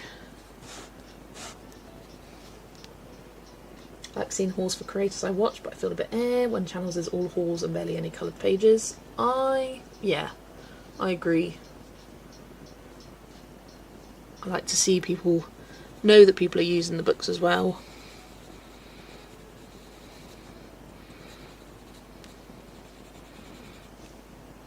Hiya Kate, welcome. Woodland Cuties by Colouring Heaven? Hello, stop everything. What's this? What's this? What's this? Colouring Heaven.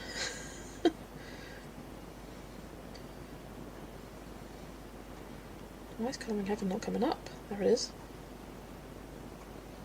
Is this a new one? What is this? What is Woodland Cuties? What you want about, Paulina? Hang on. Do I have that? I have that, don't I?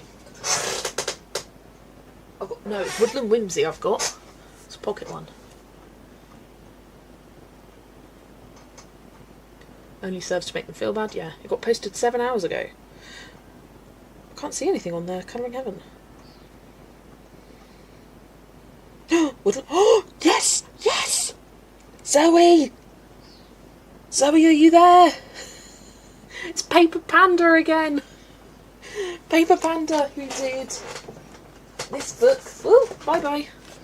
Who did Woodland Whimsy. It's got Woodland Cuties. This book is so cute. Zoe! Oh, I'm going on their website and finding the flip through. Don't mind me just dropping everything in life. Show us! I'm showing! I'm finding it! They've got a flip through. My ration has been well. I'll put this last few months. I've definitely added more books than completed pages, but I have plans to change my ways. Yeah, but you also don't have to justify that. Like, you can buy things if you want to buy things.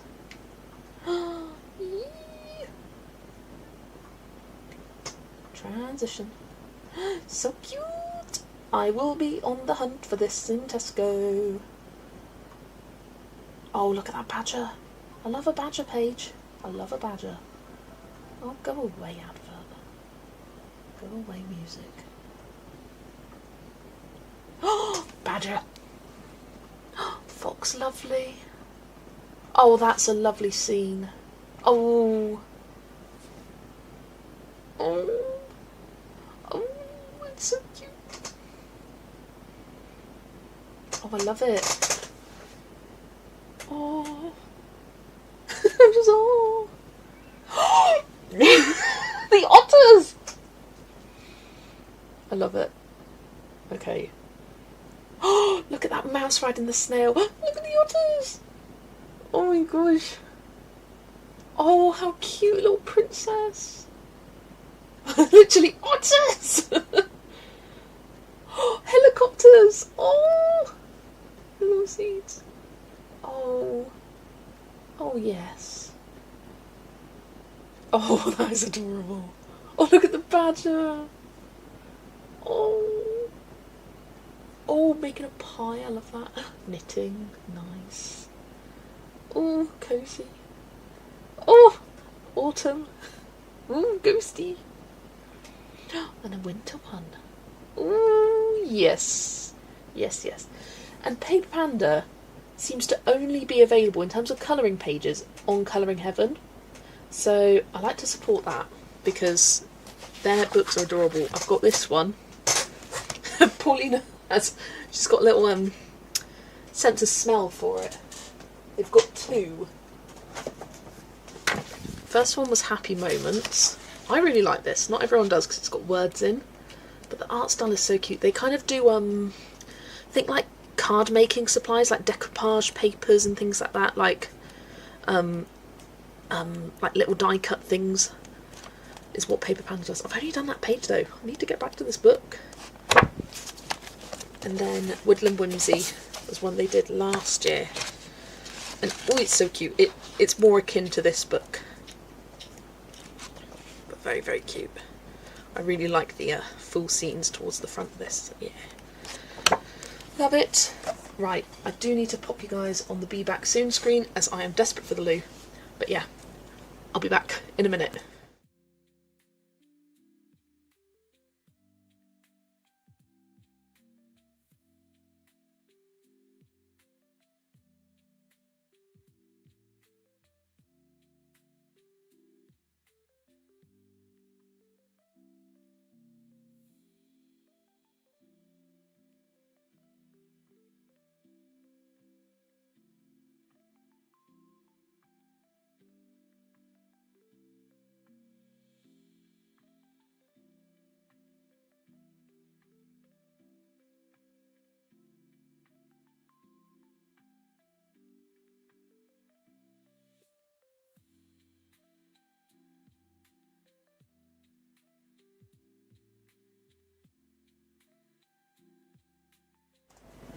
Okay, I'm back. Sorry, I was watching the flip through going, I'm dying for a wee. Zoe, you did see it. Good. I was like, I hope she hasn't gone to sleep. I was like, Zoe! I feel like we're getting an insight into what Jess might be like walking around a zoo or Disneyland. Zoe, yeah, kind of. But those reactions to books are genuinely my real reactions. Like, I will flip through something and be like, oh, it's so cute. Oh, I love that. I get very passionate, as my mum will say. It's just like, calm down, Jess. Someone take her to the zoo and film it. Yeah, I was pretty calm, yeah. I'm unless it's the meerkats. When it comes to the meerkats, I do get a bit giddy. But, everything else, I'm like, yeah, nice animal. Calm, chill, demure. There was definitely some squeeing. Just checked I can get it in Lithuanian. Shipping is free. Should be same to Poland. Yes, they put the prices up a tiny bit on the website to kind of include the cost of shipping, but if that's the only way you can get them, then there you go. Don't calm down, it's wonderful energy. Cunning Having is great. People complain about the paper, but I've never found it too bothersome. They use FSC paper, only human artists, and other sustainability efforts, so 5 gold stars in my book. And they're not too far from me. They're in Bath, where they're based, which is fun. Just a 30-minute drive. So it's like local as well. And I think they're great for showcasing artists like that, where you can't find them in colouring books otherwise. The little monkeys at the zoo is cute, yes. Went to the zoo once and had the most exciting attraction everyone flocked to was a random cat chilling in a kangaroo enclosure. Guess the colour of the cat? Ginger. Sounds like a ginger. Ginger curly.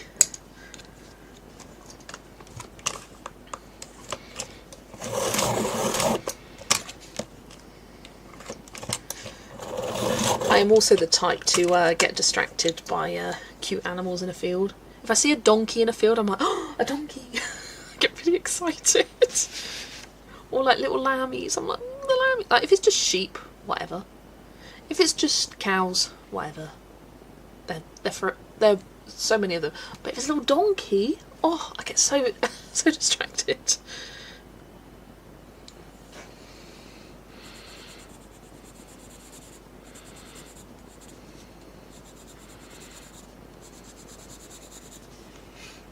I have a reason to visit oh, I freaking hate that name.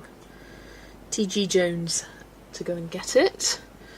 I'm gonna have a look at my Tesco because they never used to sell the Pocket Heavens, the Colouring Heaven pockets, and then quite a few months ago they started doing it, which saves me going into town.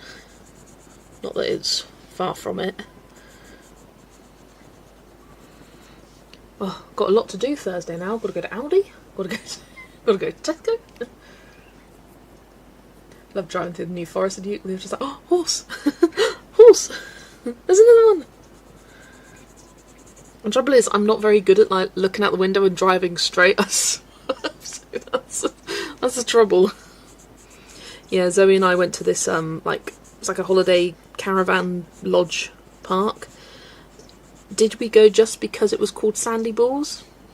Yeah, actually, yeah, we did.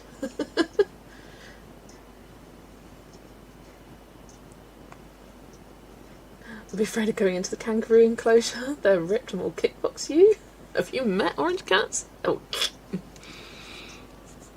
They don't want to be touched. They ain't touching you. Well, you ain't touching them, I mean.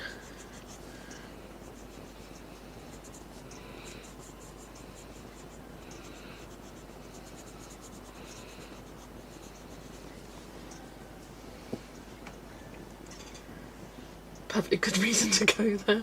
We were like, well, we could go here, or we could go to somewhere called Sandy Balls, and we were like, yeah, I think Sandy Balls is all about it.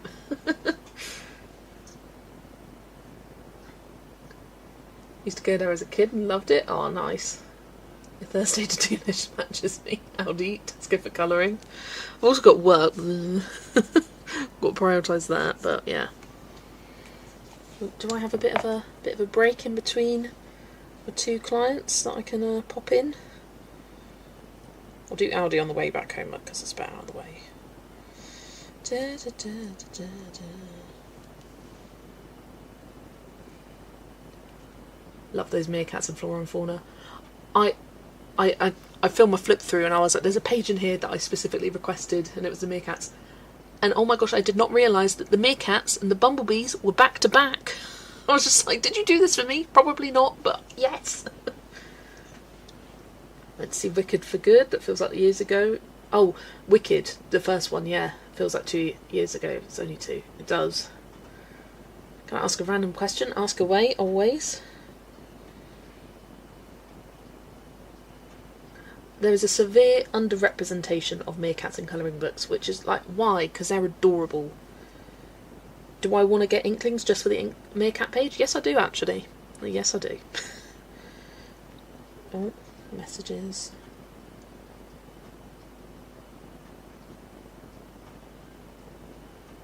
Okay.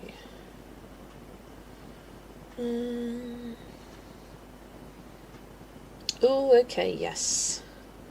Why have they given me a time gap there? I do not understand.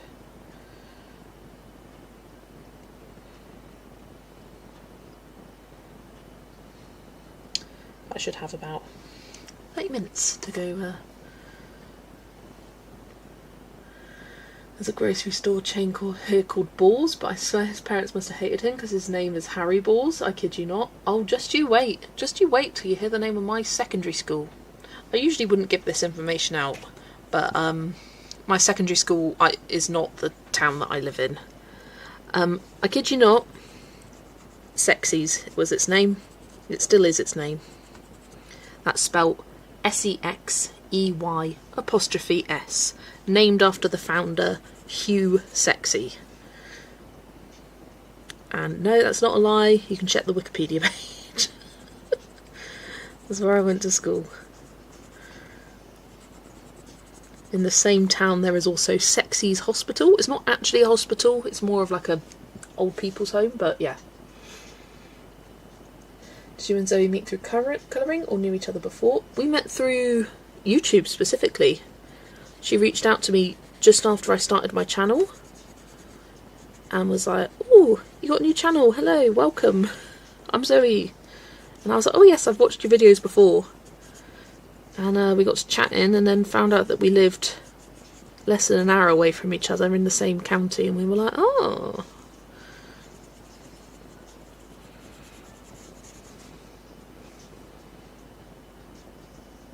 OMG, I swear, that's kids' school too.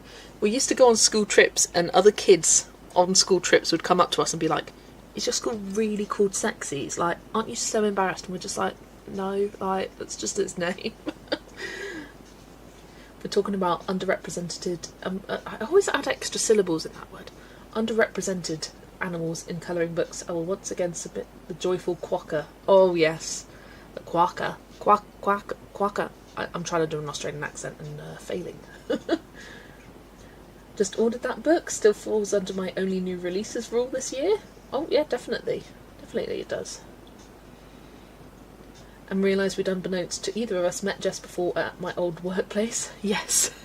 The first time I went to Zoe's, I walked in through the door kind of thing, and she and Steve's her partner, looked at each other.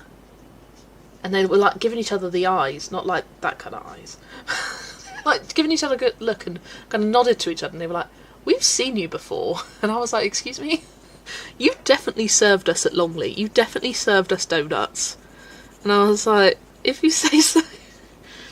Because I used to work at Longleat, which is a safari adventure park in the UK, and I worked in food and beverage there.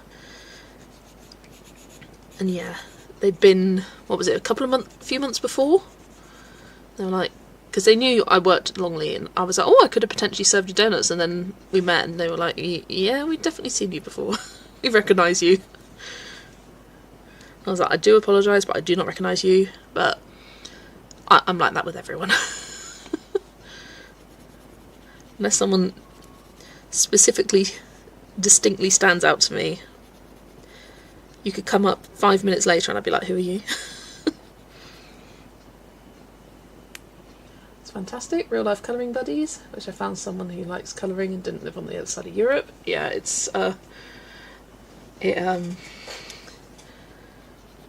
is nice. We had a colouring day together last weekend, and we watched Sunrise on the Reaping together, and spent the first half of the film going, "That was different in the books, this was different in the books." And then we kind of slowed down.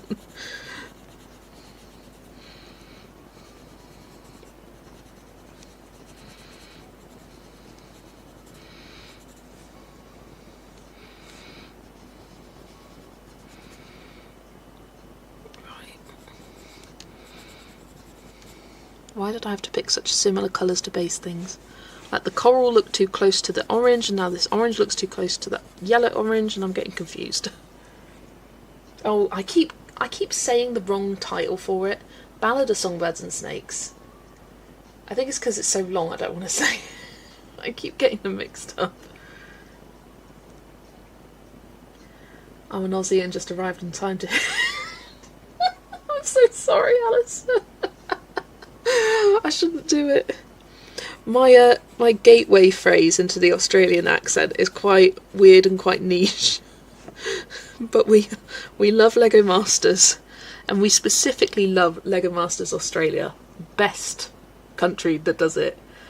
And my gateway phrase into the Australian accent is now I'm on the spot, is technical ability.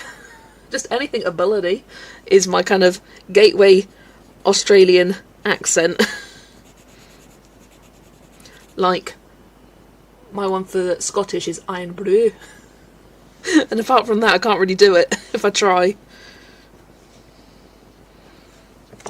Right, I think that's it. It's my first date with my husband. I saw him a few times, but my face memory is terrible. So I go to the place we agreed to, see a metalhead guy standing around, say hello, and we awkwardly stare at each other while it dawns on me I got the wrong guy. So I turned around and ran away. Adele. Oh no, don't get me don't put me on the spot. Right, what's my gateway into an American accent? I don't really have one.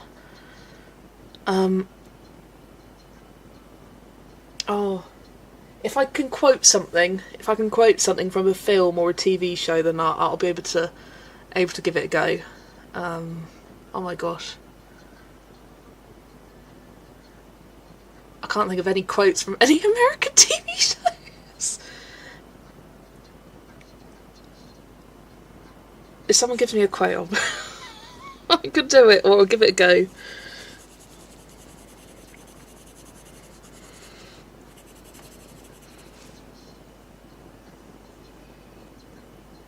So I think I have to go to the doctor with my back. The tailbone area is swollen. Oh yeah, no, get that checked out.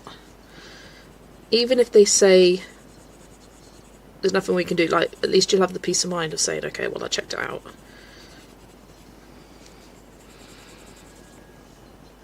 Okay. Life is... Now I've got the giggles. Oh dear. I can't do it. Life is like a box of chocolates. You never know what you're gonna get. That was awful. I do apologise.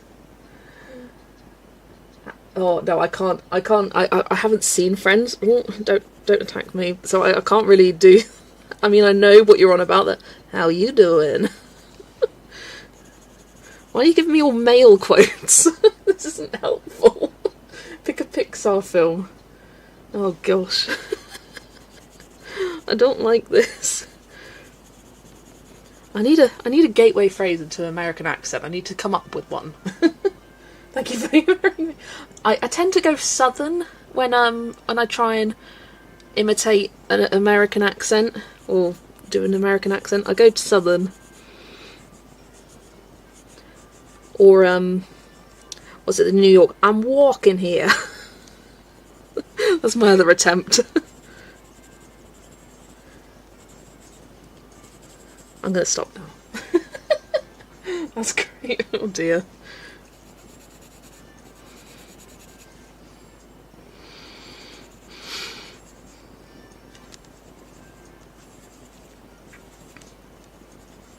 I do find like the ability for someone to just switch the accent they're doing, like, insane.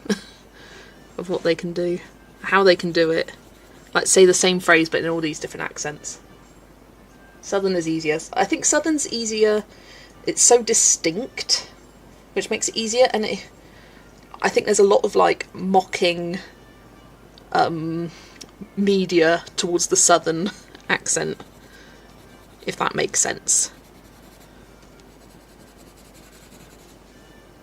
You want a cup of coffee? If you've not seen Friends, then Pivot made absolutely... I know that it's a thing, but I don't know why. Your New York was awesome. Okay, let's move to New York then. Southern varies depending on where you are in the South. Fair enough.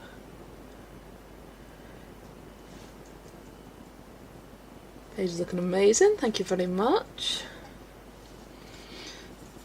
Slowly getting there. I have to say, if I was doing these little details by myself, I would have been so bored by now. But having the stream, definitely helpful, I will say.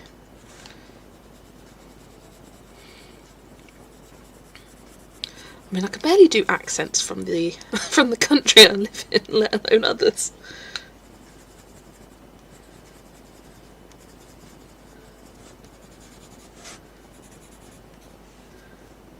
Right, have I done all of these bits? I don't know. I don't know. I could do accents like crazy, except when I really try to do a specific one. I'd love to be able to hit Joe's accent, but it always turns vaguely Scots for no good reason. Yeah, I get what you mean. I often find I go Scottish, yeah. When I try and imitate a different... If I try Irish, it ends up going Scottish. It just doesn't work. Some of the southern accents are closest to British, like the Virginia Tidewater or North Carolina Outer Banks accents. Fair enough. Very good southern accent, you're cracking me up. Yeah, it's definitely a silly one. It's good. Good stream.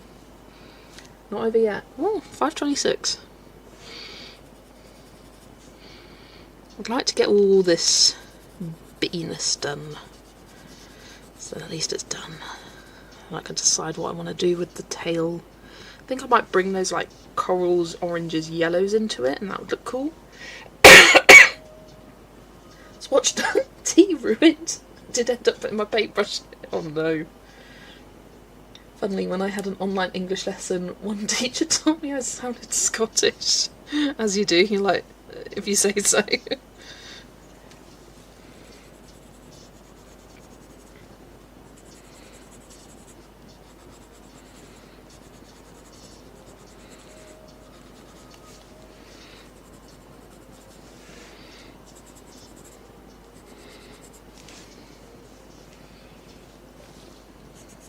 Don't know about you guys, but I love whenever Amanda, Colour Me Tartan / ALLJ Colours / ALLJ Art, whenever she says green. Like, I can't roll my R's like she does, but it's the green. It just sounds so good. Anytime she says green, I'm like, yes, music to my ears. Keep telling me green.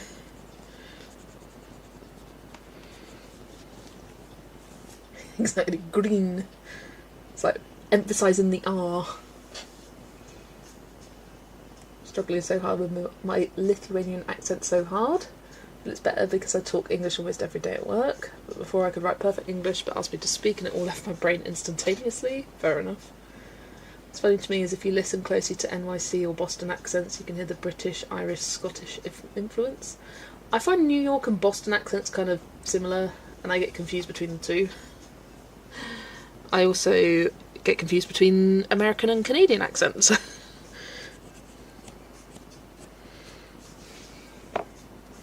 Yes, love it when Amanda says green, it's so good in it. Talk every day at work too, but still have a strong French accent. Don't hope to improve anymore. Oh, what was it? I was in someone's stream. Was it Polly's? Was it yesterday? It was someone's stream.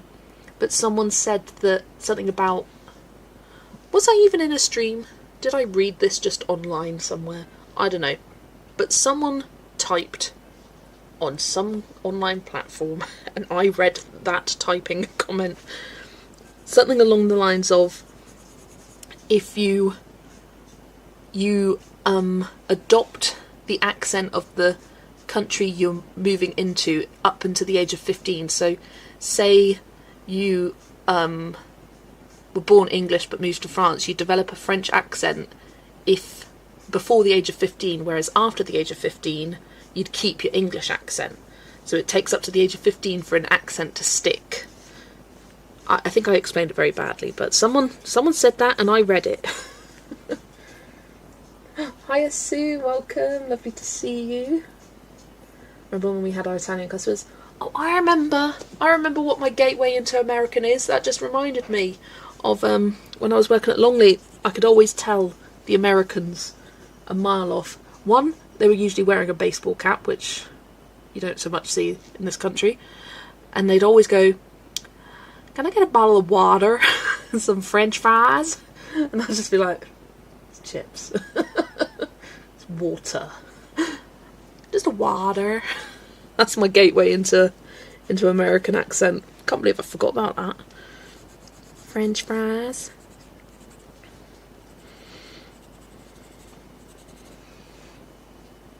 Hi Jane, welcome. Lovely to see you. Understand what you want to say, so it's too late for me. Get my French accent in every language. I mean, yeah, nothing wrong with that. And hi Lucy, welcome. I was saying how our cats are long lost twins. Except yours is Brazilian and mine's English. But yeah, very long lost twins. She did appear earlier. That can't be true. I spend more than 3 days in a place and the local accent sticks to me for 2 weeks after I've left. I also thought to myself, I don't know how true that is because Zoe definitely sounds more and more southwest by the day. She'll say something, I'll be like, that was proper southwest, that. Ooh-ah, ooh-ah.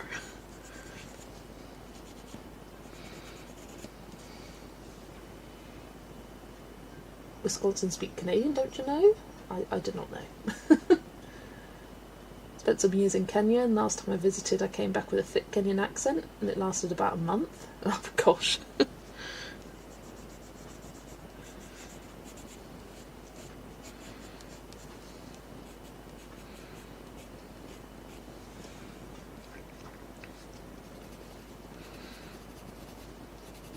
I can hear Lexi jingling about.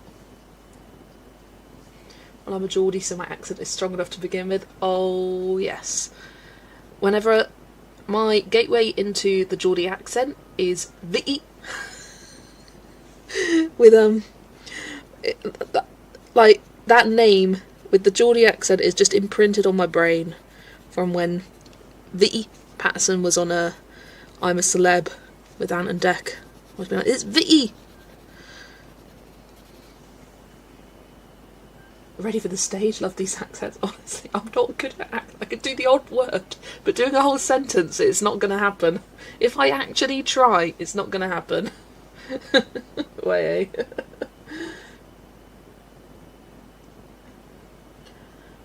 Oh, bye. Bye, Narcissus. Take care. Have a lovely rest of your day. Ooh.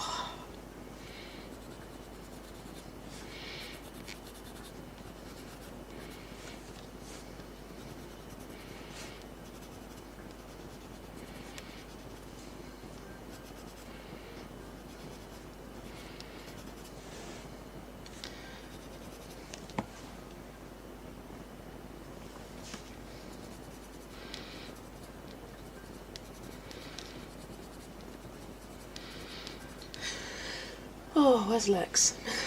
She's can hear her jingling with her bells. Oh, and she just meowed. Here, Lex! Come here!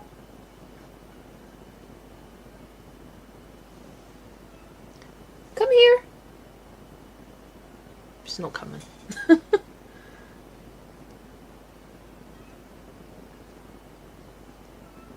It's Tara Love that always makes me smile. Oh, do you mean ta-ra, love? Ta-ra.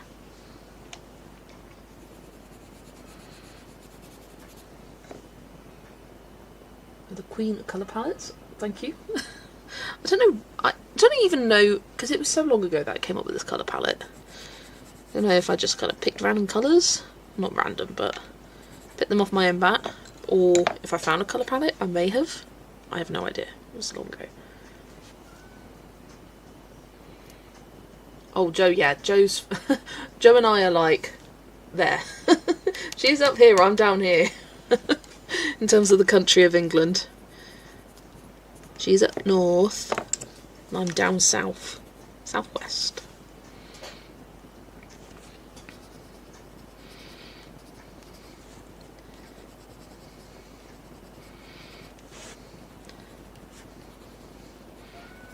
Come here, Lex. Come on! I can hear your meows getting louder, so you must be getting closer. There you are.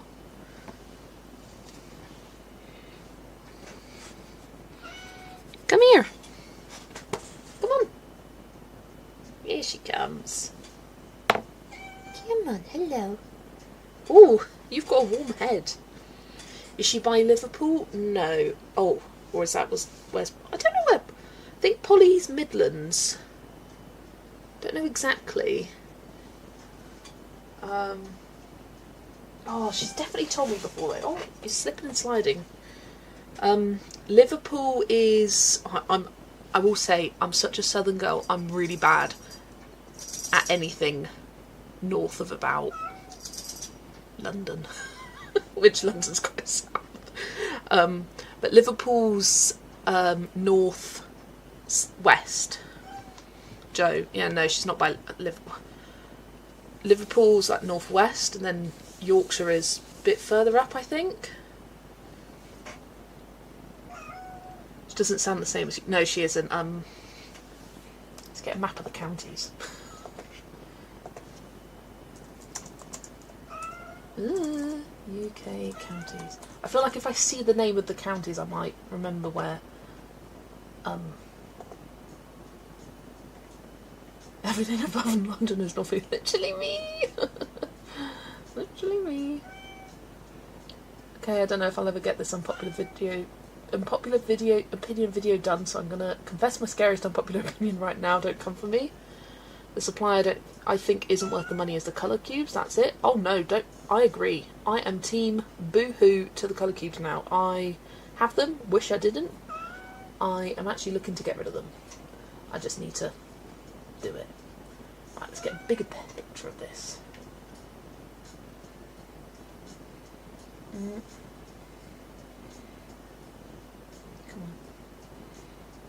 on. There we go. Right. Map of English counties. So I'm here in Wiltshire. who are. I've also got family in Somerset and family in Dorset, and I went to school, I went to uni in Hampshire, right down in Southampton by the Isle of Wight. Actually, I think it's the other side. Actually, I don't know. And then Joe is all the way up here in Yorkshire, and Liverpool is here, I think. Liverpool's around here, so she's not too far from it. I don't know whereabouts in Yorkshire she is, because Yorkshire is big. I'm trying to think, where is... I want to say maybe Northampton. Northants. That kind of feels right. I reckon Polly's around here-ish, but don't quote me on that. Maybe Derbyshire. I don't know where she's from. I know where she lives now is not where she's from. That's it.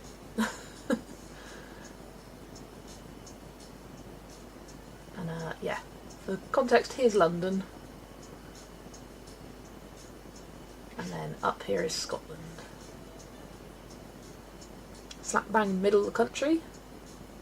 Leicesterish.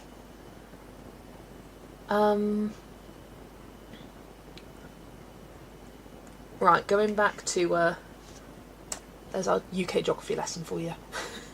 Going back to our conversation on, or not conversation, going back to the thing about the colour cubes. I completely agree, and I would say that it actually has never been an unpopular opinion. I think people have always thought that, because they are so expensive for what they are, because what they are at the end of the day is a piece of card. But Chris, I completely agree with you that I personally just do not support and will not support Sarah Renee Clark again. I do not like what she did with the version 2 colour cubes. I think she really... Why? I don't know if any of you got that little section there, but my playlist for some reason automatically played the prelude to Sound of Music as the next one. I was like, I think the playlist has stopped. Of course it's on that. Yes, you can get palettes free. So the colour cube, I bought the colour cube and I regret buying it. I did use it and I did enjoy using it, but then the version 2s came out and she decided to say F you to any previous customers, and I don't care that you spent money on a product because it's lining my pockets. I'm sorry, that's just my opinion. And even hearing stuff about the new digital platform, someone told me it's 19 Canadian dollars. Where in comparison, I know it's not the same, but Karen's website, My Colourful Country Life palette kit, it's got a lot of similar options, and she's going to be adding palettes in the future. It hasn't got all the palettes that you've got. $5 a month. Rough. I think Canadian and Australian dollars are pretty comparable, pretty even. Lexi, come here. Stop meowing. She's not coming. So many reasons. They were extensive to begin with, and then she did a full redesign with no care for backwards compatibility. Absolutely. I think she could have done a myriad of things to compensate. It didn't matter if you bought it 10 years ago, 10 days ago, 10 weeks ago, 10 months ago. You still paid money for a product, and a lot of money. And it wasn't like, oh, a few hundred people. This was tens of thousands of people had bought these colour cubes. And for years, these thousands of people were asking for new colour cubes, for new palettes, just new. And she releases the version 2, which has now 4 colour cubes, except the colour cubes 1 and 2 don't have the exact same palettes as the first 2. So these 2 palettes have now been sprinkled mainly throughout 1 and 2, but also 3 and 4. So if you buy 3 and 4, you've got some from 1 and 2 from your original ones in 3 and 4. She could have given you 20% off new colour cubes, because 20% is the product that is now wasted for the volume 3 and 4. She could have made it backwards compatible with her website and said, okay, if you bought volumes 1 and 2, all of those palettes are now available for you to use on the website. If you prove your purchase, whatever. Nope, that's not a thing. It's only if you bought the deluxe version or the new version. She could have had just new palettes. Didn't matter about the categories. I think the changes she made were good and it's now a better product. But also it's so expensive. So expensive, and I regret buying. Yeah. At this point I think I'm more angry about her not telling her followers to knock at her for their bad behaviour. And when she first announced them and said that some of the palettes were repeated, she said a few. I'd say a few is less than 20, not 100 palettes that are reused from the old ones into the new ones. And people voiced these criticisms, these valid criticisms, but she shut them down by saying you don't have to buy them. No one has to buy anything, love. But these are people that wanted to buy something from you and you're just dismissing them. Like, ooh. I now don't even watch her channel. I've unsubscribed. I say do not recommend me any new videos by her because I don't want to see it. I gave her a second chance. I emailed her and just got a generic, I mean, I wasn't expecting much, but I just wanted to get my opinions out there because I was very, very frustrated by it. My mum came up the other night and she must have had a ad pop up on Facebook saying that saying about the colour cubes. She goes, Jess, are you going to buy the colour cubes volume 2? And I was like, don't open the can of worms. And she opened them and I went on a massive rant. She goes, shouldn't have said anything. Right, come here, Lex. Hello. Hello. Hello. It was 100 that she scrapped. The other 400s were ones she kept. Yeah. Yeah, 100 palettes within volumes 3 and 4 were ones that were from the original volume 1 and 2. Purchased the 4 new ones, but it was a bit of a hassle because they cancelled my purchase because they don't ship to Brazil. So I had to redo the purchase. Oh gosh, definitely overhyped though. Yeah. Cute but annoying after a while. Personally, I want to get the Joanna Stone palettes, but I do want to shop around. The colour cubes are overhyped for me. Yeah, I am now team Joanna Stone colour palettes. The fact that it costs $24.99. Yes, Atlanta, yes we are. The fact that Joanna Stone's Master Colour Palette Library costs $24.99. You've got over 200 palettes already included, plus any others that she has. That is someone who cares about her customers. That is someone who cares about creating a quality product, a usable product, an affordable product. Because at the end of the day, this is a hobby. Yeah. Yeah. Lexi gets it. Do you get it? Do you not care for it either? Oh dear. Look at that face. Yeah. She does have opinions. She thinks, what a waste of money. Why did you spend your money on that? Now, I have always said to people, don't buy colour cubes. Like, even when I did like the product, don't buy them unless you're someone who uses colour palettes and knows you like using them. Exactly. I was using colour palettes on Pinterest and I wanted a physical resource. But instead now, I had the Joanna Stone palettes. Print 9 to a page. Fits nicely in my little tin. This isn't all of them. I didn't print out any of the Christmas, Halloween, not Halloween, autumn ones. But you can flip through these.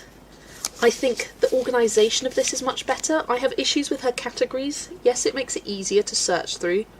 But I'm not looking... Landscapes is a category. Cityscapes. The categories are so specific. Food. You're not looking for a colour palette and going, okay, let's look at the food palettes. You're going based on theme, like Alien Dreamscapes, that's a theme with a variety of palettes within said theme. Floral palettes, perfect. Fantasy, great. Like you're doing a fantasy page, look at the fantasy palette collection. Got florals, what else have we got here? Love Treats, so it's a Valentine's themed collection with different Valentine's themed palettes. Like themes that actually make sense as colourists rather than just based on the picture. Like something like collections make sense, like underwater, that's a good theme. Pastels, she was really lacking in pastel palettes. Sarah Renee Clark, that is. Summer Days, perfect. What else have I got here? Spooky, perfect. Lots of those different palettes. And Trippy. Trippy was a bit of a weird one for me, but I think it should just be called Colourful. The name Trippy is strange, but Colourful definitely suits it much better. Because there's some really lovely colours within it, but Trippy just feels like a strange name to me. This is me. What's the other one I got here? Twilight Stories. Again, kind of spooky, creepy. And Joanna Stone is a colourist, so I think as colourist she's creating a tool that's good for us. And the fact that you've got 5 colours here plus 5 additional ones, because I think 5 is such a limiting palette, so to have other colours that complement it, I think is great. I just love her. She's got a YouTube channel if you weren't aware, and she does she actually uses her product and shows her using her product, and I love that. Lexi does understand. Haven't purchased one of her books, but I may today. I would recommend personally getting the Master Colour Palette Library over the books, just because with the books you're paying for Amazon printed books. Like, they're going to be more expensive because they're from Amazon. They are nice, and I do have 4. I can show you what I have here. Oh, let's not knock all my Neo colours to the floor again. Oh, I'll show you my other colour palette book whilst I'm there. Oh, please don't fall. Yes, she did video on clouds, really cool. So I've also got this, the Practical Colour Combinations. I love this book. A bit expensive in my opinion for what it is, but really useful. And what I like about them is that you've got 9 colours in the palette. So it means, and you've got on this page how to combine them in different ways. So it just, again, gives you more options, because 5 can be really limiting. But yeah, I bought this one with my own money, Pastel Reverie, because I love me some pastels. And all the ones you find on Master Colour Palette Library, you cannot find in these books. You'll have similar themes or collections, so there's a pastel collection, but there's no duplicates. So she's not, like, being sneaky or anything, and I love that. I love that about her. You know, actually giving us good products. I just... What a nice thing. Someone who actually cares about consumers. Rather than going, oh, here's one you can download for extra money, but it's the exact same palettes that you're getting in here. But you've got to pay me more. So I've got that one. And then she did send me these, full transparency. She's been very generous, and she sent me the Master Colour Palette Library for free as well. But yeah, I will always sing her praises. Yes, exactly. Her palettes aren't just 5 colours because of the complementary colours. So this is Christmas, and they're all themed to different countries around the world, which is really cool. I did use a couple of these. Got some, like, it's nice for different Christmas colour palettes, like good for if you like your vintagey colours. Cute and Creepy. I think this is a great one for Halloween time. But even then, like, that's a nice colour palette just any time of year. I need to come back to these and remember to look at them. Now I've got the printed ones as well. Ooh, look at that purples one. Yeah, I do have a full flip through of all of these. Not the pastel one, but the ones that she sent me. This is Cute and Comfy. This is perfect for autumn. I got a lot of use out of this. You can see I even noted down some colours there. That was Black Widows. Oh, butters, kitties. Yeah, so, and it's got like different autumn, like, yes, you got your reds and your oranges, but also different colour combos within them. And then Scary. I think this book is so good for dark fairy tales. I just feel like it fits the vibes perfectly. And this goes with the Twilight Stories collection on the Master Colour Palette Library. But again, different palettes. I mean, gorgeous. Gorgeous, gorgeous. Oh, I forget I have these because I've got the Master Colour Palette Library now. I just find it easier to scroll through that and flip through them. But yeah, lovely books. I know. And then you get into the AI thing. I think Joanna Stone is open. She uses AI for these images. But in my opinion, this is my opinion, you don't have to share it. AI should be used to inspire creativity, not replace human artists. If Joanna Stone had the money, the resources, the backing to find photos and outsource photos like Sarah Renee Clark does, she would do it. She is a small, tiny little person who can't afford those things.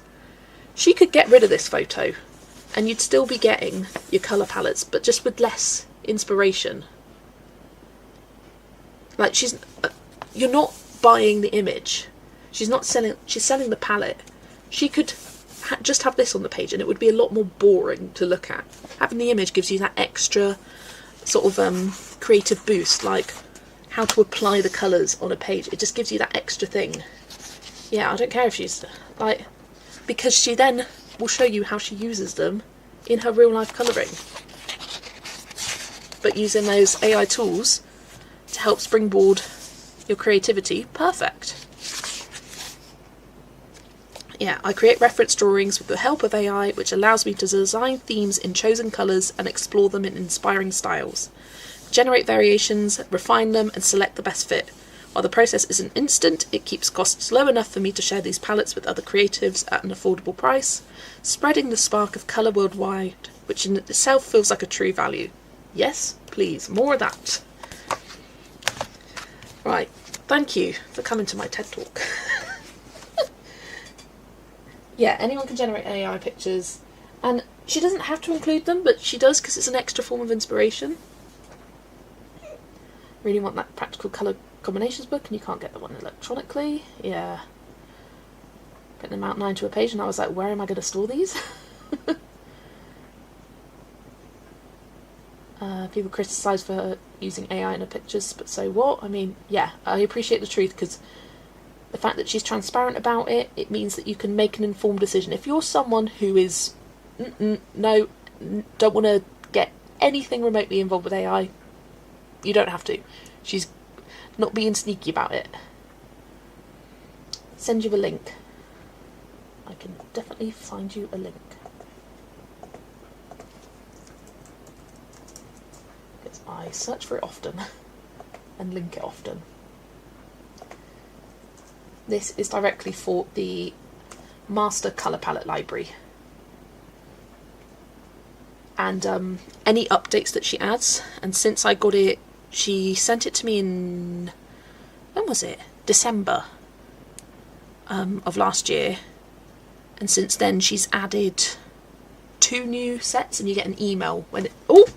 Something just spooked her. Alright, Lex.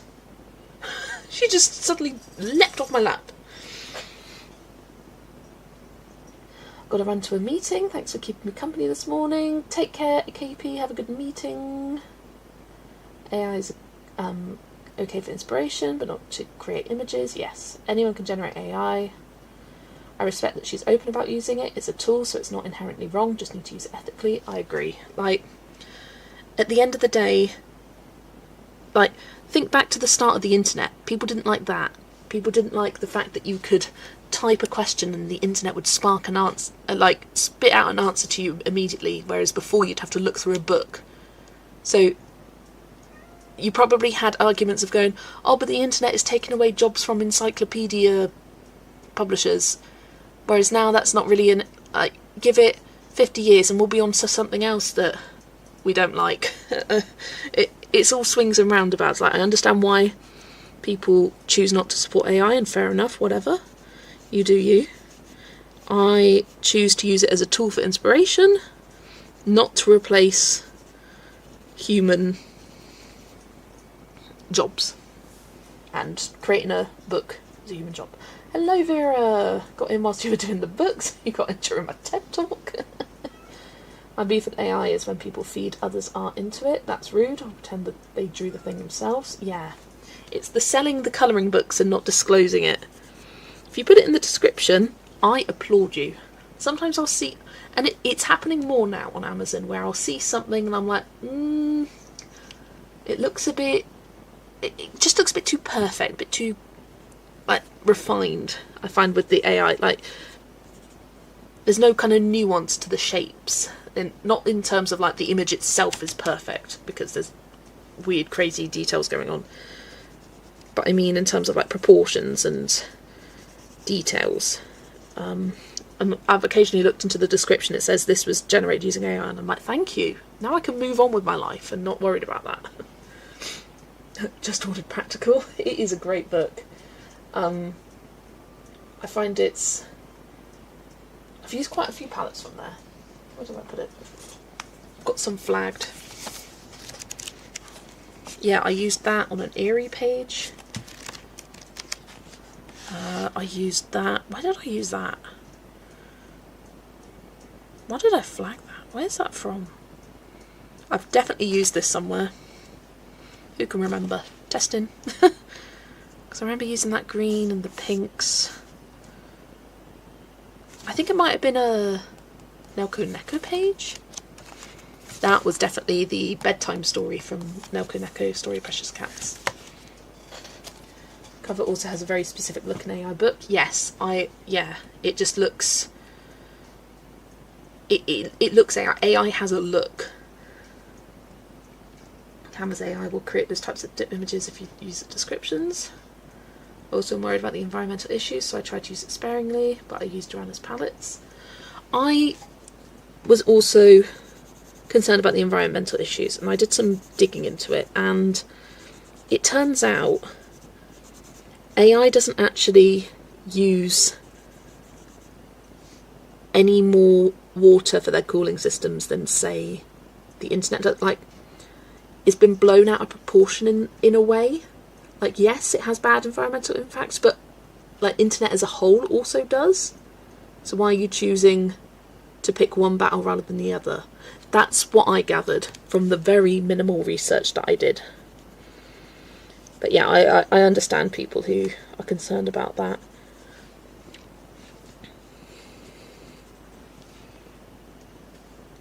%7% off on Amazon. You can't get it used either. There you go. Too perfect as AI. Yeah. That was 6 fingers. Thing is, the 6 fingers... The fingers thing is... It used to be a telltale sign. Now it's not. It has gotten more sophisticated. Humans are a lot more... It's the things merging into other things. Like, the leaf is attached to the tail. Weird things like that. Master palette is one-time payment. And you got it. Got it for life. Well, you've got it for however long she updates it for. And you get an email each time that she adds something new. So, get it while you see it at a good offer, because it might go up when she adds more things to it. Hank Green did a good video about this. Oh, interesting. I give that a watch. I do think he has a very eloquent way of putting things.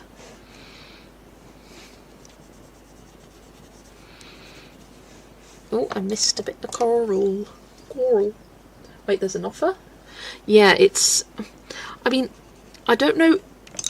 I'll be honest, I'm not sure how much of an offer it is. Because it always seems to be that price. It always seems to be the discounted one. So it's like... I think it's meant... It says like $40 or $50 and then it's crossed out and it's $24.99, but I don't think I've ever seen it for more than $24.99 kind of thing. It's like one of those, is it an offer or are you just kind of encouraging people to buy it? Because, yeah. Plus she's doing these expanded palettes within the colour palettes. Oh yes, the colour families. The family chart. I've made my own. Colour DNA. This was the Fantasy Palettes one that I put. Ignore these. But this is based on each of the collections within the colour palettes collections. So she's got one for each collection. It's kind of like an overview of all the colours that you can kind of find, and it gives you the vibe of that coloured palette collection. So there's one for fantasy, the florals, the trippy, the Twilight stories, the spooky, the fantasy, all of them. Autumn ones. Yeah, colour DNAs are cool. It's weird to be mad about people using AI when Google is pushing it down my throat every time I search for something. Imagine how many resources I would save if I could turn the damn thing off. That's the trouble. Everything is coming to AI now because it's a tool. Like the internet's a tool. Slowly but surely everyone came round to the internet. Slowly but surely everyone's going to come round to AI. I think that's just the way of life. I will say I am personally bored of seeing so many independent sellers using AI for their branding. I'm tired of it. I'm tired of all their little cartoonified pictures looking the same. It just, for me, it doesn't feel like them. It just feels like AI. Whereas if you created your own graphic design, I know it's not easy to do, but you can make it yourself. You don't need to hire someone. Or you could generate an idea on Canva and then make your own similar thing, but still have it be your own. I'm just tired of it. I'm bored of seeing all these shop signs with or Facebook groups, like sellers online sellers that have AI in their branding. I'm just bored of it. I don't like and find scary when people use AI to make photos or videos of real people making it look like they've done things they haven't. Oh, Rebecca, me too. I hate that we can't trust anything we see online now. Like, there's so many videos of people falling into a lion cage and you're just like, oh, and it gets you. And you feel stupid for letting it get you, and everyone in the comments is like, oh, thanks AI. Personally, don't support AI because of the environmental issues, but most of all the energy costs are the part that worries me the most. Fair enough. I love the DNA charts too, because any of those colours could go together. Exactly. You could choose colours from the DNA chart and create even more palettes. Yeah, it just unlocks even more creative options for you. I really like them too. I did not like having 1,000 emails telling me that she'd updated stuff. But hopefully now that won't happen again. And hey, all you've got to do is just delete them. Because when she added those colour DNA charts, because the good thing about Gumroad is that you can update files that you've already added, which is why she chose it for it, rather than Etsy, which is once you've purchased it, you get the link once and that's it. You can't update the files.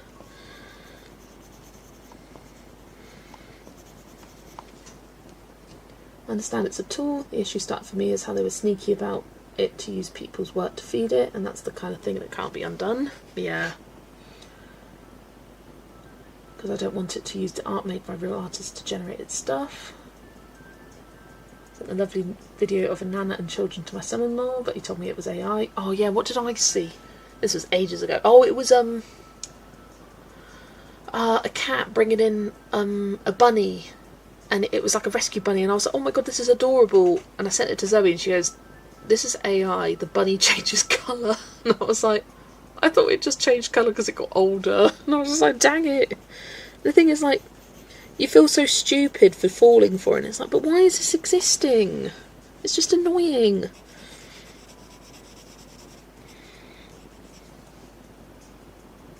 The only time I've used AI is to sharpen an image taken from when I sang with Leona Lewis. Ooh. What a great fact there. Photos from a distance, it was very blurry when zoomed in. It's data centres causing noise issues, energy prices to rise, not just water issue, which has blown a bit out of proportion. Yeah, because I did search about that, and it was like, it doesn't actually use more water than the internet in general. But since then I haven't really gone looking, so I don't know if things have changed.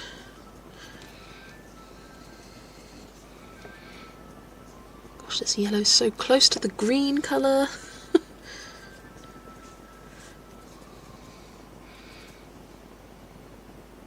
Good thing it's so tiny, so any little imperfections, differences, you don't really notice. 100% agree.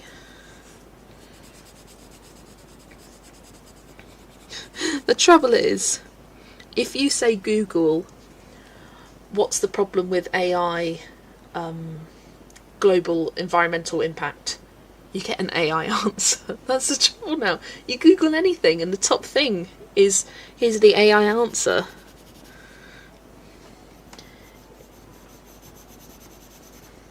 It's the fact that you can't really choose to opt out of it. So I understand that people just choose to not support any kind of content involved with AI because it's so prevalent in everything now. you can't choose out of it, which I think that's just like...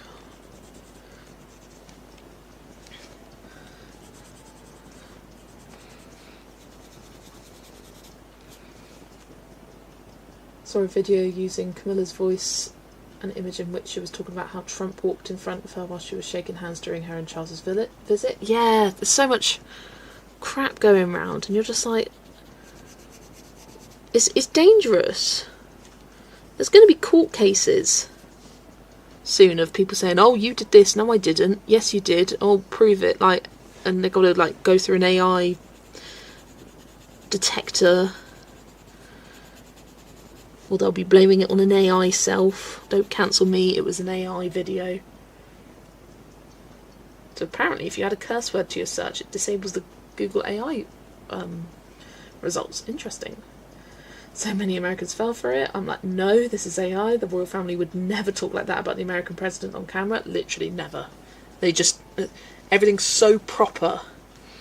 You get it the other way round, where because the American presidents aren't used to the royal family customs and ways of life, they'll do things that are like quote-unquote improper, but they wouldn't be saying that. No, absolutely not.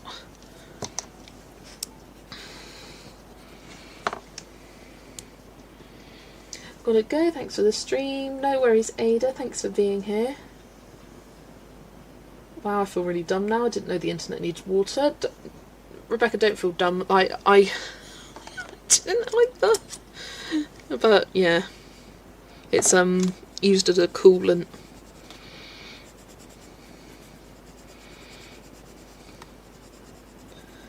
And generating the energy. I do not know the technicalities of it, so don't come at me.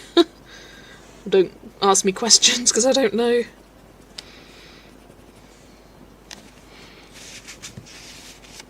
Just panic because my phone turned off randomly. Turns out I'm just being dumb and I forgot to charge it. Adele. That was funny.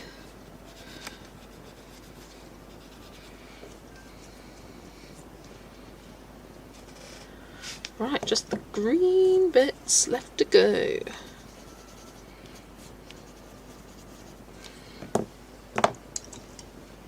But someone's going to end up in prison because they were seen on CCTV and it was just AI, literally.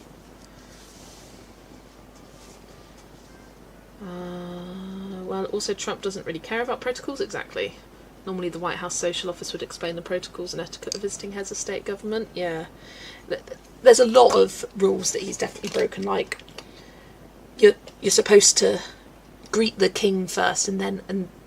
But the thing is, there's so many rules about the royal family, like, it's impossible for people to learn them all instantly, and you just forget, because, and like, I'll come to Trump's defence, just for this one matter. He's used to being the person that everyone drops everything to say hello to. Like, why is he going to learn, like, I'll give him that. I'll give him that benefit of the doubt. Like, I think it is unrealistic for these royals to expect them to follow the protocols to the T. It's like you see, oh, they're not supposed to do that. They're supposed to curtsy to him or shake hands with her. Like, and it's a lot. Give him a break. I wouldn't even know what to do.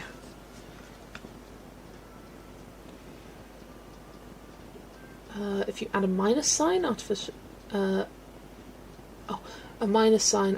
attention to search, and it will emit AI generated stuff. Ah, interesting. It's like deepfake program, so scary but looks so good. There's a TV series like that where CCTV was altered and people falsely found guilty. That's terrifying. Wonder if there's a way to tell a file is AI if you investigate the metadata.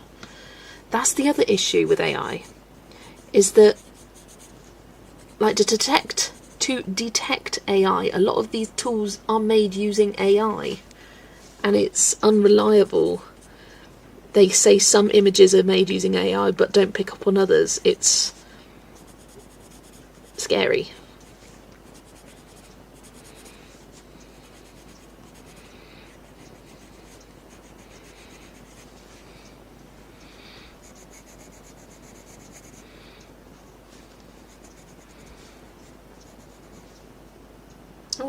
6:10. Oh my gosh. I think I just heard my parents coming home. I'm going to close my door. I'll say hello to Lexi. They'll be like, oh, she's filming. I'm like, no, I'm not. Oh, I am, but I'm not.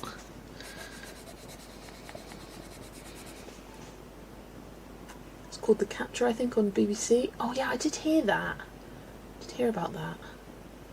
Don't think you can expect an American president to know them. However, when they have a whole office dedicated to etiquette and protocol, they can at least be informed. Yeah, like the basics of make sure you greet the king first, or make sure you don't step out in front of him. But also, like, why is the king so righteous over every other country? Like, yes, if they are within the Commonwealth kind of thing, fair enough. But going to a different country, why should the king be treated special and different compared to the president? Like, like as a British person, I don't get that.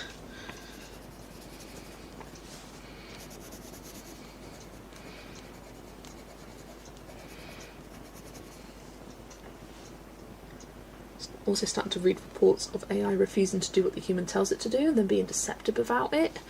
AI is weird.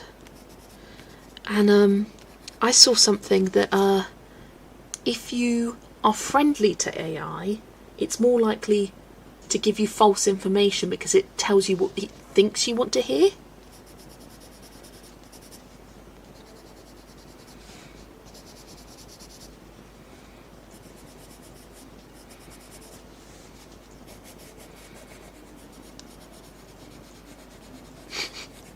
I'm singing.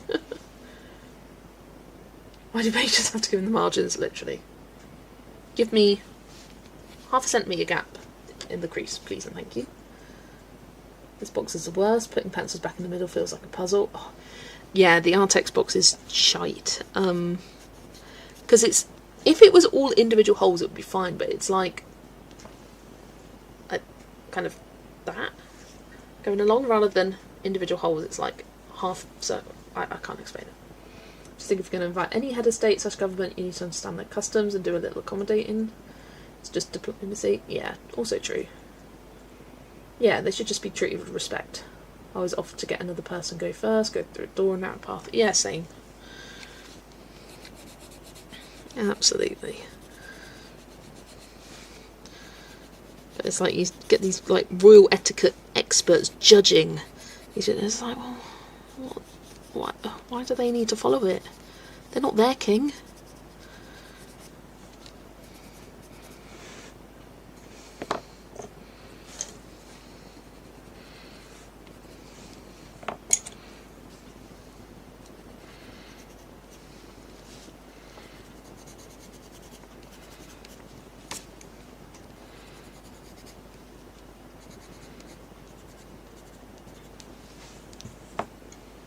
Also, Trump is just a dumbass. I mean, also that. I mean, he's such a narcissist. He just couldn't care for shit. Someone's a king of another country.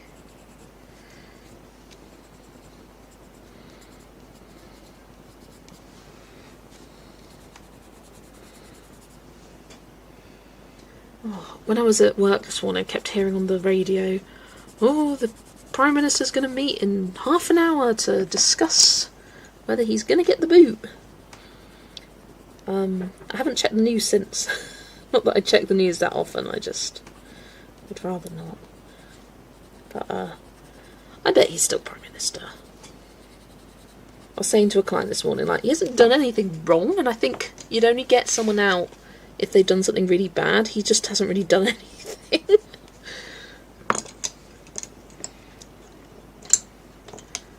Uncouth, yeah.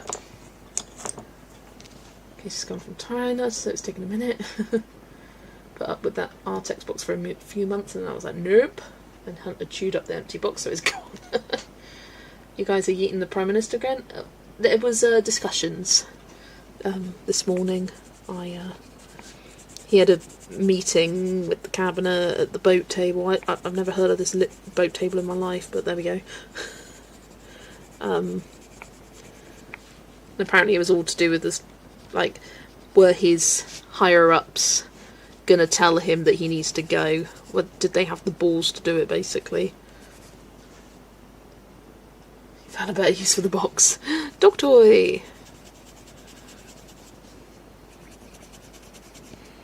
Yeah, I think I might have used it for a day before I ordered a new case. Or I think I'd already ordered it, but because it was coming from, I don't know what it was, AliExpress, Temu, something like that. It took a little while.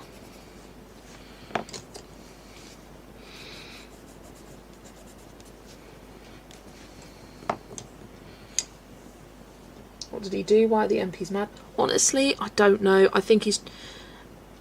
We recently had local elections, not in my area, but in some areas of the country, and stuff went down with that. But he's kind of just done nothing for the country, nothing good. But all of our prime ministers, in my years of voting, have done nothing, it seems. I think it's just been an absolute joke ever since Boris Johnson was Prime Minister. Like, what a time.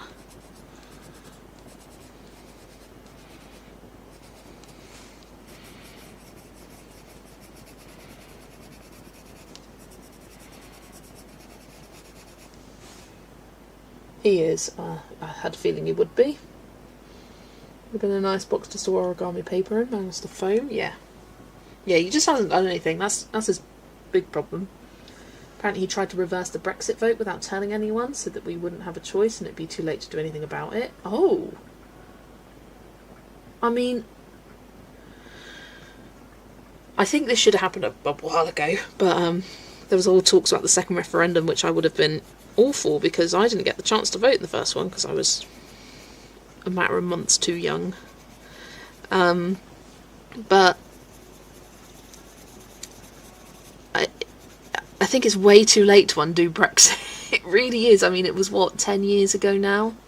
Over 10 years ago? Yeah, over 10 years ago. No, 10 years ago.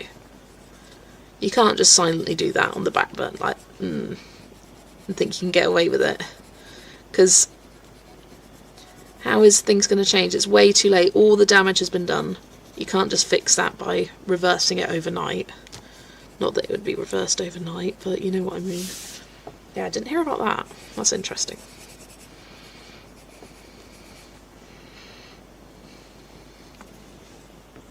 Labour Party lost seats, so no confidence in his leadership. Yeah, something about that. AI Lion exists, but it's not sentient. It's because primary task is to perpetuate its existence and feed itself with data. So if any request goes against it, it will not do it. Nigel scares me. Brexit has not been good for you guys. Oh, God.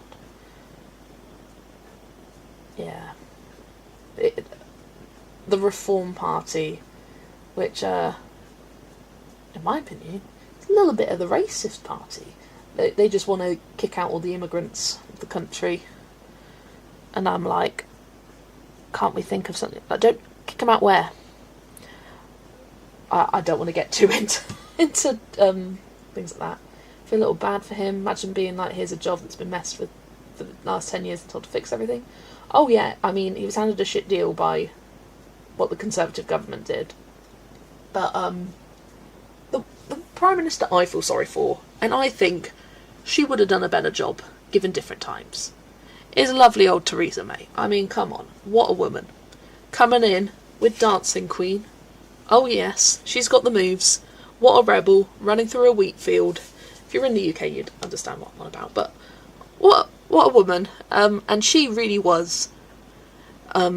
She was the Prime Minister right after Brexit vote went through, because David Cameron was a stupid little man, said, I don't want Brexit. I'm not going to put any funding into the Remain campaign, but I'm going to put a referendum out there just to keep you quiet. And then because he didn't put any effort into it, they lost. And so he left. And then in comes Theresa May with all of this shit that she's got to untangle, and you can't, because leaving European Union isn't an easy thing. And she was told that she got bad deals. She had no choice. I feel sorry for her. I just ate cookies for dinner. Love it. Love that. So that Reform wants to tax people with no children. What? Why? I mean, there's just... Thing is, there's so many things political parties will say, we're going to do this in their manifestos. And then, do they do anything in their manifesto? No. They just fanny around, it seems. I just... Politics.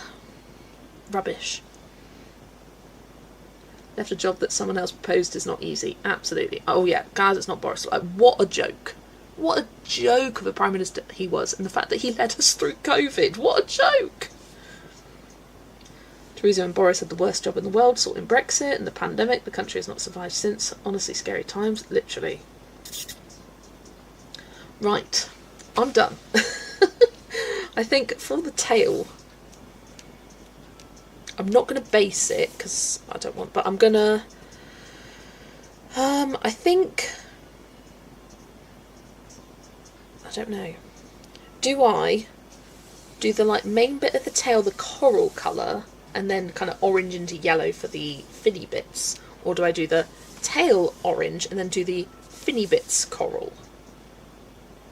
But I'm going to do that in my own time. But any... if you can give me an idea, one way or the other. Form controls where I live, and yes, it's a racist area, but now there's allowed to be racist in public. Honestly, I just... I think it's disgusting what they want to do.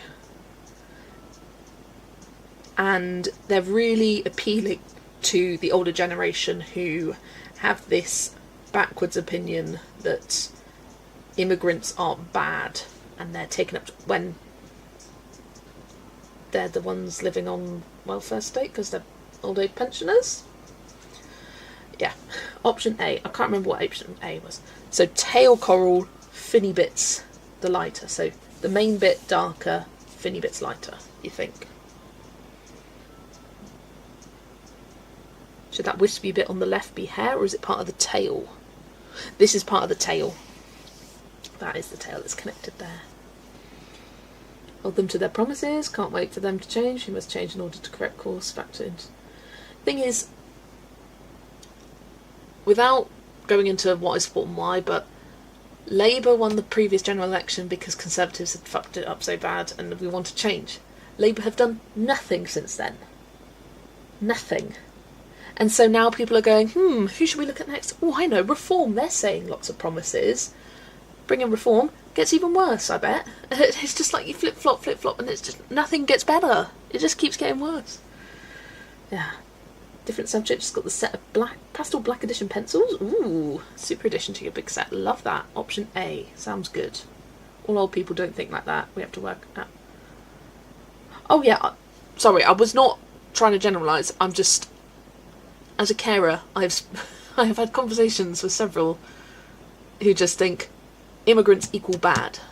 And I'm just like, yes, but we're not getting the full story of it, are we? And, yeah. Can we just have some compassion, please? They're people. They're not coming here for a jolly. They're coming here because they're desperate. Fiddly bits, Carl. We have them, but not fan of pastels. We have an entire political party that is writing the handbook how to lose the midterms. Well, politics should be like a football team. Support for life. None of this flip-flopping. Yeah, it's... Like, yes, it's nice that we have more parties to vote for, but it's like, none of them are good. None of them are great. It's a load of rubbish. I find politics so hard. So hard. Because it's just all rubbish. Just noticed I didn't do this fishy. Right, I am going to leave it here. What a positive note to end on. Everything is shit and everything is terrible. And here's Lexi. Gonna say goodbye? Yeah. It's all poop. Lexi's come to say bye-bye now. Come on then. Lexi's come to say goodbye. Get that head in there. Bye-bye everybody. Yeah, it was really fun hanging out on stream with you all this evening. And Where am I next? I'm going to be live next on Friday, where I'll be finishing the Samurais Dumont page and also doing a page in... Oh, don't press any buttons. I've got to be really careful that she doesn't press buttons now I've got... I don't know what... key controls. People are like, heard immigrants will take our jobs, and the best response I saw is someone with no contacts and not knowing language can take your job. You're bad at it. Yes, Adele. I mean, yeah. Another night shift of mine. Oh, sorry to hear that, Roslyn. Thanks for the stream. Nice chatting. Yeah, it's been nice, even though it got a bit kind of depressing at the end. But that's life. Life's depressing. Sorry. But no, yeah. I'm glad I coloured this on Live Video because all of these bits would have been so boring for me to just do by myself. But having the chat distractions, colour a bit, chat, colour a bit, chat, it was nice. And yeah, really don't have too much to go now, just the tail, the rock and the background. I have not decided what I'm doing for the background yet, but there we go. Yeah, a 4-hour stream and I'm still watching. Lexi brings back the positive vibes, absolutely. Here she is. Say bye-bye. Bye-bye, everybody. There we go. So I finished the down water. Oh, yeah, it takes a while. Right, yes. I'm going for real now. Bye, everybody. Thanks for joining.